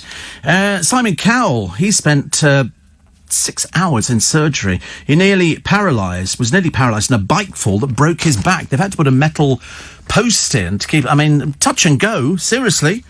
He was a centimetre away from being paralysed. I mean, that's how dangerous these things are. He was on an electric bike. Now, how he fell off it, I've got no idea. But either way, you know, if somebody of his, mind you, I think at certain ages, it's falling off things is quite dangerous. Look at poor old Jordan. Poor old Jordan. You know, jumps over a wall without realising the drop the other side was a little bit... You thought she'd have checked, but there you go. But in Simon Cowell's case, he's broken his back in 3 places. He says, some good advice. If you buy an electric bike, read the manual before you ride it for the first time. So that's the trouble. People think you just get on a bike, don't you, and off you go. It doesn't work like that. I've said that's why all these sort of jokey ones, this isn't, the jokey ones end up on You've Been Framed. People, you know, £250 to watch somebody coming off their bike and practically breaking their neck or tombstoning or something. I mean, it's just too dangerous. Too dangerous. Daily Telegraph this morning. Why holidays give your brain a break. Yeah, but what's the fun of going onto a beach? Like today, people will be going to the beaches, they've been sleeping on them all night, and it'll be wall-to-wall people. What's pleasant about that? Nothing. Nothing at all. Union plan for schools to go week on, week off. Oh, here we go. I knew there'd be something like that. And the BBC boss, again, Nick Fry is going to be talking about this this morning. Sorry for the N-word in a news report. I mean, what on earth goes through their mind? But the BBC Director General has apologised for the broadcast, which led to the protest resignation of a black DJ. In an email sent by Lord Hall to every member of staff, he said the organisation should have taken a different approach. I mean, don't they... it's 18,500 people complained about this. The social affairs correspondent, Fiona Lambdin's use of the term back in July, and he said the BBC were changing its guidelines on offensive language. Bit late, aren't you, pal? Could you not have done it beforehand? Ridiculous. Times this morning, it's got these beluga whales. It does look as though they're laughing or smiling. We're free, we're going off Iceland. Yes, that's where they're going. And the French have insisted they do stop the Channel migrants. Oh, good. Well, that's fine then, isn't it? That's been cleared up. Also, the A-level warning. Parents should be ready to fight for their children's university places, but experts have warned against catastrophising poor A-level results this week. Twitter made an audacious move to gatecrash Microsoft talks to buy TikTok. And Ben Stokes will miss the rest of the test series against Pakistan for family reasons. The Eye this morning, this is diabetes drugs breakthrough exciting. This is for type 1 diabetics. They could live longer, healthier lives after scientists discover that existing arthritis treatment can delay the disease. So that's good news, isn't it? Do you know the UK has the highest rates of type 1 in the world? 400,000 people diagnosed, including 29,000 children. That's type 1. I'm type 2, by the way, which is sort of tablet and insulin. But you imagine if you're diagnosed type 1, that's insulin. You know, for children to learn they have to learn how to inject, and they have to learn to check their blood sugars all the time. Going to school must be a nightmare if you're sort of, a 7 to 11-year-old and you've got diabetes. Dawn Butler, front page of the Guardian this morning, angry at the police traffic stop. She said she's a strong critic of police stop and search. She was being driven by a male friend who, like her, is black, pulled over by 2 police cars. So she's going to take that further. This was the 3rd time she'd been stopped by the police. You can imagine she's getting slightly fed up with it by now, I should imagine. But I bet you the police officers never even recognised the fact that she was Dawn Butler. I bet they didn't see an MP. They certainly knew about it because she told them. She told them in no uncertain terms. By the time she'd had a polite word. But it's good, very good. Johnson to set targets for police to increase rape prosecutions, and Gina Davis, who says, I want to change the world. God, we all want to change the world. Gina Davis? Is she an actress? I think she must be an actress. She looks like she's an actress. She's very sort of pretty and wearing a prim outfit, so she must be an actress. She's American actress. She wants to change the world. They all want to change the world, don't they? Everybody wants to change the world. If we changed it, what would we do? Get rid of coronavirus. That'd be a fact. If we could do that, I'd be more than happy. Because at the moment, I don't see it going away anytime soon. No matter what the Express says on the front page, we appear to be winning the battle. Oh, Nick's a nice colour. Have you seen the colour of Nick? Oh, I tell you, he looks like he's been dipped. Very nice. Better keep going. Oh, I tell you, it looks very good. That's a very healthy colour. I just look pale and insipid, mainly because I don't go and sit outside. Perhaps I might... No, I don't want to sit outside today. You have to put stuff on, don't you, and try and make sure that you sort of, put it on, especially if it's kids and everything else. I mean, seriously, I'd quite like to go to the seaside, but I should imagine the entire world and his wife are going to be heading for the seaside later on today, and who wants to sit in endless traffic jams? Actually, the good news is, though, that you don't see so many traffic jams now because cars have boiled over. Years ago, cars used to boil over, and it was particularly bad. But never mind. I'm sure we will get there. Air conditioning, even portable air conditioning is about £350, something like that. Producer's thinking about it. Corey, he's because we've got we're already into two hot days of the year, and he's going, oh, too hot. I said, well, just lie on top of the bed. I mean, seriously, for the moment he came back in this way, nothing but moan. Oh, I went walking through Yorkshire and I got burnt, and look at this. And then he said, oh, poor me. And then Zora was saying to him, you need to go to Whole Foods and buy an aloe vera leaf. Well, he's got no idea what it looks like. Seriously. He'll come back with a bunch of bananas or something. And she said, then you cut it and then you just rub it into your skin, and it's very soothing. And, well, he's never heard of it before, has he? He's never heard of it. If it doesn't come from the chemist, he doesn't bother. He'd be useless in the Amazon jungle. Totally. I mean, not that we were thinking of going to the Amazon jungle, but if we were thinking of going, him you'd take. Because then he could swim, towing the canoe behind him. We'd just be sitting in the canoe. He'd be there, I've just been bitten. Ow! Just been attacked by piranha. You know, ow! Oh, my leg's gone. You know, it'd be that bad. And he'd be moaning about it. And, of course, the people that we'd be staying with, the tribesmen and women of the Amazon, would be saying, oh, you need aloe vera leaves. And he'll go, I know what they are. I bought them from Whole Foods. So that's what he's going to go today, because he has to go and buy them. I mean, I've never known anybody moan, and he said on the back of his legs as well. I mean, he walked up a hillside. I mean, it's not exactly sort of, you know, SAS training material, is it, really? You can imagine he goes there, he joins the army, we'll put him through one of these courses with all these sort of top... He'd come back and he'd go, I'm burnt to pieces. Burnt to pieces. And we go, I'm sorry, you were training with the SAS. I'm burnt. Steve, look, I'm burnt. And you think, honestly, he'd be useless, wouldn't he? Totally useless. I was watching... What did I turn on the other day? It was something ghastly. Oh, The Only Way is Essex, which is full of a load of birds who can't speak English. Yes, so I said to him, like, you know... And this is Chloe Sims, a woman whose playing age must be about 5, I should imagine. They've all got peculiar voices. And then there's Arj behaving like, you know, like you imagine Arj to behave. And they were trying to do an SAS kind of thing. And they were all pretty useless at it. Luckily, the company got rid of most of them, which is good news. And Steve. Obesity. People talk about obesity. The trouble is, everybody's put on weight during lockdown. I don't know why lockdown would be the excuse for putting on weight. I suppose because people go, oh, we're staying in, so we'll eat. But you've got to go out and do the shopping, haven't you? I'm still watching the annoying people in America not wearing their masks, going into Costco who say, no, I'm sorry, you have to wear a mask. Well, I'm not wearing one. It infringes my civil liberties. And there's a little group that's been set up to go, you know, my body, my choice. You go, well, you're not shopping in here then, are you, thicko? Out you go. Kick him out the door very quick. Harry thinks he's an expert on racism. I love the way he's sort of preaching to us. Like, I mean, we are in the real world. The person who's not in the real world, unfortunately, is poor Harry. Also, scores of former Thomas Cook workers are facing redundancy from the firm that rescued them, which is Hayes. Do you remember they then took them all? Now they're having to lose them because things have not gone the way that they were hoping. A blow to Puss in Boots as Antonio Banderas catches COVID, which is not very good, is it? And seeing the same GP helps patients live for longer. Because I tried to get through to my doctor's surgery the other day. I couldn't get through. I'm sorry, all the lines are busy. Call later. So I called later. I'm sorry, all the lines are busy. Call later. Tried it 4 times. 4 times. In fact, actually, yesterday I didn't really achieve anything apart from sort of trying to get the car in, which I shall have to do this morning again. I phoned at 9 o'clock in the morning. 5:15, they call back. They must be incredibly busy for MOTs. Incredibly busy. Melanie Sykes is happy to be single. Well, shut up about it then. Shut up about it, dear. We know you're not. Honestly, nothing worse than a liar. And how nice if you got a rich father.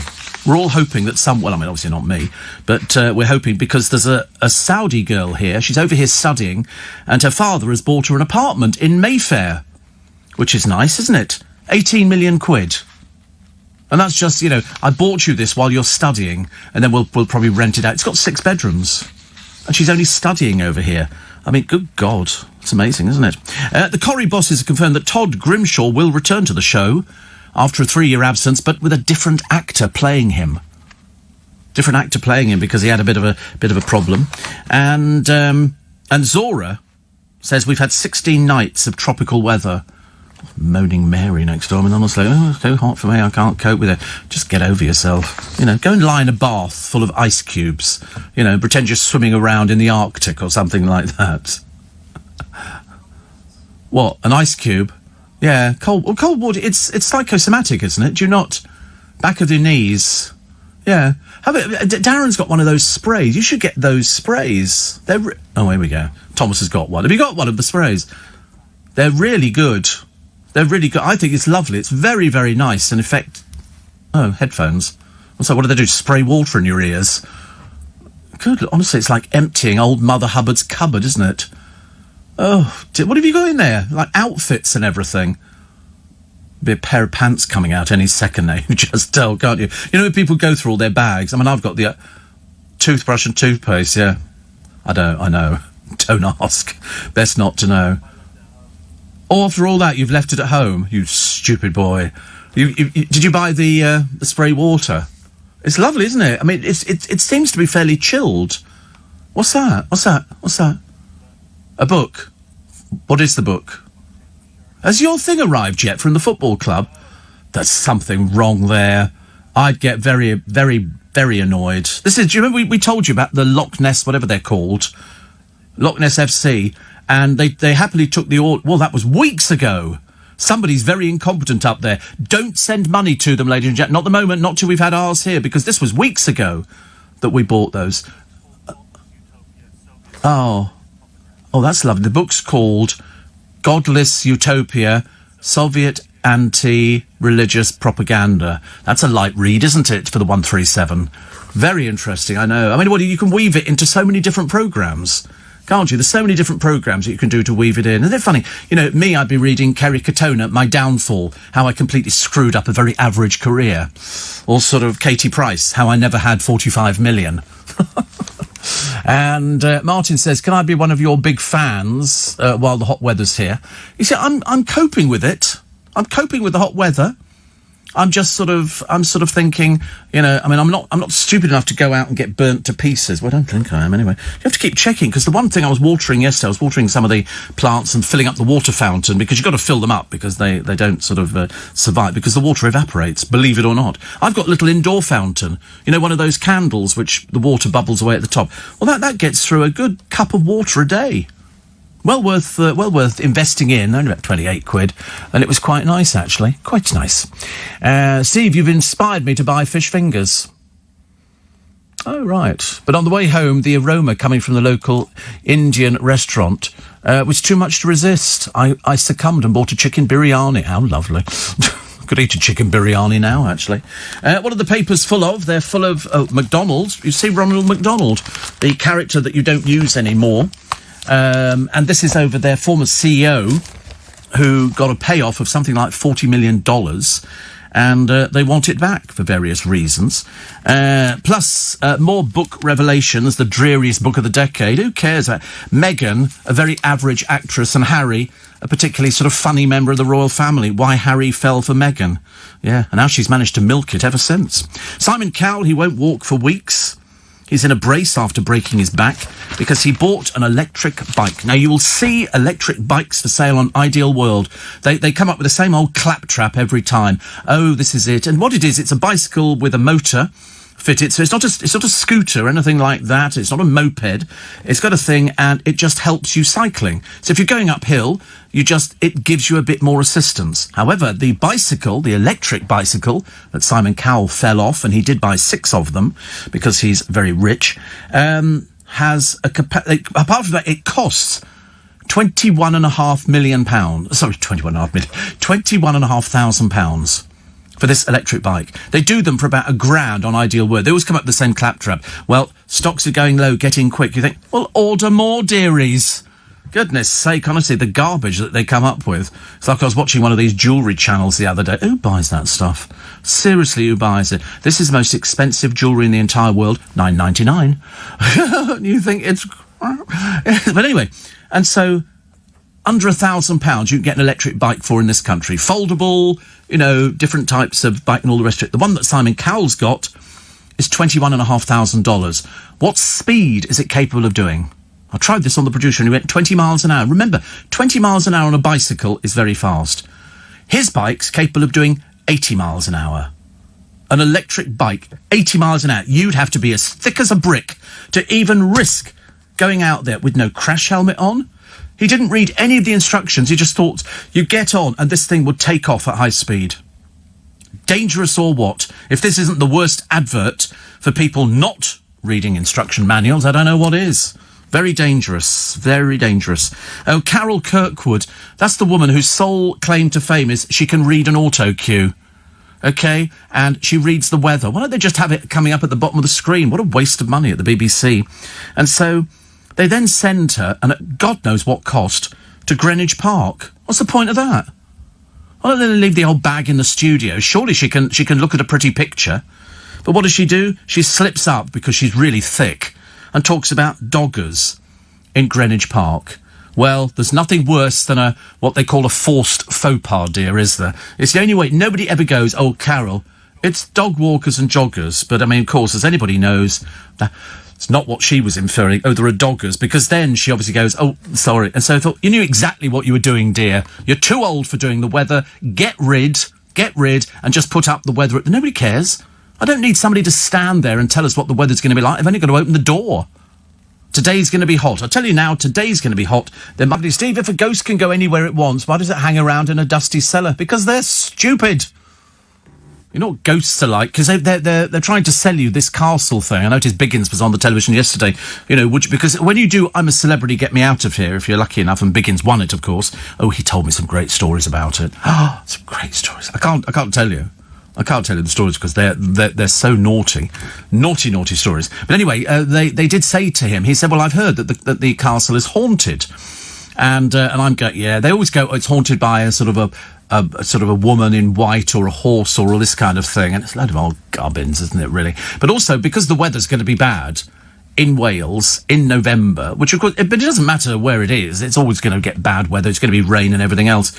And he said, would you like to do it out? And no, I wouldn't, no. I think he enjoyed where he was. Revitalised Biggins' career.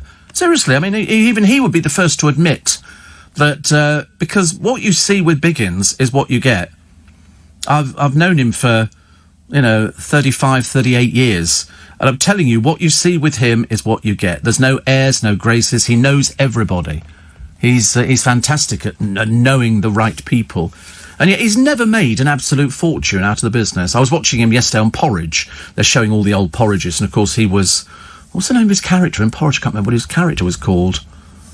It was one of those... It went along with his personality in the show. But... what is it? Wait a minute, I'm trying to think of it before they put it up on the screen. It's, it's going to be... I'm going to kick myself any minute now. What is it? Go on, tell me. Lukewarm. That's right, lukewarm. It was so good. But also, there's a very young David Jason in the early Porridges, as an old man, which was very good. But no, Biggins is, just very, very good, actually. Very good. Very naughty. He's very naughty, but very good. David Jason played Blanco Webb. He was good, actually. He was good. They didn't want him, did they, for the Only Fools and Horses thing? He wasn't somebody that they had in mind for it. But having seen him in that, I think they probably realised it was a very good... And good he was, too. Very good. So, can't imagine anybody else playing Del Boy or Boise or any of those. You just... No, I agree. You can't do that. Steve...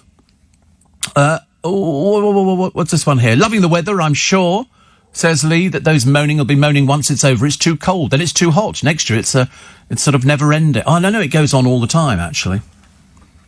Walsh says, Steve, I received the gel pillow cooler. I'm hoping mine's going to arrive today.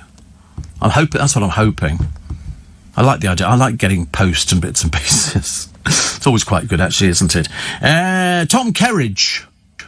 We've had Tom Kerridge on In Conversation, has called for better manners, criticising diners who don't turn up for bookings. Well, I think what you do is restaurants that you take somebody's credit card and then if they don't show, you charge £25 per person on the credit card. As long as they're aware of that when they book the restaurant. If you're going to book for somewhere like Tom Kerridge, which is, a place that could sell out many times over, or Joe Allen's or wherever it is, and you're rude enough not to show up, you should pay for it.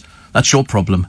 I'm sorry, it's got nothing to do with anything else at all. Unless there's an absolute cast iron reason that people can't make it. But if you say book 6 people for a restaurant, then you don't show, that's a lot of money. That could be sort of anything up to £600-700 that they're losing. Restaurants can't afford to lose, things like that. It's not very good at all. A super mansion has come up on the market. How much is it? It's in Regent's Park. 185 million. However... you need to spend a bit of money getting it back to scratch, like 90 million. But then if you're an oligarch or somebody like that, somebody who's ripped off the country where some of these people make so much money. I mean, Putin, how does he make so much money? How is this possible? It's not right, is it? Do we know? Oh, right. What does he do? He was a former market trader. A former market trader, and he's sort of become that rich and powerful. But I've noticed, very homoerotic. He rides horses bareback, with his shirt off, which is sort of very, very odd, isn't it, really? But anyway, also TSB have axed cashiers amid branch closures. Well, probably not just cashiers. Just I think it's about 1,000 people are going to be losing their jobs. It's getting worse. It's not getting any better, is it? I like the idea of 2 months of rain in 3 hours. Doesn't bother me in the slightest. It's only water. And also, it gives the earth, the parched earth, a much-needed sort of drink of water. I mean, God knows everybody needs it. Alan Carr says he was once booted out of a supermarket for stealing cheese. Well, I think he should have gone to prison. It's absolutely outrageous, actually, to steal cheese. Steve, the original choice to play Del Boy in Only Fools and Horses was Jim Broadbent, who went on to play the police officer, says Kevin in Chester. I loved Only Fools and Horses. It's very odd to watch it, though. If you watch the early ones and then you scoot forward to see sort of the latest ones, you can see how much he's aged over the... See, I never liked The Darling Buds of May. That never did it for me at all. Really didn't do anything. But Only Fools and Horses, especially after we knew where most of it was filmed. Was it Oxford, the block of flats is, or something like that? Amazing, isn't it, really? Also with France set to be added to the quarantine list within days. Greece as well, I think, could be going into lockdown. 500,000 Brits face the scramble to get home. Well, there you go. Also, wine lovers. Have you ever drunk out of a wine box? Have you ever bought a box of wine? It's quite nice. You could keep it in the fridge. It's quite a good thing to keep in the fridge for parties and stuff like that, because it's actually not bad quality wine. Yeah, you wouldn't do it now. Oh, right, okay. Is there anything else you've stopped doing because of coronavirus? Well, what's that got to do with it? It's a wine box. Yeah, but it's a little button on it. You push the little... Oh, God, honestly. Well, listen, I'm sure that you've touched things before that you probably shouldn't touch. Haven't you?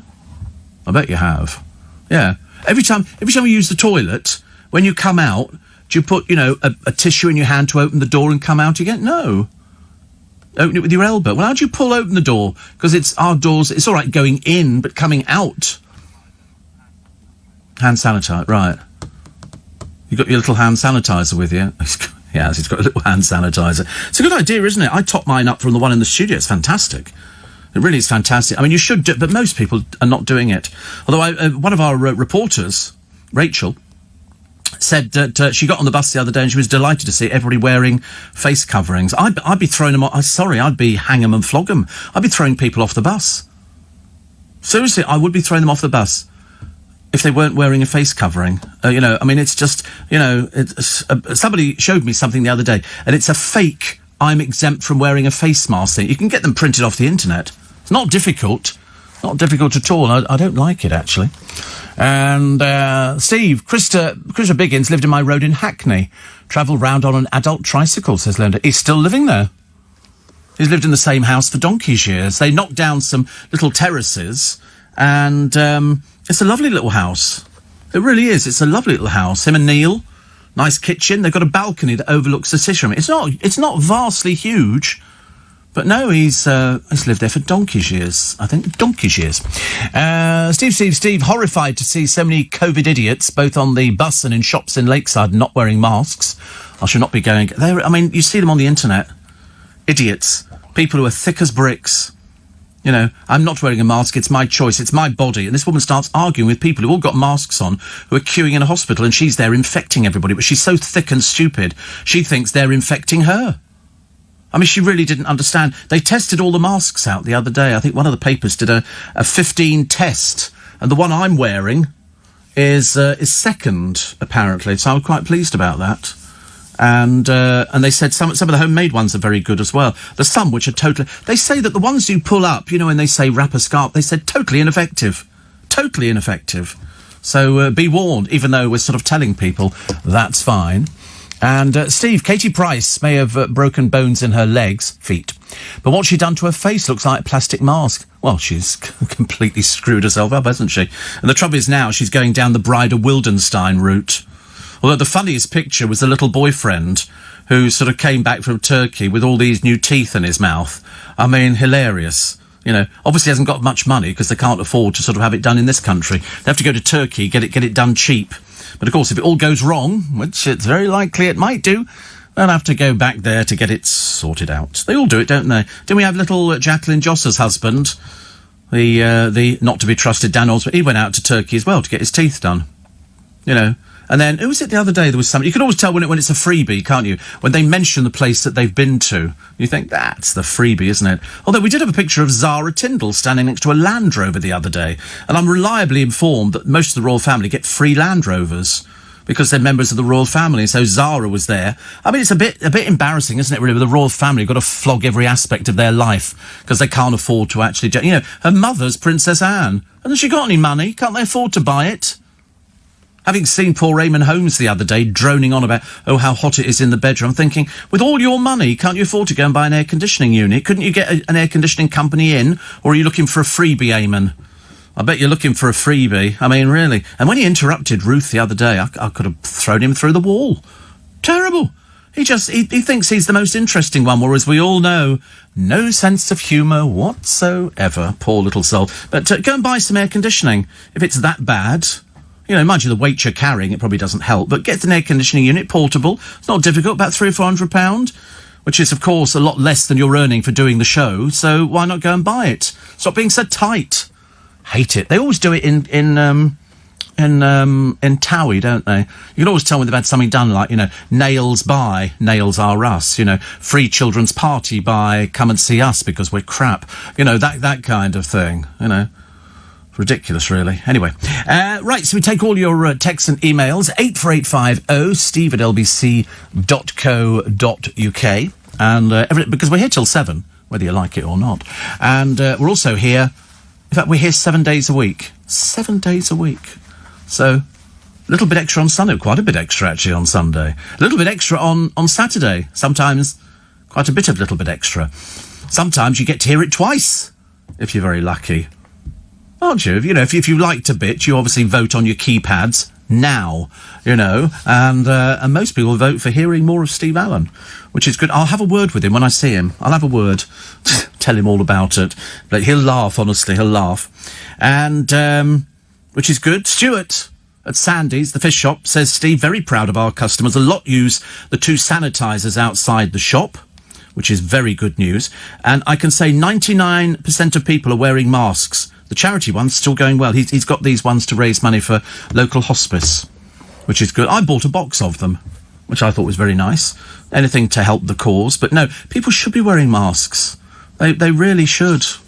Mind you, I mean, they've actually got fridges and freezers there, and they've got shaved ice.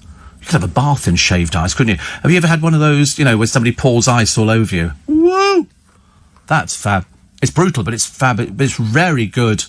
Yes. It's like when we went to Austria years ago, me and a friend of mine went for a sauna and came outside and people jumping into a hole in the ice. Not me. I'm not doing anything like that. Hey, welcome to the 11th of August. Welcome to, oh, my God, it's going to be another hot day today. And tomorrow. But the good news is today you might get some thunderstorms. Of course, that'll upset a lot of people, mainly because of pets. They don't like thunderstorms. It's a bit frightening, isn't it, when you get this sort of crack of thunder and all the rest. So I quite like it. Zora said there's some lovely pictures of thunderstorms with lightning crashing down, which I think looks absolutely brilliant. But of course, the hotter it gets, the more chance there is of having thunderstorms. So I warn you today, take an umbrella. You might look ridiculous holding it, but I mean, and also it can shield you from the sunshine. A lot of people do that. Kirsty says, I've turned night into day during the lockdown. Just so I felt I'm about to nod off. You come on.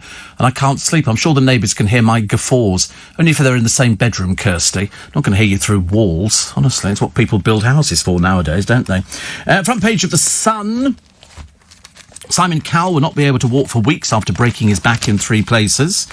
And Carol Kirkwood, for some reason, I don't know why they waste money. Why do we waste money sending the weather woman all the way down to... Well, how much does that cost? You know, also the I'm a Celebrity, Get Me Out of Here will be filmed next to a popular dogging site. Apparently in Wales they have dogging sites, which is what Carol Kirkwood was talking about. I mean, Carol, she's fairly ancient now. I mean, she's 57. She's also the oldest weather person in living memory. And she quickly said she had lots of doggers in a park.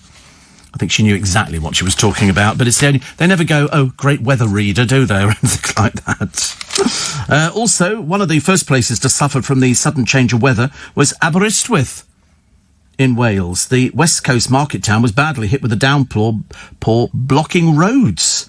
250 homes were left without power in the area because of the storms. Good Lord. That's amazing, isn't it? They say tropical thunder. Tropical thunder. It's going to be... I'm not too bothered about. I mean, the rain will be nice. It'll sort of drench everything and it'll all look wonderful. And then we'll go back to sizzling heat again, you know, probably for next week. Jürgen says, travelled back to London from Scotland yesterday. Currently warmer than it was in the entire time I was in Scotland. Jürgen is from Balham. Balham, gateway to the south. And another one here, which says, it's too hot, says Jen, even in Oop North. It's over the whole country. You don't get so... Well, apart from in Aberystwyth, where they've got floods and things like that, but we've seen floods. Was it Boscastle, which really suffered quite badly. Roman Kemp makes all the papers today, who presents the breakfast show on our sister station. And he was on there yesterday with his two people, Sonny. And I can't remember the name of the girl who does the breakfast show with Roman and Sonny. Sian Welby. But Roman broke down in tears. It's very touching to watch. I promise you, it's very touching to watch. He took a week off because the producer of the programme, Joe Lyons, died on Tuesday of last week. Used to be my producer. And some years ago now. In fact, he was at LBC, did a little bit of work on Ian Dale's programme, doing the phones, and he was lovely. He was really lovely. Way too young, 31, but in the short space of time that he was at Capital, he met Roman, and they hit it off straight away. He said he was like a Jack the Lad with clothes that needed ironing all the time. And so Roman went back to Capital yesterday morning, and at 8 o'clock they did this tribute to Joe Lyons, who at 31 was far too early to have been taken.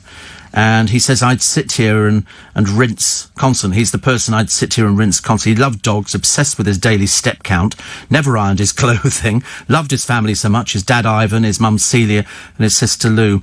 He did love his friends, his fans, and he did have fans. The thing he loved most of all was doing the show that you're listening to. And that's how it is. It's a family. And I can exactly identify with what Roman did yesterday. They played a little clip of Joe Lyons. And I used to see him every day. In fact, I only saw him the day before he died. I used to see him every morning. I would go out to get my cup of tea at 6 o'clock, and he'd be just coming out of the loo to go into the studio, let them start the thing, and that was it. And it's just terribly sad. I got phoned, and it was one of those sort of things. Because if it's somebody you know and somebody you see on a regular basis, it hits you a bit more. And so I tweeted a couple of things yesterday, and then people retweeted. But he was worth it. He was absolutely worth it. You don't expect to lose some... You know, we weren't best mates or anything like that. But, you know, because he'd been my producer and because I loved working with him. And he was just super. He was really super. So it was a nice, touching tribute yesterday, and I'm sure his parents would be thrilled. And I also tweeted, you know, almost as if Joe is still with us, saying, you know, your mate Roman... you know, really, really talked you up. It was good. You'd have loved it. And he would have done as well. He would have done. He'd have been so thrilled. Dale would have been thrilled when I was sort of talking about him. He'd have liked that idea that people remember. You always want to be remembered for something, you know. And, you know, to many people, they might not have known who Joe Lyons was. But to us in the business, we knew who he was. You know, I would do the same for my... Well, maybe not my producer. And I'd have to make money would have to change hands. I'd have to make sure... No, exactly. Nobody's as good as Joe. No. He was, I mean, every day, you'd always get a cheery word out of him. You know, I go, morning, Joe. And he'd go, morning, Steve. All right? I go, yeah. It was nice. It's a nice person. You know, and the business is full of lovely, nice people. I know because I'm in it. I mean, I don't think I've ever, well, a couple of times, but the majority of people are really nice. You know, we're all doing a job that we love doing. And it's kind of, we're like a member of a giant club. Like being a member of a sort of something that people want to happily join and get in on. And why not? You know, the worst thing was I had to keep quiet all week about Joe Lyons dying because there'd be so many people listening to the radio. In fact, some the other day when I tweeted who said, oh my God, Steve, I had no idea. No idea at all. Right, the Fairy Tale of Future Princess and the P.E.E. More stuff from this book. Who cares about this book, Finding Freedom? I tell you, I'm not remotely interested. Not interested in Harry, not interested in Meghan. I couldn't care less about anything. Although the name of Harry and Meghan's dog is slang. We had this the other day, didn't we? With the planets. But in Romanian, they've called their black Labrador Pula. She's lovely. And in Romanian, Pula means Willy. I don't know why. It's obviously going to mean something, isn't it? But a Romanian Twitter user posted, surely somebody in their group, they haven't got any groups, that's the trouble. They've got the worst kind of friends you could ever imagine, people who latch on to them, you know. But they named it after the official currency of Botswana. Right, yeah. But as somebody said, and you can't disagree with it, you know, considering that they hate the press so much, they go to the country which is dominated by the press. They go to an area which is dominated by the paparazzi and the press. I mean, duh. Not so good, is it? Not so good. 84850 steve@lbc.co.uk. Were you on air the morning after the major storm in October 87 when hundreds of trees came down? I've been here 41 years. I mean, surely even somebody with half a brain can work that one out. Of course I was here. I joined in 79. God, honestly, to explain to people. Ali Ross on TV. Now, one of my favourite programmes was Total Wipeout with Richard Hammond and I think it was Amanda Byram or somebody like that. But the star of that programme, all the people go, yeah, I'm going to do this, and they go, and they added sound effects afterwards. And they bounce off one of these huge balls on springs. Unfortunately, it's been taken over now by Paddy, and what they've actually done on Total Wipeout is completely ruined it, because unfortunately they've made it about themselves, and that programme was not about them at all. You know, the programme is about the contestants, and they didn't grasp it. Richard didn't grasp it immediately, and then he realised. And I mean, the only thing I used to laugh at, you'd never get away with it, really. But Freddie and Paddy's takeover on Total Wipeout, Ali Ross says, take me out and shoot me. Killed it stone dead. Not so good, is it, really? But never mind. They don't learn, these people. They go, oh, let's put so-and-so on it. That'll be good for the ratings. Unfortunately not. I noticed the other day Mark Wright was basically sort of saying it doesn't make any difference if people don't like any of his shows, because there is an art. And I can tell you this for an absolute fact, and all the agents will say exactly the same. They'll agree with me that if you're going to present a game show, there is a knack to doing it. There is an art to doing it. You've got to learn the show. You can't just walk in and do something blind. You've got to go in and learn it. On Fives Company, when we had any games to play on the programme, they rehearsed you for 2 hours beforehand. Everything that we'd done on the show was rehearsed to make sure that we knew exactly what... Did you see the other day, Andy Peters broke down when he was covering in for Lorraine? He's been a contributor, but never been the presenter of the programme, and he's got it for 2 weeks. And they reunited him with Ed the Duck and his co-host, because Andy Peters is a bit like me. It's very easy to burst into tears. And they had all these people coming back from his past life. And then along came his co-presenter, and that just about... He couldn't speak. He absolutely couldn't speak. When he was doing the farewells on, was it Live and Kicking, or whatever it was called, he got emotional on that one. He fell apart at the end when he had to say goodbye to everybody. And on this one, all these years later, it's funny, isn't it?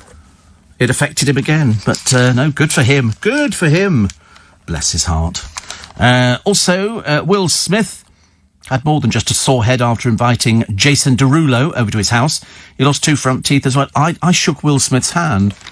He came into this building, and I happened to be trying to get out of the building. There's all these people out there. I thought, well, they're for me again. You know, all right, I'll sign a few autographs, have a few pictures taken. And then the car pulls up, and our sort of door opens, and I'm pressed up against the wall, and he comes in and shakes my hand. I went, oh, hi. I got the same with David Cameron. I was trying to get out of the building, and Dave coming up the stairs. I call him Dave. And he went, oh, hello, good morning. And I went, yeah, hi.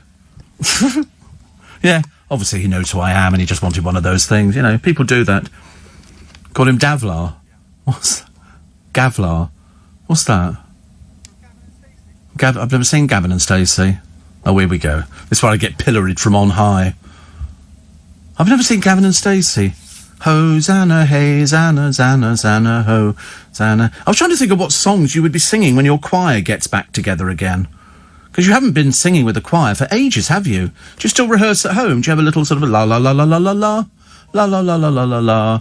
They haven't. Oh, there's a video online rehearsal. Doesn't work. No, you have to be there, don't you? I'm exactly the same. I can't do it. They've said to me, can you do some in conversations sort of through, you know, no, absolutely not. Whereas O'Brien's just recycling all of his again, I've noticed. Because I thought, perhaps they're re-recorded. No, they're the old ones. I knew that because he was telling us who he's been talking to, and I thought, wait a minute, I did them, then he did them, but then he's sort of doing them again, which is quite nice. Steve. Dave says, do you prefer thunder or lightning? Couldn't care less either way. Seriously, couldn't care, as long as it blows up trees and things like that and sort of frightens people. I'm all of it. It's like fireworks, you know, do you prefer blue fireworks or red fireworks? The answer is couldn't care less. A firework's a firework. But I do like them, actually. I'm a big fan, as you know, of fireworks. Plus cod and chips. We did this yesterday. God, this is the Sun this morning, recycling yesterday. And believe it or not, former England's women's football star and BBC pundit, Eni Aluko, wept in court. She broke the coronavirus quarantine rules in Barbados. She illegally left her hotel before she'd had her COVID-19 test results after arriving in the Caribbean. She said she was confused by the rules. Codswallop, honestly. People come up with the right load of old stuff, don't they? The virus swab eventually came back negative, and the island is testing everybody entering from high and medium risk countries. And she told the court, I came here on the basis that there were more relaxed rules. I would never, ever try to break any rules. She works for Aston Villa, pleaded guilty, but the magistrate accepted her verdict of events and didn't issue a fine. Yeah, you knew exactly what you were doing. Everybody does. You know these things, unless you've got no brain whatsoever. Plus, we've got a picture of here, Jennifer Lopez, and the other one was, what was the one? 20,000 jobs you can apply for today. It's a feature in the Sun. I'm not going to run through them. You can go and you can pick up a copy of the Sun and sort of decide on what you want to go for. And also upmarket seaside towns, and including Frinton-on-Sea, declaring war on rogue vendors who keep defying the ban on ice cream bans. You know why? So much money to be made. The genteel Essex resort, which resisted its first pub until the year 2000, has put its police community support officers on the alert for unlicensed vans out there. Critics say the town needs to relax the rule. They don't want ice cream vans, OK? Seems fair enough. Dong, dong, dong, dong, dong, dong, dong, dong. Oh, the ice cream van's here. It's Mr. Whippy. Whee! Mr. Whippy, which is fantastic. People love things like that. But Frinton don't want it. But unfortunately, the ice cream vans, of which we used to have in London, the ice cream wars, it was real mafiosa stuff. Seriously, vans ramming other vans, people vandalising people's... Oh, it was terrible. To get the prime positions in London outside the museums and things like that. Oh, they weren't going to bother with a licence. Oh, no. I remember the ice cream wars vividly. People make a lot of money. You can make a fortune with an ice cream van. Hot day, who doesn't want an ice-cold bottle of water or an oyster or a 99 or just something? I mean, I could actually live in an ice cream van. I would be about as big as Thomas if I owned an ice cream van. Am I late? Have I missed something? Why don't you tell me? He comes in to be woken up in the morning. That's the theory behind it. Now, this weekend coming is the big weekend, OK? For months now, we've kept you waiting. I finally picked out the right sparkly jacket, and it's time to bring you my virtual live show. This coming Sunday, I shall be doing my very first online show, An Afternoon with Steve Allen. I've got green screen, the Groovy Gang, and a bucket load of stories. And the good news is, with virtually every show, every seat is a front row seat. You get close up. All you need to do to get in on the action is text Steve10 to get your ticket. Capital letters STEVE, no space, 10. Okay? If you don't do that, then it's kind of a wasted call for you. Okay? If you want to get your ticket, then you get a viewing link sent to your mobile on the day. So it's Steve10, capital letters STEVE, and then 10. OK, that's all you have to do. It's as simple as that. Here's how it works. The online event, 3 p.m. on the 16th of August. OK, and the 16th of August is Sunday. OK, tickets cost £10, so text Steve10 without a space and send it to 84850. Steve10, no spaces, to 84850. Capital letters, OK? You don't need to do anything. You don't need to input a credit card or anything like that at all. A voluntary donation from every text goes straight to Global's Make Some Noise emergency appeal. Standard network rates apply. You need to be 18 or over. Terms and conditions at lbc.co.uk. So Steve 10, no space, and send it to 84850. Good, isn't it? And then you can be there. And this coming Sunday, the boys will be there. I've picked out their outfits. They're not happy. So they're not happy. Speedos. And little singlets with, Team Steve written on. Come on, you'd be all right with it. Seriously. There'll only be 11 of us in the studio. It doesn't make any difference. Yeah. You can play with anything you like. Oh, it's a curtain now. Oh, they've cut the budget. Have you got all the details? Oh, right, OK. Still Speedos, Corey, OK? Just thought I'd tell you that now. Everybody except me has to wear a face mask. No, really? Oh, wow. How? To keep me safe. Oh, thank you, to keep me safe. I'm the important one, it is true. No, nobody cares about you. So you all have to wear face masks. Wow. That's cool, isn't it? I don't know what colour jacket to wear. What colour jacket do you think? What colour? Go on, give me a colour. I don't have a pink jacket. I do have gold, yeah. I've got gold. I've got gold, green, blue, black, red. It's like a rainbow. I can sing a rainbow, sing a rainbow. I don't know what to wear, actually. I can't work out whether I should just be topless, People want to look, let them look. Speedos. I've got flamboyant hats. No, it's my hair. I know it looks like a hat, but I promise you it's not. It's my hair. I don't know whether to have a haircut. I need to probably get a haircut. I don't know when I'm going to get all this stuff done, actually. Or get a haircut on Saturday. But then it might, I don't want to shine. I don't know if they're actually providing makeup or something like that. Or cars both ways. I don't know whether we're doing that. Never thought about that bit, did we? Oh, I'm glad you know. You know these things, do you? Oh, right, OK, fantastic. What do you think you'll be telling me at any time soon? OK, maybe. He hasn't quite decided, actually. John is listening in Japan. He says, your show is amazing. He says, as you have to keep talking so much every day, I was wondering if you have to do anything to keep your voice in tip-top condition. No. Nothing at all. Some people do. If I were a singer, well, then you would be gargling and keeping the air sort of fresh and stuff like that. But no, presenters tend not to do anything like that. The only thing we're all told not to do, well, I mean, I say we're told not to do, is drink milk. Milk would not be a good thing for somebody who uses their voice all the time. But as I'm one of the rare people in this building at this precise moment in time, until up and about 7 o'clock, most people don't do as much talking as I do. My friend Mr. M probably does a bit of talking, but I do it constantly for the 3 hours every single day. Otherwise, you'd have a very quiet programme. Very, very quiet programme. But no, I don't do anything. And it seems to work, to be honest with you. I mean, it really does. Oh, the driver this morning. Oh, hilarious story with the driver. Must tell you. So, of course, I have 10 cars a week. 5 in, 5 out. OK, so I'm a valued customer, you'd like to think. Anyway, this morning, I normally, between 10 and 15 minutes before the car is due, you get notification and you can check on a map and it's there. This morning, nothing at all. And so I'm waiting. It gets to 1 o'clock and still no notification. Then a car pulls up outside.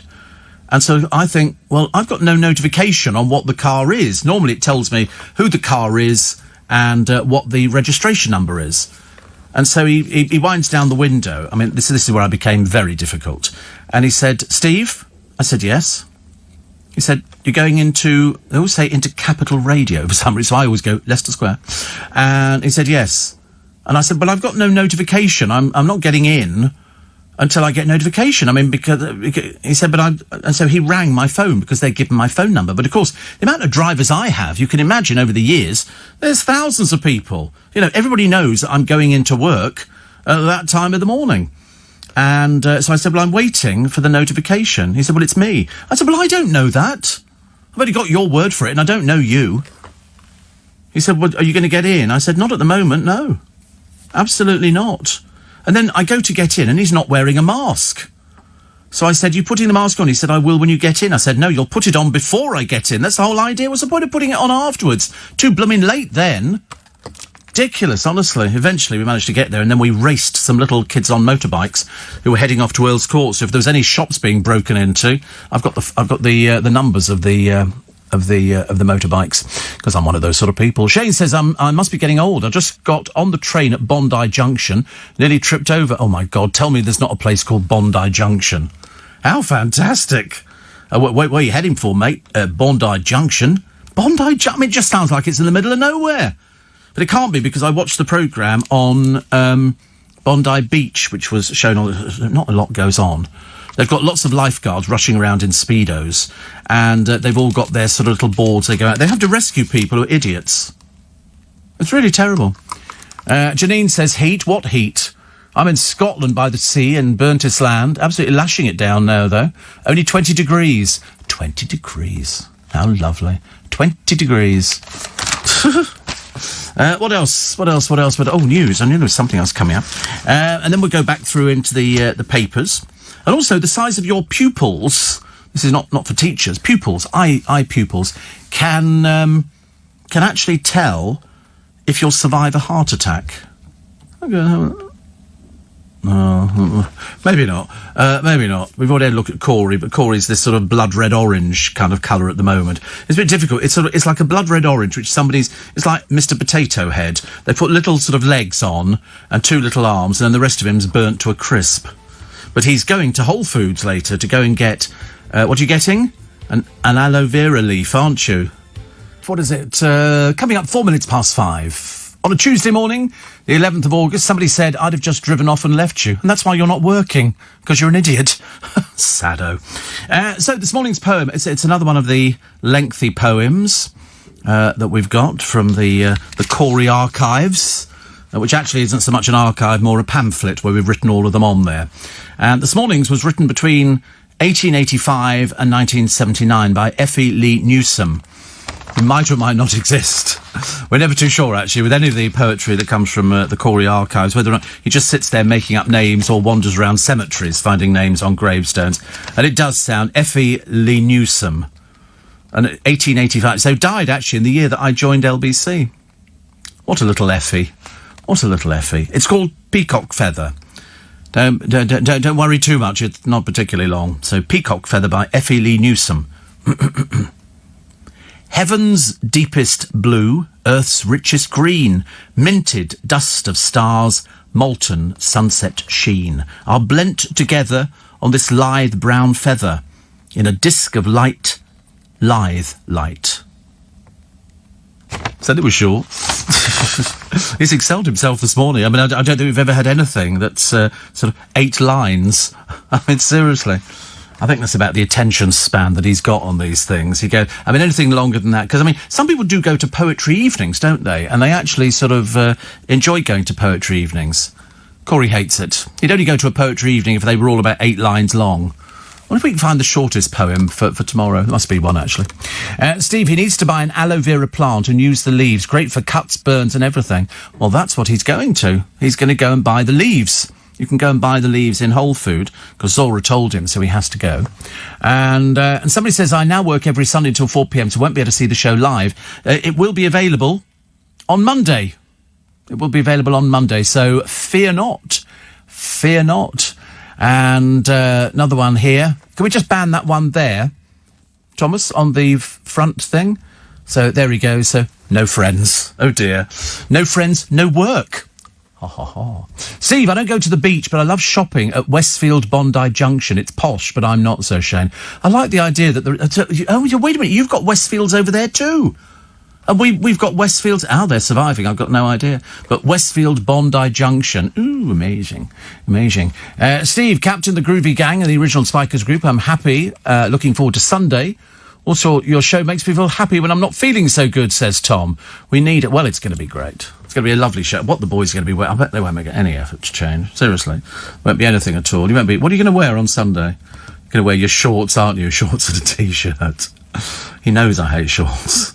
And you're going to wear shorts and a T-shirt. Oh, honestly. It's so unnecessary. Where'd you get those socks from? I mean, honestly. Do you know... Oh, God. They came from... I tell you what... Oh, were they? Oh, right, OK. I definitely won't be saying that. I was watching... Who does the train journey? Michael Portillo, isn't it? How camp does he look in these shirts? And it's all pinks and blues. And I'm looking at him as he sort of wanders up the platform of these stations in a... You thought he looked stylish? Oh, it looks awful. An old man with pink jackets on and blue... Oh, you think he looks stylish too? Is it a heterosexual thing or something? I just don't quite get it at all. He sits on a train and he'll go, and this was the sort of... And I'm thinking, what must the other passengers be thinking? But the boys think it's stylish. So there you go. I can't... Well, of course we know he's there. Nobody's sitting anywhere near him on the train. They don't want to. They go, don't want to sit next to him. He looks slightly peculiar. He's got all these different coloured jackets. And I was thinking, but then, see, it completely knocked me back now because the guys think that it looks good. Corey would do that. Corey would wear the boys would wear those outfits. If they made pink and blue jackets in their size, they would wear stuff like that. This is Corey who's thinking about buying an air conditioning unit because we've had more than 3 days of heat in this country in a decade. Ridiculous. Somebody says, it's too hot to sleep. I may be from Sri Lanka, but I love the cooler British weather. Diana says I could sleep in the fridge. Oh, we could all sleep in the fridge. Don't tell me about sleeping in the fridge. I love that. Linda from Hackney says, hearing about Barbara Windsor makes me sad. In the 60s, her mother used to live next door, and on a few occasions, Barbara Windsor babysat for me for a couple of hours. Obviously, I've got no memory of it, but we did have photos somewhere. Well, that's a nice thing to have, isn't it? Yes, Bar's in a home. It was her birthday the other day. 83. I'm having a cup of tea this morning. Henry's going to love the mug that I found. Da-da-da-da. Is it? Honestly. Very miserable mood this morning, aren't you? I thought you'd all be really happy because I thought both boys would love the sunshine, but Thomas hates the sunshine as much as I do. Yeah, it's the heat we don't like. Yeah, we don't mind the sun. As long as there's a breeze coming in, that would be quite a nice thing to do. But the one thing that you do get, if you're not careful, is the back of your neck that gets burnt as you're watering the plants. Or in Corey's case, the back of his legs. Honestly, he wore jeans. Honestly, I'm sorry, he wore shorts. You know, in this heat, you know, the warning signs would be there. I mean, how many times have we talked about getting burnt to pieces on this programme? That cup of tea tastes even better in that mug this morning. Really does. What else we got? Fewer women. New survey. I never believe surveys. You can make them say whatever you want. Fewer women support trans use of toilets. They don't want to share the toilet with trans people. So there you go. Steve, the Aussies built Westfield at Shepherd's Bush and Wembley Stadium. Oh, right. I've been there quite a few times. They don't have any of the usual sort of places which attract yobbos. So you won't find a McDonald's inside, or a KFC or anything like that. I've still not taken my drone out of its box. You know, I bought a drone which has got cameras on it, which you can control up and down. I mean, they were demonstrating it the other day, as usual, when Peter Simon demonstrates anything. Not that he demonstrates this one, they've got a bloke in. He obviously sells them at markets. He must do. He's got all the pattern. It's the same every single time. And then Peter Simon always says the same thing. He goes, stock is limited. Of course it is. You're selling them. Why would you be surprised? I've had it for ages, yeah. Ages and ages. Yeah. You know, for weeks, months, I think. I don't know how to use it. I've not taken it out of the box.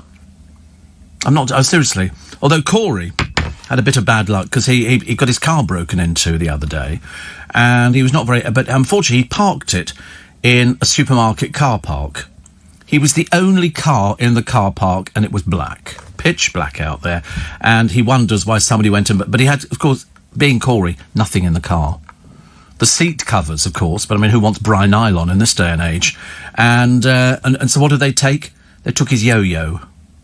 So I might have to buy a yo-yo for him, just to, you know, placate him a little bit.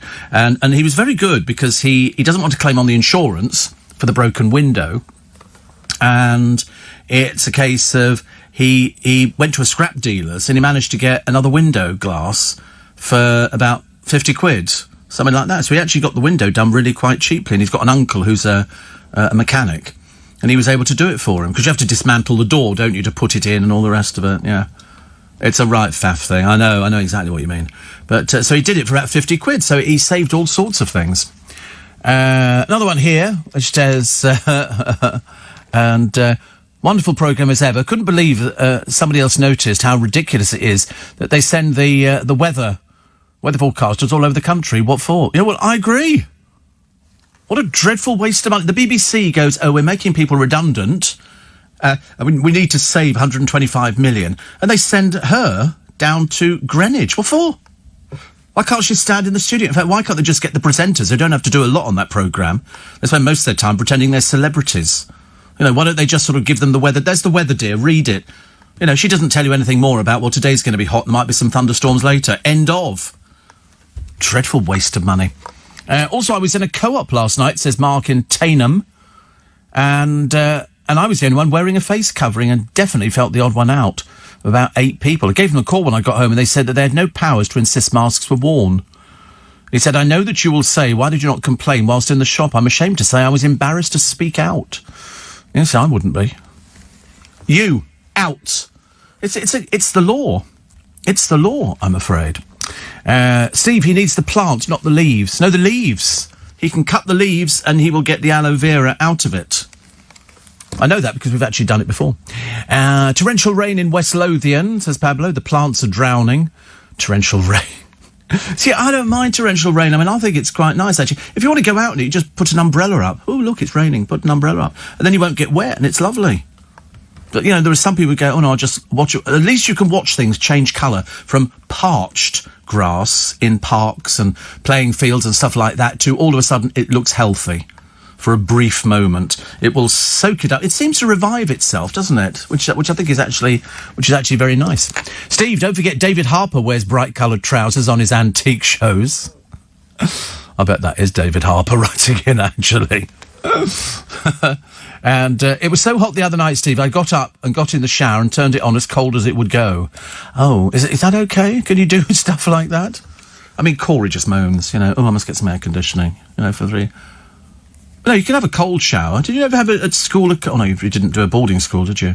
We used to have cold showers. We'd come back from sort of playing rugby, butch little boys we were, and then you'd have a cold shower. I don't think they were ever hot showers. And you used to try and do the buttons up on your shirt when your hands were freezing cold, and we used to put our hands on the radiators to warm them up. So it sounds like Tom Brown's School Days, or Oliver Twist. Oliver, never before.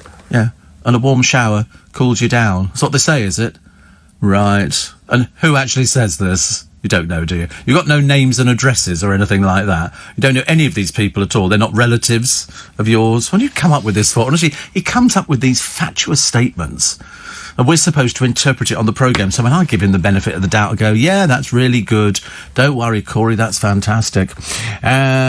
Steve, I went to the market to get some aloe vera. I said to the woman, aloe vera. She said, how do you know my name? Right, Keith, you're barred. You're never going to be on this programme ever again. I'm sick to death of this. It's getting worse and worse. You're not getting any better.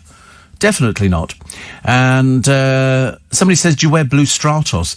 No, I might be swapping my Creed Aventus for Creed 1763, I think. I found a free sample the other day and had a little spray of it, and I quite liked it.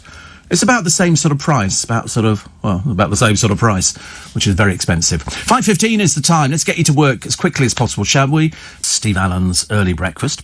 On LBC until 7 when Nick Ferrari will be here. So the Corrie bosses have confirmed that Todd Grimshaw, the character, will return, but as another actor. He's been away for 3 years. He had problems in his private life, and you can't have anything in your private life that intrudes into the pretend life of the show. Nothing is bigger than the show, and they come down quite heavily on these things now. Although, strangely enough, they didn't come down heavily on one of the characters, did they? Who was up on a drink driving charge. You'd have thought that would have sort of happened, but no. So it's obviously a little bit selective. They decided they didn't need the character. And so they've replaced him with another actor who says he's delighted to be doing it. They've done it before. I think on Emmerdale they had a character who opted out because his character was going to become gay. And he decided that he didn't want to play a gay character because he thought there would be a stigma to playing a gay... I mean, nobody gives a flying forex now. I mean, God knows, we might have actually had gay prime ministers in the past. You know, gay policemen, gay MPs, gay speakers of the House, all sorts of things. Nobody bothers about it, but he thought it was going to be damaging to his career. And I thought, well, I don't think it is.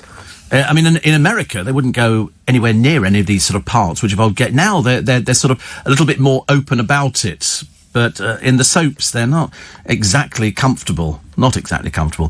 The TSB axing cashiers amid branch closures. I'm assuming if the cashiers are going, they might as well get rid of all the other staff. Because now you go into a bank and there's nobody sitting behind security glass because there's nothing for people to take. The machine that dishes out your money, because I assumed it was all in the basement, but apparently it's contained within the machine. They just fill the machine up. And so if I go in and ask for, money, but I'd like it in 50s, then she just pushes a button and it goes, and it deals out the money. I'm assuming that if anything happens, they must have emergency buttons. You push them and the doors are locked on the bank. Because you don't hear of bank robberies anymore, do you? Well, I mean, having said that, that could be a bit of a pain. So the TSB, about 1,000 people, and British Airways have said that about 12,000 people are going to be losing their jobs. Then they've got to sort out with the unions exactly what's going to... I know a few people who are, going to be helped by the unions to sort things out. Because what they're looking to do is get rid of staff who are, shall we say, expensive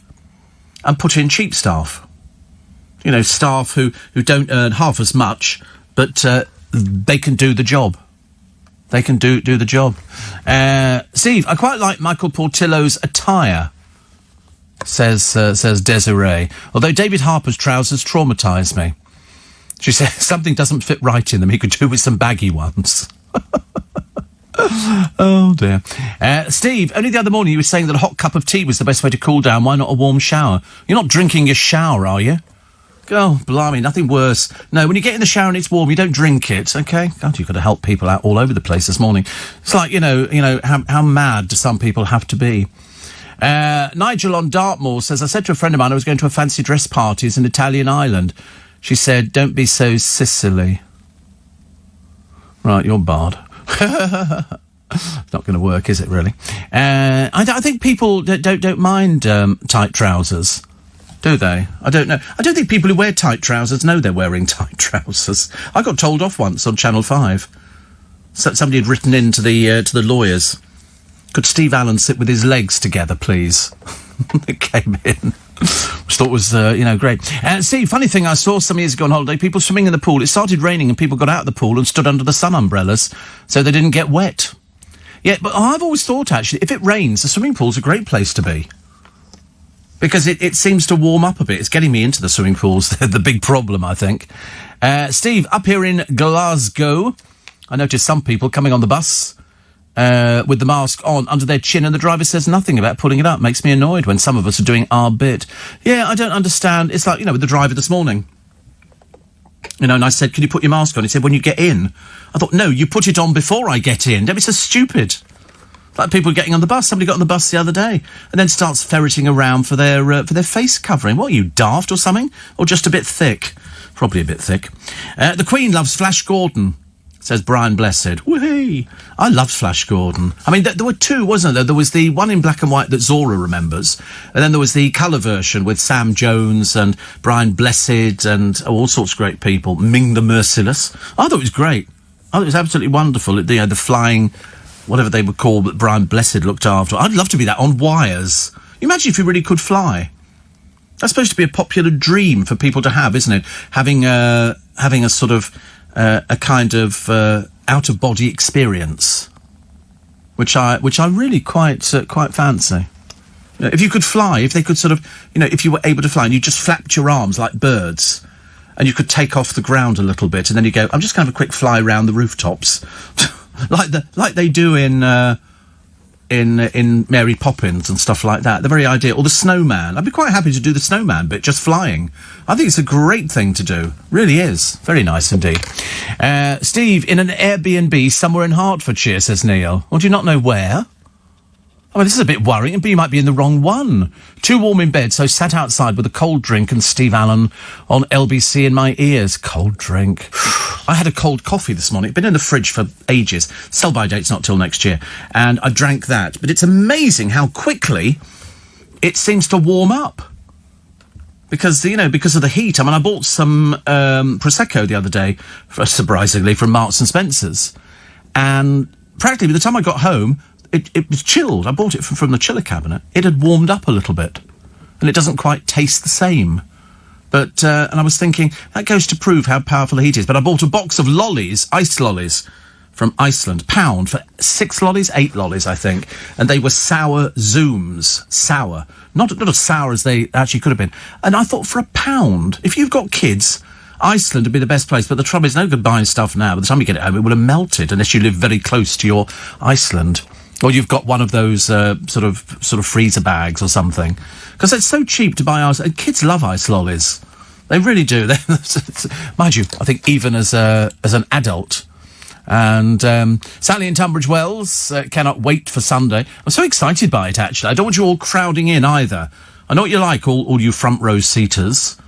You'll all be there going, Steve, wait. I'll be distracted. Because I'll be able to see you as well.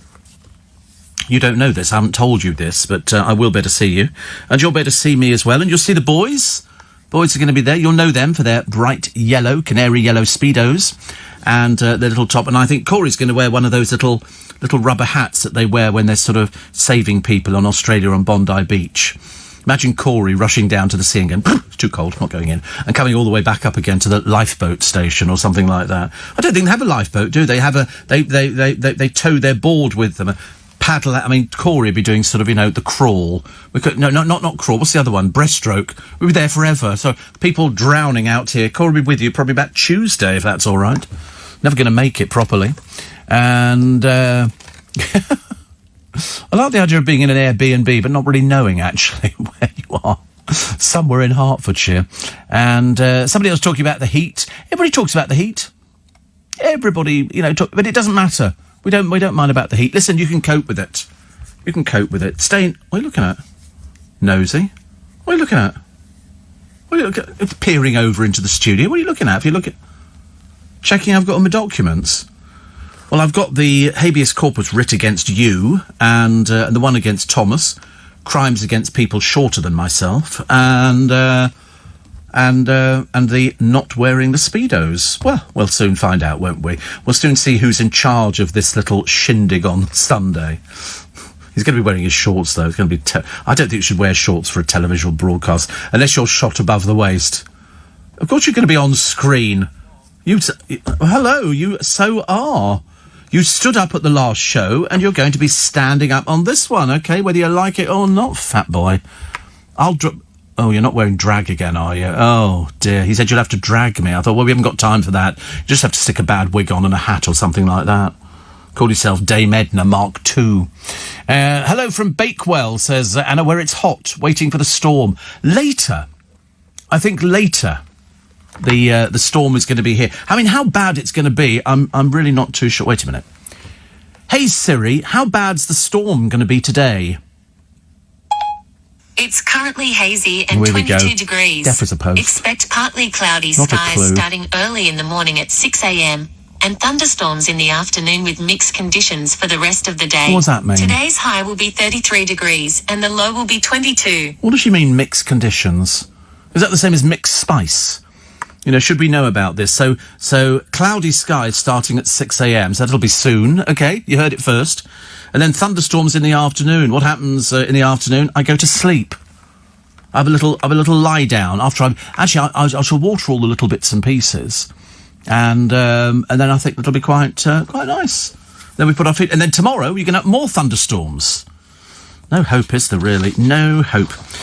Also, the blow to Puss in Boots. Antonio Banderas has catched COVID-19, and also pantomimes. Ain't going to be no pantomimes this year, and I think really it's probably going to be next year at some point. What point? I don't know. I wish I could tell you, but I have no idea at all. Steve, you're right about the presenters on BBC Breakfast. They think that they're A-listers. Well, it's not that, but it's just that every time they have another series of Strictly Come boring dancing, they drag out all the breakfast show. I think everybody, barring the floor producer's been on the programme. Even the sports bloke, little Mike Watsit, who couldn't dance for toffee. Carol's been on it. I mean, she was only on there as an elderly person. But it's this waste of money. See, I don't mind the BBC doing what they want to do, but don't give me this codswallop about, we're actually trying to save money. Because whoever is running the budget on the BBC Breakfast Time really couldn't give a toss. Why do you need to send the person who reads the weather a such inconsequential piece of television? Who cares? You know, just run it on the bottom of the screen like a ticker tape. Weather today is going to be. Or failing that, open your blooming door. You know, you'll soon find out what it's going to be. Oh, is it going to rain today? Probably. Do you think it might hail? Probably. Is it going to be very hot? Probably. That's what living in this country is all about. All the seasons in one day. Apparently the BBC provides a weather app which is more detailed than the weather news the presenter presents, and it's free. Well, she's free as well, technically, but I mean, fancy sending it all the way down to Greenwich. I'd love to know who... So there'll be her. There's bound to be sort of, you know, a producer, an assistant producer. There'll be a cameraman. You know, so I mean, there must be about 5 people going. What a waste of money. I told you, I remember years ago going to a certain radio programme and being so horrified to discover how many people were working on it. Well, I say working. I mean, there was about 2 working. The rest were just hanging around. I mean, absolutely too overstaffed. Way too overstaffed. You want to come into commercial radio? You know, I'm doing this with a team of 2. A team of 2. Yo, who are going to be in camera shot on Sunday. It's no good standing there doing all this sort of, I'm not going to be doing that, Steve. You'll be doing what you're told, all right? Don't mess with the Alan. Don't mess with the Alan, mate. I've felled people, you know, bigger and better than you to the ground for not falling... Yeah, whatever. Yeah, bring it on. I know people. I know wrestlers. I can do a correspondence course in beating people up before we get to Sunday. Yeah. How exciting. Steve, my friend and a big fan of yours, Roy, was so happy the bag arrived with your picture on it yesterday. I could do better. Well, actually, no, I can't do better, but it's not unsimilar. And this is a thank you card that came in. You'll love this one, boys. This is from Madeleine and Karen. And they said, loving our new tote bags. Thank you for the mention a couple of weeks ago. We showed off our new bags in Stornoway, the Outer Hebrides, last week. A glorious day. Thank you for the hours of entertainment. Just love your show. Looking forward to the podcast. Prosecco is chilling. So for Madeleine and Karen, look, there is the Caledonian boat that they were on, and there is my tote bag. Oh, by the side. How cool is that? It's tied to the railings. That is so cool. That is so cool. Anybody else got any pictures? Well, there should be about another 6,680 of you getting ready to send in pictures. You don't have a peer over anymore? Just to find out whether I've got all the bits of paper. Brought my cough on now. I've already washed my hands so many times. Oh, I'm late for the news. How naughty. Let's have the 11th of August. So the over 55s. Luckily I don't fit into that category. Frozen out of the home loans market. Why? Because they're not... I mean, it'd be so easy, wouldn't it, to give the over 55s a mortgage.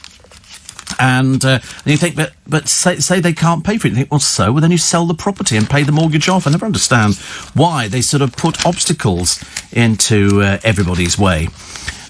Also, Corrie wedding to have but not to hold. This is Samia Longshonbottom. Says filming her character Maria's wedding to Gary Windass was really tricky due to social distancing. What's difficult? Honestly, they make such a drama out of it. It's social distancing. The cameras will make it look as though you're together. Don't worry about it.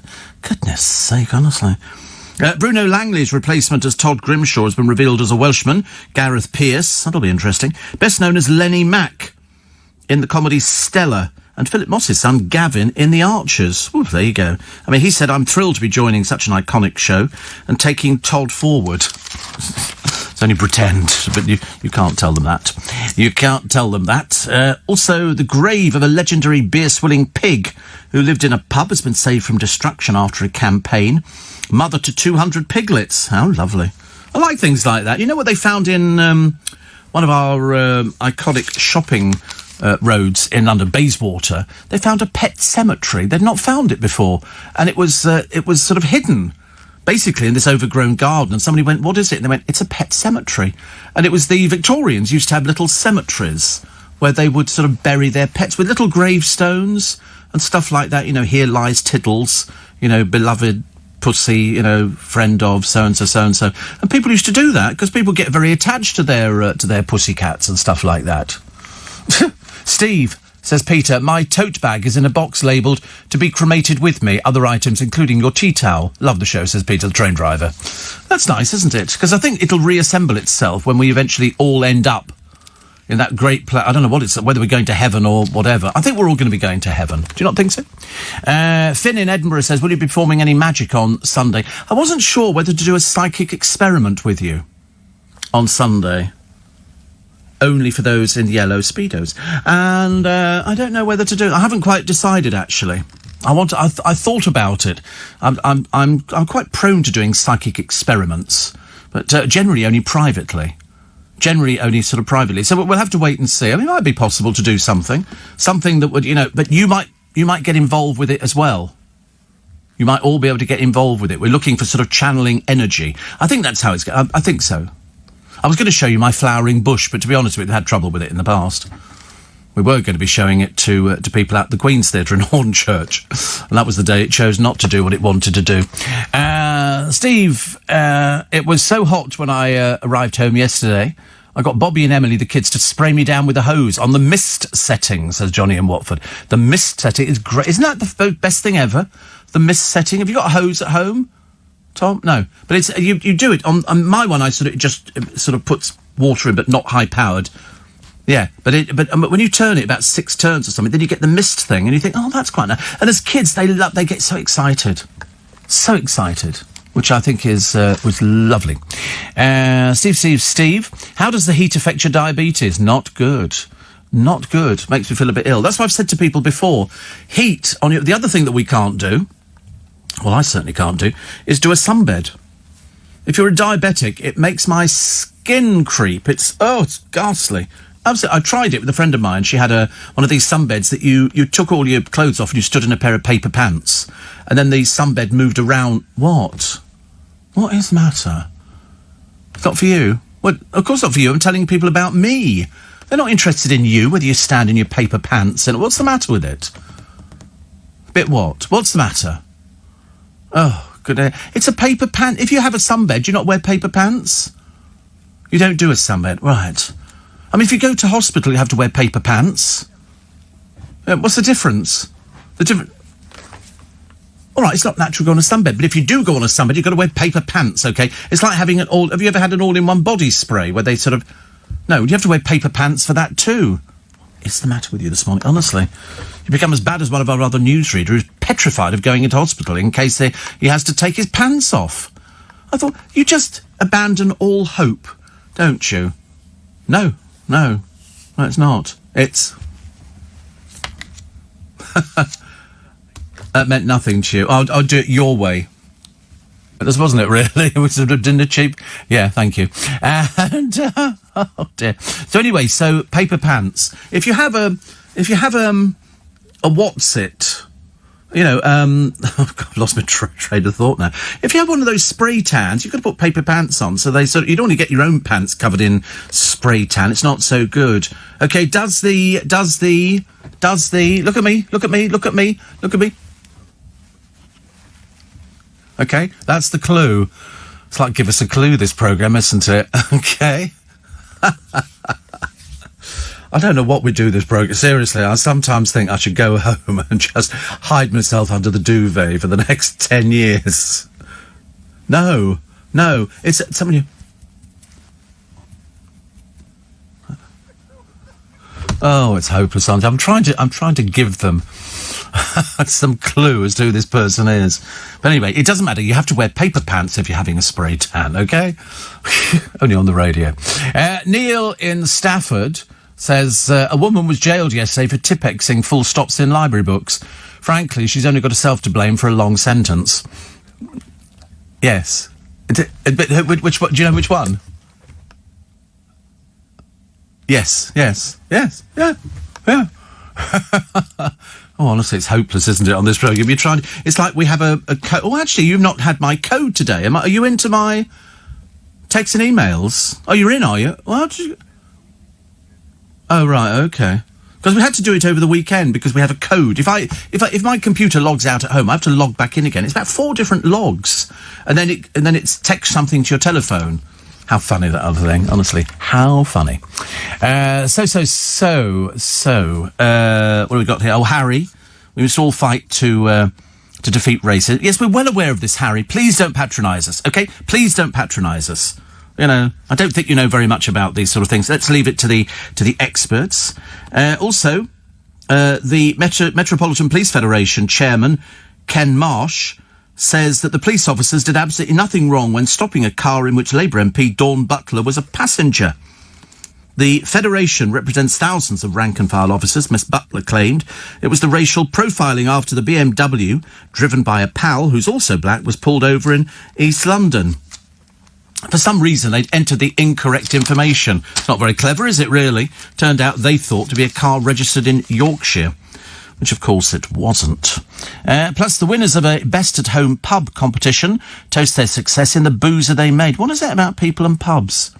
And so in there, I mean, it could be... Oh, it's a garage, I'll tell you. I thought it looked like a garage. And they've beaten 11,000 others and won first prize of a year's supply of Aldi vouchers. And they've called it the Duke of Wellington, and it's a bar. And but I'll tell you who else has got that. Tom Jones. In his house in America, he built a bar. Well, he built like a pub. And I think that Engelbert Humperdinck had roughly the same sort of thing. That was the one thing. And Corey's parents, of course, have also got a pub at home and a hot tub as well, which is really very popular with the neighbours, and who sort of bring round all their unwashed children to go and sit in it because they think it's a bath with bubbles, which is very nice indeed. Not necessarily bubbles all the time. Have you actually been in it? You've sat in it, have you? Oh, right. How ghastly, he's sat in it. It changes colour, does it? How fab. Did you go into at night or in the daytime? At night time. No, we don't want to see clothes off, full stop, actually. I don't know about daytime or nighttime. I don't think we can differentiate. Also, I'm trying to find something. There's an emu that's gone missing. A real emu, not a pretend emu, not a puppet. This is a real one. It's a 6-foot bird named Ethel. I know a 6-foot bird named Ethel. And fled her home in Doncaster after being startled by people taking pictures of her. She was very scared. She kept on running. Well, emus run forever. Run forever. How are they going to get this thing back? She knows exactly where she lives. She's just afraid to come back because she'll be afraid of being chased again. Oh, dear. He says, emus are not stupid. No, they're not. No, they're not. It's sad, though, isn't it, really, that the thing ran away because it was not very happy and because somebody wanted to take pictures of it, which is the way it goes.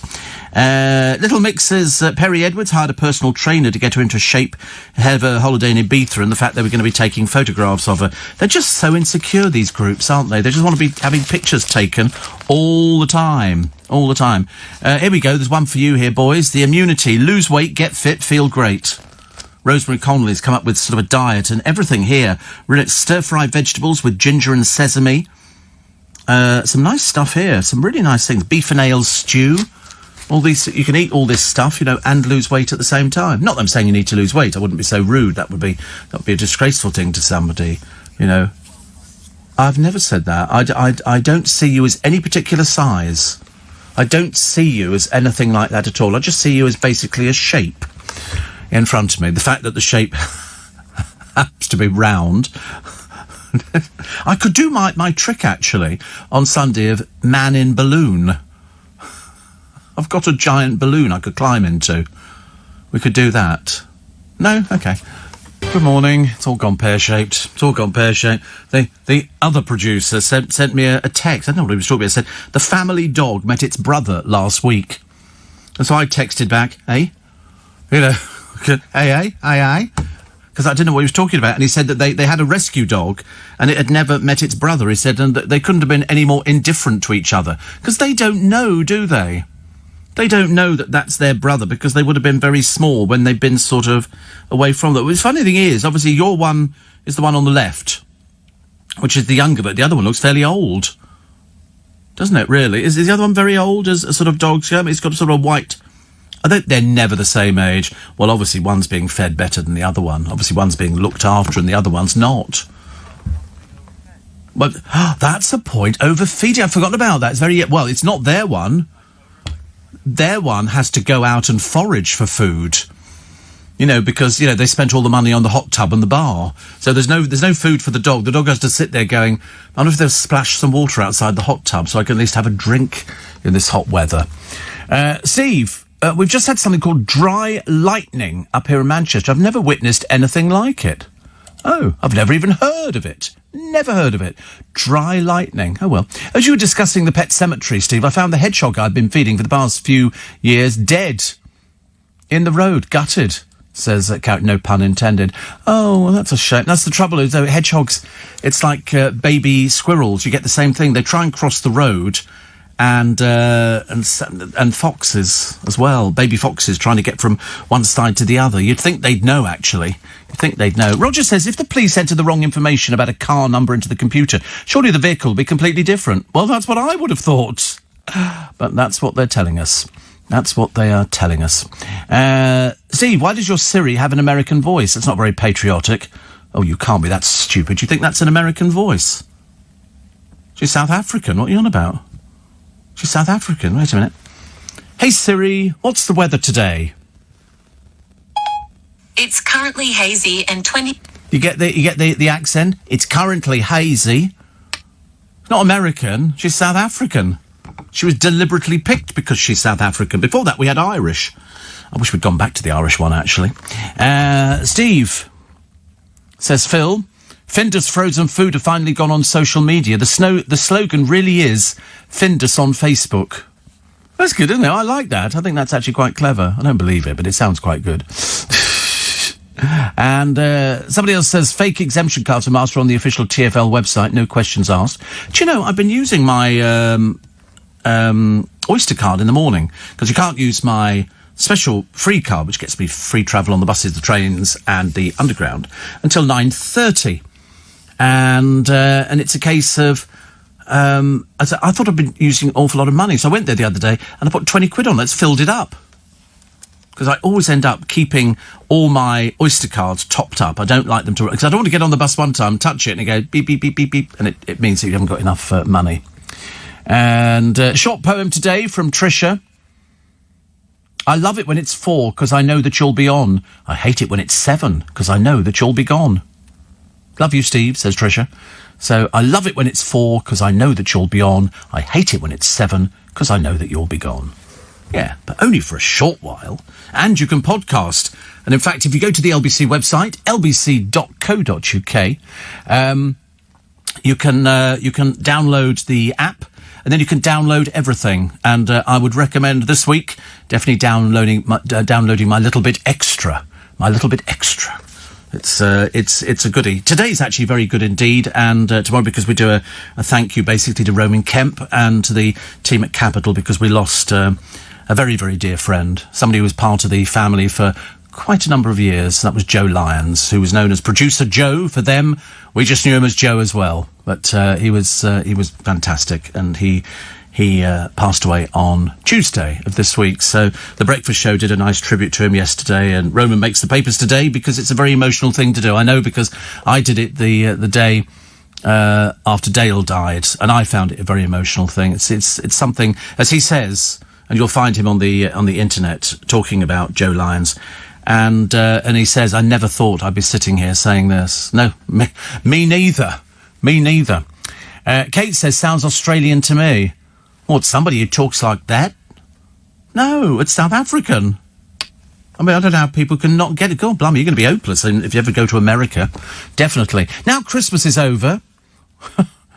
I'm back to walking my horse in the evening, which sounds quite good, doesn't it, really? But I listened to your whole show on catch-up with headphones, randomly laughing hysterically out loud. It's not normal, is it? Not normal to actually be sort of laughing out loud. Although, strangely enough, it's very therapeutic. Very therapeutic. I'm telling people that because they would go, is it? And I go, actually, it is. Because when you... I forgot what I was talking about, actually. When you do something like that, it's therapeutic. Not necessarily. Talking of yo-yos, Steve, says Kevin the Barred Milkman. How you've crept back in again, Lord alone knows. He says, my yo-yo broke the other day. It's just a yo now. He said, I'm diving into the pool of shame even as I speak. Oh dear, honestly, you're all mad, aren't you? Quite mad. But it doesn't matter, actually. We actually Steve, your Siri was South Africa, now it's Aussie. No, it's not Dallas. No. She's South African, I promise you. I do know what they've put on there. It's South African, isn't it? You put South African in there. Trying to deny it. The listeners are always right. Is it South African or Australian? Thomas, can you sort of settle us? As the one who put it on the phone, what is it? It's Australian. Why'd you tell me it was South African? Oh, that was the one before the last one. So it's Irish and South African, and now we've got Australian. Oh, God, can't we take it off? Can we lose it? Yeah. We're not going to. Why are we not going to? What? Oh, 'cause it's fun for the rest of you. Good. So you like wallowing in my misery. Great. I'm really pleased. Thank you very much indeed. Thank you for ruining it. Apparently, here in the Dallas, says my friend Ian, the locals often think I'm Australian. Occasionally they guess South African. I guess this means I've lost my Essex accent. You never had an Essex accent. What are you on about? So they think you're Australian. Mind you, I got that when we went to America years ago. We went to Anaheim, and they thought we were crossing the road. Don't know why that was come into it at all. But they then said, "Oh, you know, your accent. Are you Australian?" I went, "No, we're British." Excuse me. See, the excuse that the policeman put the number plate in wrong doesn't work. Why were they checking the plates in the first place? And why would a car from Yorkshire driving in London be grounds for stopping it? Am I not allowed to drive to London, says VL in Doncaster. Yes, actually, that's the point, isn't it? And also, if there's anything the matter with the car, it would throw it up on their automatic number plate. Wouldn't it? If you think about these things. Can't win, can you? But they come up with any old excuses. But I bet they were gutted when they sort of discovered that the person in the car was actually an MP. Very worrying. A lot of people waiting for the storm, which is going to get there, but it's just not at the moment. It's going to be probably mid-afternoon. Todd in Teddington. Aussie, surely. Yeah, all right, it's Aussie. So we have had South African, we've had Irish, and now we've got Australian. Can we have it in Chinese? I'd love it in Chinese. Oh, that would be in the Chinese language. Oh, would it? Well, I quite like that idea. Oh, right. And would Siri not understand me? Probably understand me, but I wouldn't understand it. Oh, there you go. They're determined to ruin my day. I can tell, actually. So it's you've got to text Steve 10, capital letters 10, no spaces. Otherwise, you've wasted your phone call. And I wouldn't like to think you've wasted your phone call. So Steve 10, this is to get a ticket for my virtual show on Sunday on LBC. Front row seats. So Steve, S-T-E-V-E, capital letters, and then followed by 10. No space between the E and the 1. Thank you very much indeed. Can't tell you any more. Ian says, I did have an Essex accent, but by the time you met me, I'd become very Belsize Park. Very Belsize Park. I don't think I've been to Belsize Park, actually. Warren's still got problems with his computer. I've given up. I think I should throw it out the window and buy another one. Make it so much easier, wouldn't it? So. Coming up to the new... Ronald McDonald is over the front pages of quite a number of papers this morning, and you'll have to find out why. It's because their former CEO got paid off, and now they've discovered they shouldn't really have paid him off any money at all, so they're trying to get it back.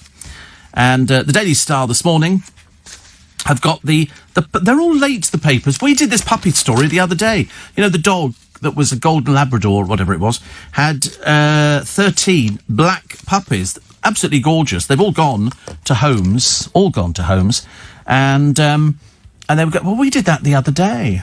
Why do they do it? So they sort of pick too late. Anyway, coming up, John Cleese has stolen a march on snowflakes by issuing a tongue-in-cheek apology for his silly walk. Why do you have to apologise to people? Tell us to mind their own business, curtain twitchers. And also, Cowell, I'm back after a break, a very serious break, a very, very serious break. But this is not the only celebrity who's cheated death.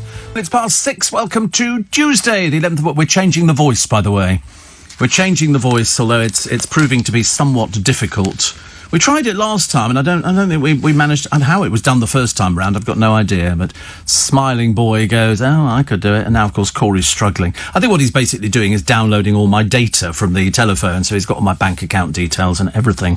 Diamonds are forever as Shirley Bassey hits 83. That's two people 83, isn't it? Barbara Windsor the other day, and now Shirley Bassey. Born Shirley Veronica Bassey, born in Tiger Bay, very rough side, dockside area of Cardiff, last of 7 children, born to a white mother, Eliza, and a Nigerian father, Henry. And before becoming a singer, Dame Shirley worked in a factory packing chamber pots. Her first single was Burn My Candle when she was 19. It was banned because the lyrics were a bit saucy. And then in January 1959, she became the first Welsh person to score a number one single with As I Love You, which topped the charts for 4 weeks. She's best known for Goldfinger, Diamonds Are Forever, Moonraker and Big Spender. Her first husband was a gay film director. During their 3-year marriage, the singer had an affair with Oscar-winning actor Peter Finch. She once quipped, "Diamonds never leave you, men do." Second husband, Sergio Novak, was also her manager, and she's not afraid to speak her mind. That's what we liked about Shirley Bassey. She came in, and I remember thinking, God, it's Shirley Bassey. And strange enough, I did say, "You're going to go back singing again?" Because she'd sort of semi-retired. She went, "No, definitely not." 2 weeks later, she changed her mind. But she lives in Monaco at the moment. In fact, actually, she lives very close to the young man behind this company, Global. She's, I think she's underneath Ashley's parents, as they say in the business. I'm pretty certain. Because when she said, "Oh, is Ashley around?" And I said, "Oh, do you know Ashley?" And she said, "Yes." She said, I live in the same block in Monaco. There's nice. This must be the same block that Ashley had his own radio station in. I remember hearing tales of this from years ago. It's gone down in folklore, which is very good. Oh, here we go. Has he done the... Have you managed to change it? No, he hasn't managed to change it. Has he not managed to change it? Oh, it's down... Oh, we could be forever. It could be downloading. You're right. Good. I don't know what he's downloading. I don't trust him either. I have a sneaking feeling we're going to be... I think that should work. If you think it should work? Yeah. Is it downloaded now? I think so. Oh, okay. Well, let's find out. Here we go. This will be the proof of the pudding. Hey, Siri, what's the weather like today? It's currently hazy and 22 degrees. Expect partly cloudy skies starting early in the morning. Hate it already. Let's get the Irish girl back on again. We like the Irish girl. She was very good. Very good. Actually, that's okay. That's a fairly pleasant sort of nondescript voice, isn't it? That's okay. Does everybody else do that? Does everybody else change all their voices at the rate that we seem to on here? Hope not. Queen star Brian May in the papers today thanked the amazing firefighters for saving all our skins from a terrifying heath blaze. He feared his mansion would go up in flames. They're in Sunningdale. I didn't know they were in Sunningdale, actually. I thought, well, they must have another place somewhere else. I think they might have two. I think they must, two. I think so, anyway. Steve, funny you mentioned Belsize Park. I'm delivering round there at the moment. I've never had any customers there, says Kevin the Milkman, before this year, but I've picked up quite a few customers recently. It's proper posh. Well, that's where my friend Ian used to live, Belsize Park. There you go, you see. You can have your own milkman. Your own milkman. Listen, support local milkmen. Support your local chemist. In fact, support your local high street. That's the kind of thing I would recommend. Do you know, I tried to get an appointment with my doctor the other day. They must be chock-a-block at the moment. Chock-a-block. You have to wait for about 2 minutes while they play out the message at the beginning. If you think you've got coronavirus symptoms, don't come in to the office. Most of our appointments are being done either by sort of video link or something else. So all I'm trying to do is get a result of a blood test. We'll wait and see. I'll let you know how we get on. Firefighters could be equipped with body cameras after attacks against them rocketed 2/3 in 5 years. Who on earth would attack a firefighter? Who on earth would attack? I mean, I can't believe that people attack ambulances and stuff like that. These must be people of limited intelligence. Very, very limited intelligence. Move over, Kim Woodburn. Showbiz has a fresh new cleaning expert. She's called Cardi B. So she's launching an OnlyFans site to share tips on disinfecting toilets. Dear. Slightly bizarre, isn't it, really? Also, a van hits a tot playing in his own living room. In fact, it's actually the whole van has entered the living room. And they've had to sort of prop up the house. I mean, oh, what a worry. What a worry. But anyway, at least the house is still standing. And the number one comfort food for expats. Ian, this will apply to you. What do you think it is? What do you think it is? Expats, comfort food, I can tell you, crumpets. Crumpets are the number one thing. A pack of 6 Warburton's crumpets top the list of items. And so somebody says it means a lot. It's a taste of home. I like a crumpet. I do. Seriously, you can put with peanut butter. and stuff like. You could put them with just about anything. Marmite's very popular. Some cheese, very popular as well, on the top of crumpets. Put either a slice of cheese, or if you put the butter on and then dip it into grated cheese. That's quite nice. I'll tell you what, I do keep checking now. I'm checking all this reconstituted meat and... have you ever seen what is in grated cheese? I just thought it was a piece of cheese grated in a piece of... No, there's all sorts of strange things in it. I mean, like, really strange things in it. I've quite gone... I don't buy grated cheese anymore. Steve, they've changed the voice. They do have fun with your telephone. They love it. It's their only bit of showbiz glitter that takes place in their lives. Seriously, because what they do is they try and see how many famous people's numbers I've got in there. So they always come up with the excuse, we're just going through to change the name, Steve. They're not doing that at all. They're actually doing it so they can check on all the other things, all the texts and emails. Who do I write to? What do I say to people? Things. That's what they're doing. They're basically sort of boosting their own ego to try and get all my stuff onto their telephones, and then pretend that they're doing it to get the voice from Syria. Well, I know what's going on. I'm not stupid. I appreciate the fact that people think I'm in show business, and that if they sort of play with my phone, a bit of the glitter that's on me will rub off on them. You know, that's what it's all about. It's one-upmanship. One-upmanship. You wait. There'll be one-upmanship on Sunday in the studio. You wait till you see it. Oh, there'll be, you know, the usual thing, producer trying to hide behind the camera, you know, and then of course, I'll just turn the cameras round. You know, I'll be sort of doing that kind of... Oh, I will, believe you me.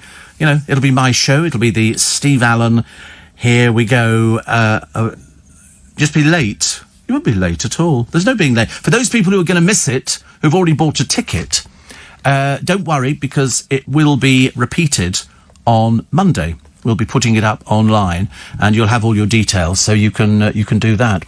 Somebody else saying, did you finish your VAT yesterday? No.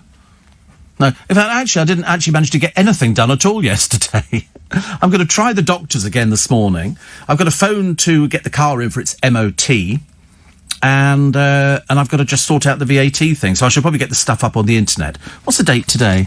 It's the 11th, yeah. How many days? 30 days? It must be 31 days.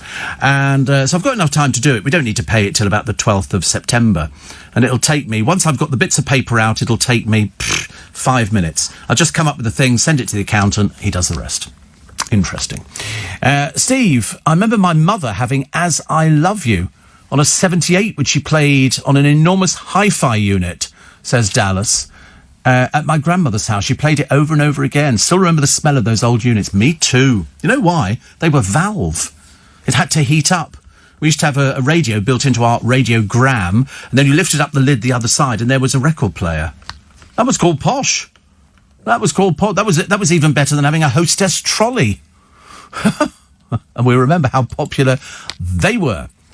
Steve, good morning, says Richard. When my brother, who, by the way, is a much better cyclist than Dave the Giant, comes back here from France, he buys loads of crumpets to take back with him. Are you allowed to take crumpets with? I don't know what the law is about. I know there's a law about taking meat, because when I used to go to Vienna, the girls out there and the lady who ran the station, Telia, they used to like wall sausages. They had a thing about wall sausages, so I used to take over packs of wall sausages. And surprisingly, I never got stopped.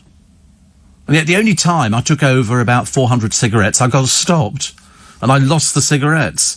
And I said, but I've paid the duty on them, and then it didn't make any difference. You can't just sort of buy... It's like all the people who get stopped at the airports in this country. And you see them, they go, have you got any cigarettes with you? Yeah. Do you know what the allowance is? No. Well, the allowance is 200 cigarettes. They open up the case, and there's like 1,500 boxes of cigarettes. It's just absolutely amazing. And they sort of, oh no. And then, of course, they lose them. To have them all taken away from them, which isn't so good, is it? So today I will sort out the VAT ball, because it's literally, it's one side, it's motivation. It's motivation. I've just got to get the thing up from my accountant to say which time period I'm doing. And then once I've done that, I'll just sort of write it all on a little bit of paper, add it all up, send it to him, and then we sort it all out, which is easy. And then we've got to pay it, of course. Apparently, in the north, crumpets are called pikelets. Well, down here we have pikelets. Have you seen them? I bought some the other day. They're like a much thinner version. It isn't actually a crumpet. It's a thinner version. It's square pikelets. Well, the ones that we've got in M&S are. Because I bought them. It's just... there's something about the size of a crumpet. It's man-sized. It's butch. It's butch. And by the time you put the butter on, and then, you know, the Marmite and peanut butter, you know, that's the one that nearly made Corey sick. When he sort of... He didn't like that at all, actually. Bless his heart. Yeah, like, He really didn't like it. It was so funny, actually. Of all the things that he could be sort of not very well about, I thought Marmite and peanut butter would be an absolute winner in his household. But obviously not. The fun we've had on this show over the weeks seems like years. It's, every day a joy, as they say. Every day an absolute joy.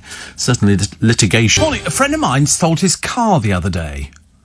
And it's one of these companies where they say, we will buy your car, of which there are numerous.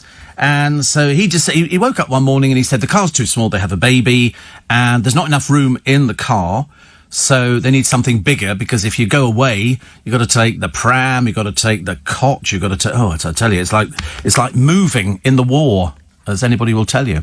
And so he took it to one of these places. You phone up, you get an appointment, and what did they offer him? They said £7,600, which he was very pleased about. Then they go round the car, okay, and they check for scratches and little bits and pieces like that. And they said, all right, then they deduct, now whether they do it to everybody, I don't know, £1,000 for a respray, even though they're not having it resprayed, because they send them straight off to auction so they can get their money back quickly. Whether they make £200-300 a car, I've got no idea.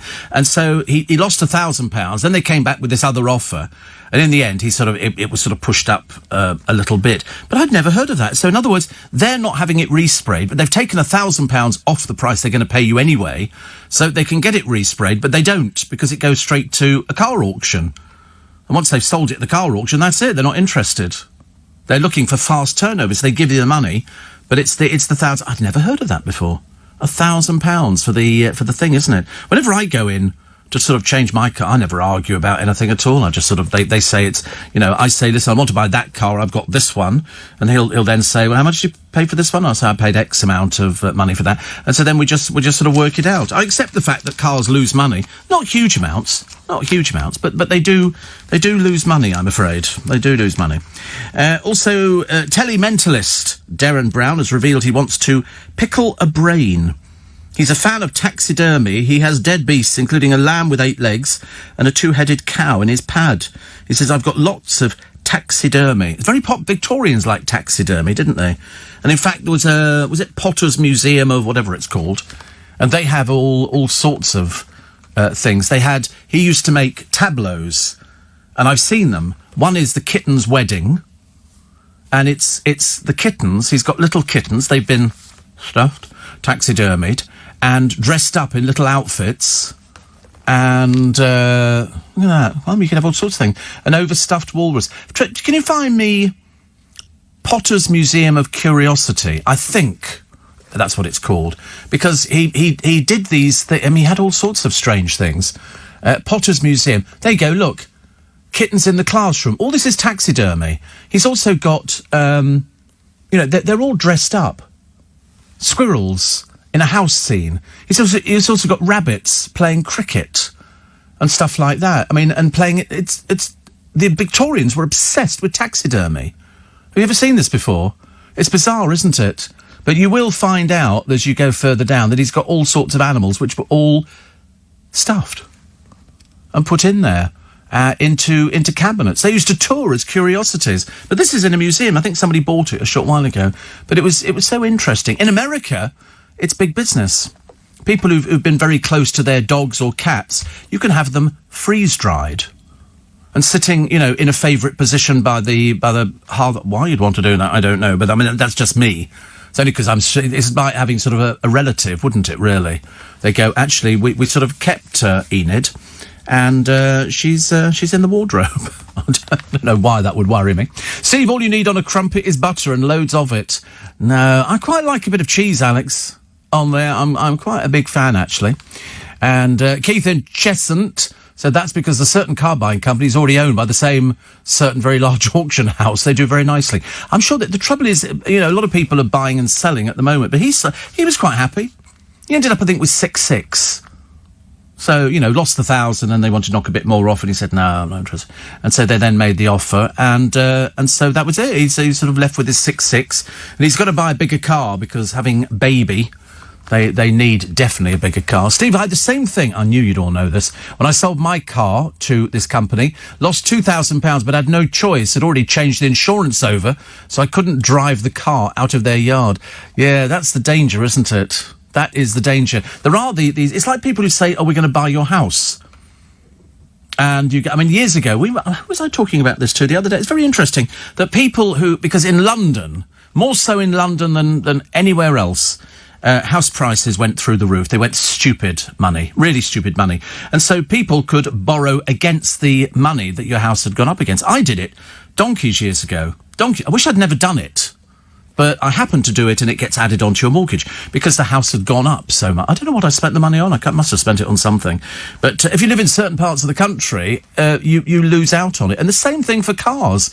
People will see an advert saying, we'll buy your car, like we'll buy your house, we'll buy your shed and everything else. And so people go there. I remember once I sold a watch to a company. I had a watch. It was a very nice watch, actually, a very nice watch. Not like Rolex or anything like that, but it's what I call a dressy watch, beautiful aquamarine dial and everything else. And I went in to sell it. And if you go in to sell it, they know you want to sell it. They know that you're not going to walk out unless you've sold the blooming thing. And so I ended up selling it, but for way less than it was worth. I think I got £100. It was a long, long time ago. And it should have been worth a whole lot more than that. It was fantastic. But anyway, it doesn't matter, does it? Listen, it's all water under a bridge. We've all done something, where you need money. You go through your life, and then all of a sudden you get to a stage where you go, I need some money. There's going to be a lot of people out there in the big bad world who've maybe lost their jobs, who haven't got any money. They haven't managed to save anything. And so they now look around going, what can we get? You might have just taken out a credit agreement on a car. In which case, if you don't have a job, how are you going to pay for these things? How are people going to pay their mortgages off? I know the mortgage companies have been a little bit flexible, but there's going to come the time where they're not going to be that flexible at all. And that's what's worrying about it. That's what's worrying. That's why it's a little bit difficult, and people sort of worry about it. We've all worried about money. God knows we've all worried about money. You get to that stage, don't you, where you go, I remember years and years ago, where your money would come in at the end of the month, and it would just pay off your overdraft. And so you were back where you started again, until the bank sort of said, listen, we need to work out a plan on this because it's just never going to change. And I went through the best part of few months of not, of waiting for the money from Peter to come in to pay Paul. I remember at one time the bank asked for my chequebook back, which I thought was the ultimate humiliation and embarrassment, because they were worried that I would go to one of these bureaux de changes where they didn't check things, and you just show them the check guarantee card, and you could get 50 quid out. It used to cost you about 10 quid to get it out from these places because of the horrendous charges. But that was the problem. So they said, if we actually take your sort of chequebook away, it takes away the temptation. I said, well, you're probably right, actually. And it was probably the best decision that they made. Now I'm so much better with money. So much better with money. But I know loads of it. Darren freely admits on air that he's terrible with money. And I don't understand how he can be. But there again, some people aren't very good with money. I've got a lot better. I like to sort of think that not my doing. It's basically people who I was going to say work for me, but they work hand in hand with me, and they make sure that everything's sort of done and it's all done properly. If we didn't have those people, I'd be suffering the same as everybody else, of which it's going to get worse. Albert says, have Harry and Meghan paid back all the money for the cottage they vacated? No. Believe it or not, they're paying it back monthly. Monthly. To be honest with you, he must be sitting with a bank account of about 18 million because of Diana's money, and then the Queen Mother left them some money as well. But they don't seem to like spending their own money, do they, really? Carol says, now I have to go to Iceland in Fuengirola this morning to buy some crumpets as my mouth is... Oh, crumpets. Carol, come on. Carol's going to be going there. And you bring them back, and you sort of... toast them so they're almost crunchy on the top, and the butter will then drip into all the holes. I get 2 packs. Don't think so? Two packs would be better, and then you could always keep a pack back for sort of a special night. And then you make sure, have you got some peanut butter? Get some peanut butter. Okay, got some Marmite? Good. Actually, cheese and Marmite would be very nice on a crumpet. Sorted your day out, Carol. Steve, speaking of cars, we traded our car in at the start of June, and the DVLA have been shocking. We had an issue with the logbook for the old car, and after numerous letters and phone calls, I'm still awaiting some written confirmation. You'd think an organisation that size would get its act together in the current climate. We've all had to adapt, says Lindsay, who's in Leeds. Yes, terrible. Terrible. Jeremy Magister says, well, what's a mortgage? Oh, come on, you can't be that stupid, surely. I understand the irony. And, Steve, on your new car, make sure you order a mechanical boot organiser. I've got a boot organiser. It doesn't help. It doesn't help at all. I'm still terribly bad at doing things like that. I mean, it's got to go in for its MOT. Probably next week could be a good time. This week's a bit busy. And, next week will be good, but I mean, I haven't got time to empty the boot. But you look at all the stuff and you think, oh my goodness, man, I mean, there's just everything. It's like a shop. It's like a shop, seriously. I've still got drones in the boot. I've still got drones. I mean, it's just no end. And sweets, big packs of sweets and stuff like that. Which, of course, as the heat has been so bad over the last couple of days, they've all gone a bit squidgy. Well, except the jellies, which haven't gone squidgy at all, which is lovely. Steve, Bentleys don't depreciate as much as luxury cars, with the exception of the two-door GT, as those are numerous in numbers. Luckily, I don't have a two-door GT. I have a four-door. I wouldn't buy a two-door. I really wouldn't buy a two-door. It's always been top. I wouldn't buy a black car or black interior, because I've always had cream, and I like cream. It just looks fresh to me. And I wouldn't buy a two-door. I've had two doors. It's ridiculous. You can't take your friends out. You know, two doors, they can actually get into the car. Much better. Okay, 6 crumpets make ideal mini pizzas, Steve. Spread with tomato paste, toppings of your choice, finish with cheese, pop in the oven. Yeah, but I mean, you've got to heat the oven up. Takes forever and a day, doesn't it? Excuse me. Much easier to pop them in the toaster. Do 3 in the toaster. Well, if you've got a three gang toaster or 4 gang toaster, that'd be quite nice, wouldn't it? And then you could have, because I mean, 4 is too much. That would be greed. But 3 is quite nice, which is slightly better than 2. Liz in New Cross says, stop talking about crumpets. I can't have gluten anymore. Although they make gluten-free crumpets, they're revolting. Proper horrible. Yeah, I mean, all these things that they sort of say, oh, this is as good as, and you taste them, and it's never like that at all. So, sorry about that. She says, find some shade today, eat an ice lolly or 5. I ate 2 yesterday. 2. I shouldn't have done it because they're all sugar. But you have to do it. I'm not even following my own advice. Now, as you know, we are still raising money for Global's charity Make Some Noise. And what I try to do every year, in fact, we have done for the past goodness knows how many years, is we bring together as many of you as possible in a theatre in London, and we have a bit of a sesh. As it is. Well, a get-together, as you know, for this year is not possible because of social distancing. So what we're doing is I've got my very first online show an afternoon with Steve Allen.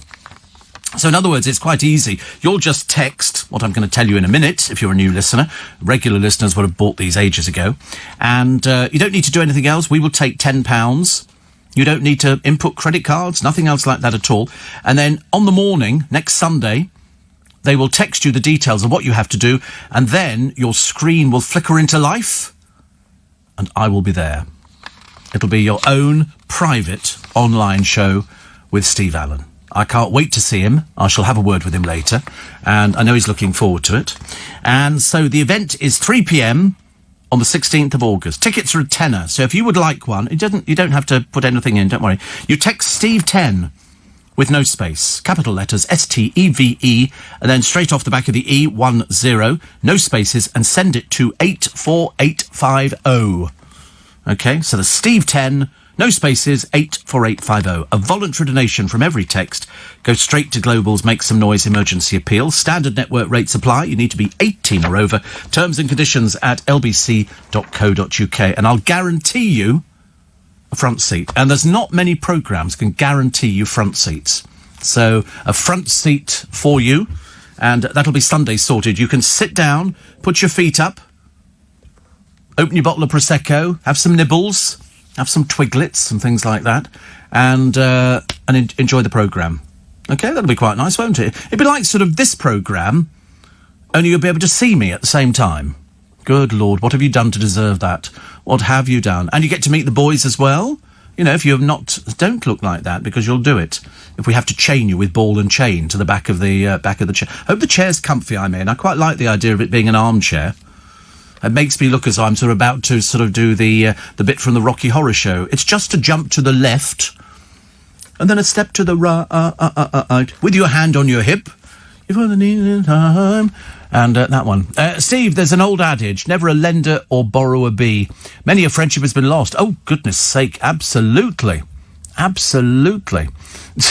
Steve, an idea for next year's Make Some Noise, says Joan. Auction the contents of Steve Allen's car. Successful bid wins the entire contents. God, I tell you, well, I mean, whatever you bid for it, you'd be winning in the end. There's all sorts of stuff. Seriously, I do believe there's even bottles of Prosecco in there. Although actually with the heat they might have exploded by now. That'd be far too dangerous, isn't it? Richard Wapping says, I love to hear Shirley Bassey singing Every Single Touch and Tingle. It's magical. And Laura, my favourite furlough trolley dolly, says, she's the one who did that. She had 2 jumbo-sized crumpets dripping with Lurpak yesterday. Yum, yum, yum. Have you heard yet, Laura, what's happening with your job? I mean, are you one of those lucky ones who ends up with a job, or one of the unlucky people who what people are supposed to do, I really don't know. I really don't. It worries me. Because I've got friends, as I say, who work for BA, and when you look at the huge amounts of redundancies, and they say 12,000 people, my heart drops completely. Because I think, what would you do? What would you do? Do you have to rethink your entire... Because some people have been at BA for years, 20 plus years. 20 plus years. And that's, that's very, very worrying, isn't it? 84850 steve@lbc.co.uk. Shax says, he says, I think, he never mentions how old his car is. Well, you mind your own business, honestly. Nothing worse than a nosy Parker like you, is there? God, you're like an old woman. Really? He says you can buy one for 15k. You obviously know nothing about cars, do you? You're obviously a complete and utter idiot. What a shame. Well, you go and buy your little cheap car. But never worry about other people, because that makes you jealous. And jealousy is a very bad trait to have in one so old. 5 baby opossums. I thought these were meerkats, but they're opossums, actually. They were scurrying across a road in I thought they couldn't have been in this country. Wisconsin, believe it or not. And Ed says, I realised what it was when I looked at it through my camera. They're all clinging on, 5 of them, onto the... There's barely any room at all. Barely any room. And rock gods. Tony Lomi, a Black Sabbath, Led Zeppelin's Robert Plant, admiring a Gibson SG Standard 61 guitar, expected to fetch up to about £4,500 at a charity auction. Stairway to Heaven singer Robert and Sabbath guitarist Tommy signed the rare instrument, which is among music memorabilia. Elton John's metallic blue Gucci tracksuit is also for sale, predicted to sell for a similar amount, and a black outfit worn by Ozzy Osbourne has a guide price of £4,500 to £6,000, whilst a pair of his round glasses could fetch nearly £4,000. Billie Eilish, Willie Nelson, Cher, Depeche Mode and Hans Zimmer have also dedicated and donated items. Isn't that good? I think that's absolutely brilliant. I love stuff like that. And here it is. They're trying to flog a Mike Tyson programme. Can't stand him. Can't stand him. It's called Tyson versus Jaws, Rumble on the Reef. Premieres on the Discovery Channel. Cannot bear him. I can't even bear the adverts for it. I really can't. I think we've got far too many rubbish programmes on the television, and that would be another one of them.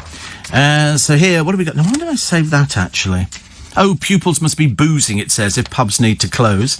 That's what Boris Johnson has said, isn't it? He's decided that come hell or high water, the kids are going back to school, whether people like... I mean, how much longer do they want to stay off? That would be absolutely dreadful. Do you always see the same GP? The only reason I mention it is because there's a report in one of the papers today that seeing the same GP helps patients live for longer. Because I see a GP, normal things, and I've got a diabetic one, and then I've got the person who does my bloods. So I've sort of got a combination of about 3 people. But if you see the same GP... I mean, I used to have I'm not saying they're not lovely, but my GP before was lovely. I mean, she really was lovely. She you felt you could talk to her about everything, and she'd always welcome you with a big smile. And then she retired. I never thought she was old enough. And then she came back and did some freelance work, and she was absolutely wonderful. I even had her own number. I had her mobile number. And so if I needed anything, I would sort of phone up, and exactly the same for my diabetic nurse. And then she retired as well. I wish these people had stopped retiring. It's driving me mad. Absolutely. Don't blame the poor for a bad diet, says Joe Wicks, who got the nation's children moving during lockdown. And he said the nation's obesity problem wasn't simply due to overeating, but also the economic situation, which affected what people ate. But they were saying here, you can actually eat cheaper and better than fast food. If you look at what you spend on, your 9 pieces of Kentucky Fried Chicken, £6 today, OK, that's fine. The thing that's bad in the Kentucky Fried Chicken is the coating, which is the bit that tastes the best. The actual chicken itself is steamed chicken. Nothing with that. It's the coating. We can't get enough of the coating. I'd buy a bucket of the stuff just to eat the coating. But in fact, if you took the same amount of money, you could provide a meal for 4 people. With sort of slightly cheaper cuts of meat, vegetables. You can go to greengrocers now and you can buy a potato, a carrot, a courgette. If you go to the supermarkets, you've got to buy all the pre-packed stuff. But you can go and, wander about. You will find that the greengrocers exist out there and you can buy things singly. A leek, a this, a that. Do some home cook. I mean, I don't do it, but there again, I'm a single person. I can't bear the idea of cooking. Here's the time. If you're going to Paris or you're in Paris, it is now illegal to walk down the boulevards without a face mask on. It's an instant fine, £123. And you will pay it because you'll be under arrest, OK? Paris is one of the places, well, France, actually, looks like it could be added to the quarantine list. They think Holland, Switzerland, Poland and Malta. In other words, you're coming back, you'll need to self-isolate for 2 weeks. But if you are going to France, and you might be going to France, I don't know, and you don't have a mask, and you'd have to be pretty stupid not to have one, then you will be fined instantly, and you don't mess with the Paris police. Bit like being in Spain. If they say you wear a mask, you wear a mask, OK? Not for your benefit, for everybody else's benefit. Some people don't understand, and they're called thick. Richard on the Wirral. I've already got one of those, actually, Richard. Why would I want another one? I've already got one. And somebody who says, Tony from Black Sabbath is really annoyed with you because we couldn't pronounce his name properly. Who cares? There's probably loads of things you can't do either. Black Sabbath, one-hit single, wasn't it? Paranoid, which generally turns out to be most of their fans. Dave in Chigwell, Paul. You'd have to be a Dave, wouldn't you, to support Black Sabbath tonight, mate? I bet you got tattoos. Just got this feeling. And Steve, I once upon a time tried a bucket of 9 pieces of KFC, but end up only eating 4 pieces. Really? Good Lord above. No, I can eat all of 9 pieces of it. It can be quite filling, but I mean, I don't find it too difficult. If you actually ended up with a bucket of KFC, which is about 20 pieces, I wouldn't have any trouble with that. I really wouldn't, wouldn't it? Because sometimes you just eat the coating, don't you? KFC 9 pieces in a bucket on Tuesdays in August is £3, says James. Well, I shall be going to try it, actually, I think, just to be just having a little bit of fun.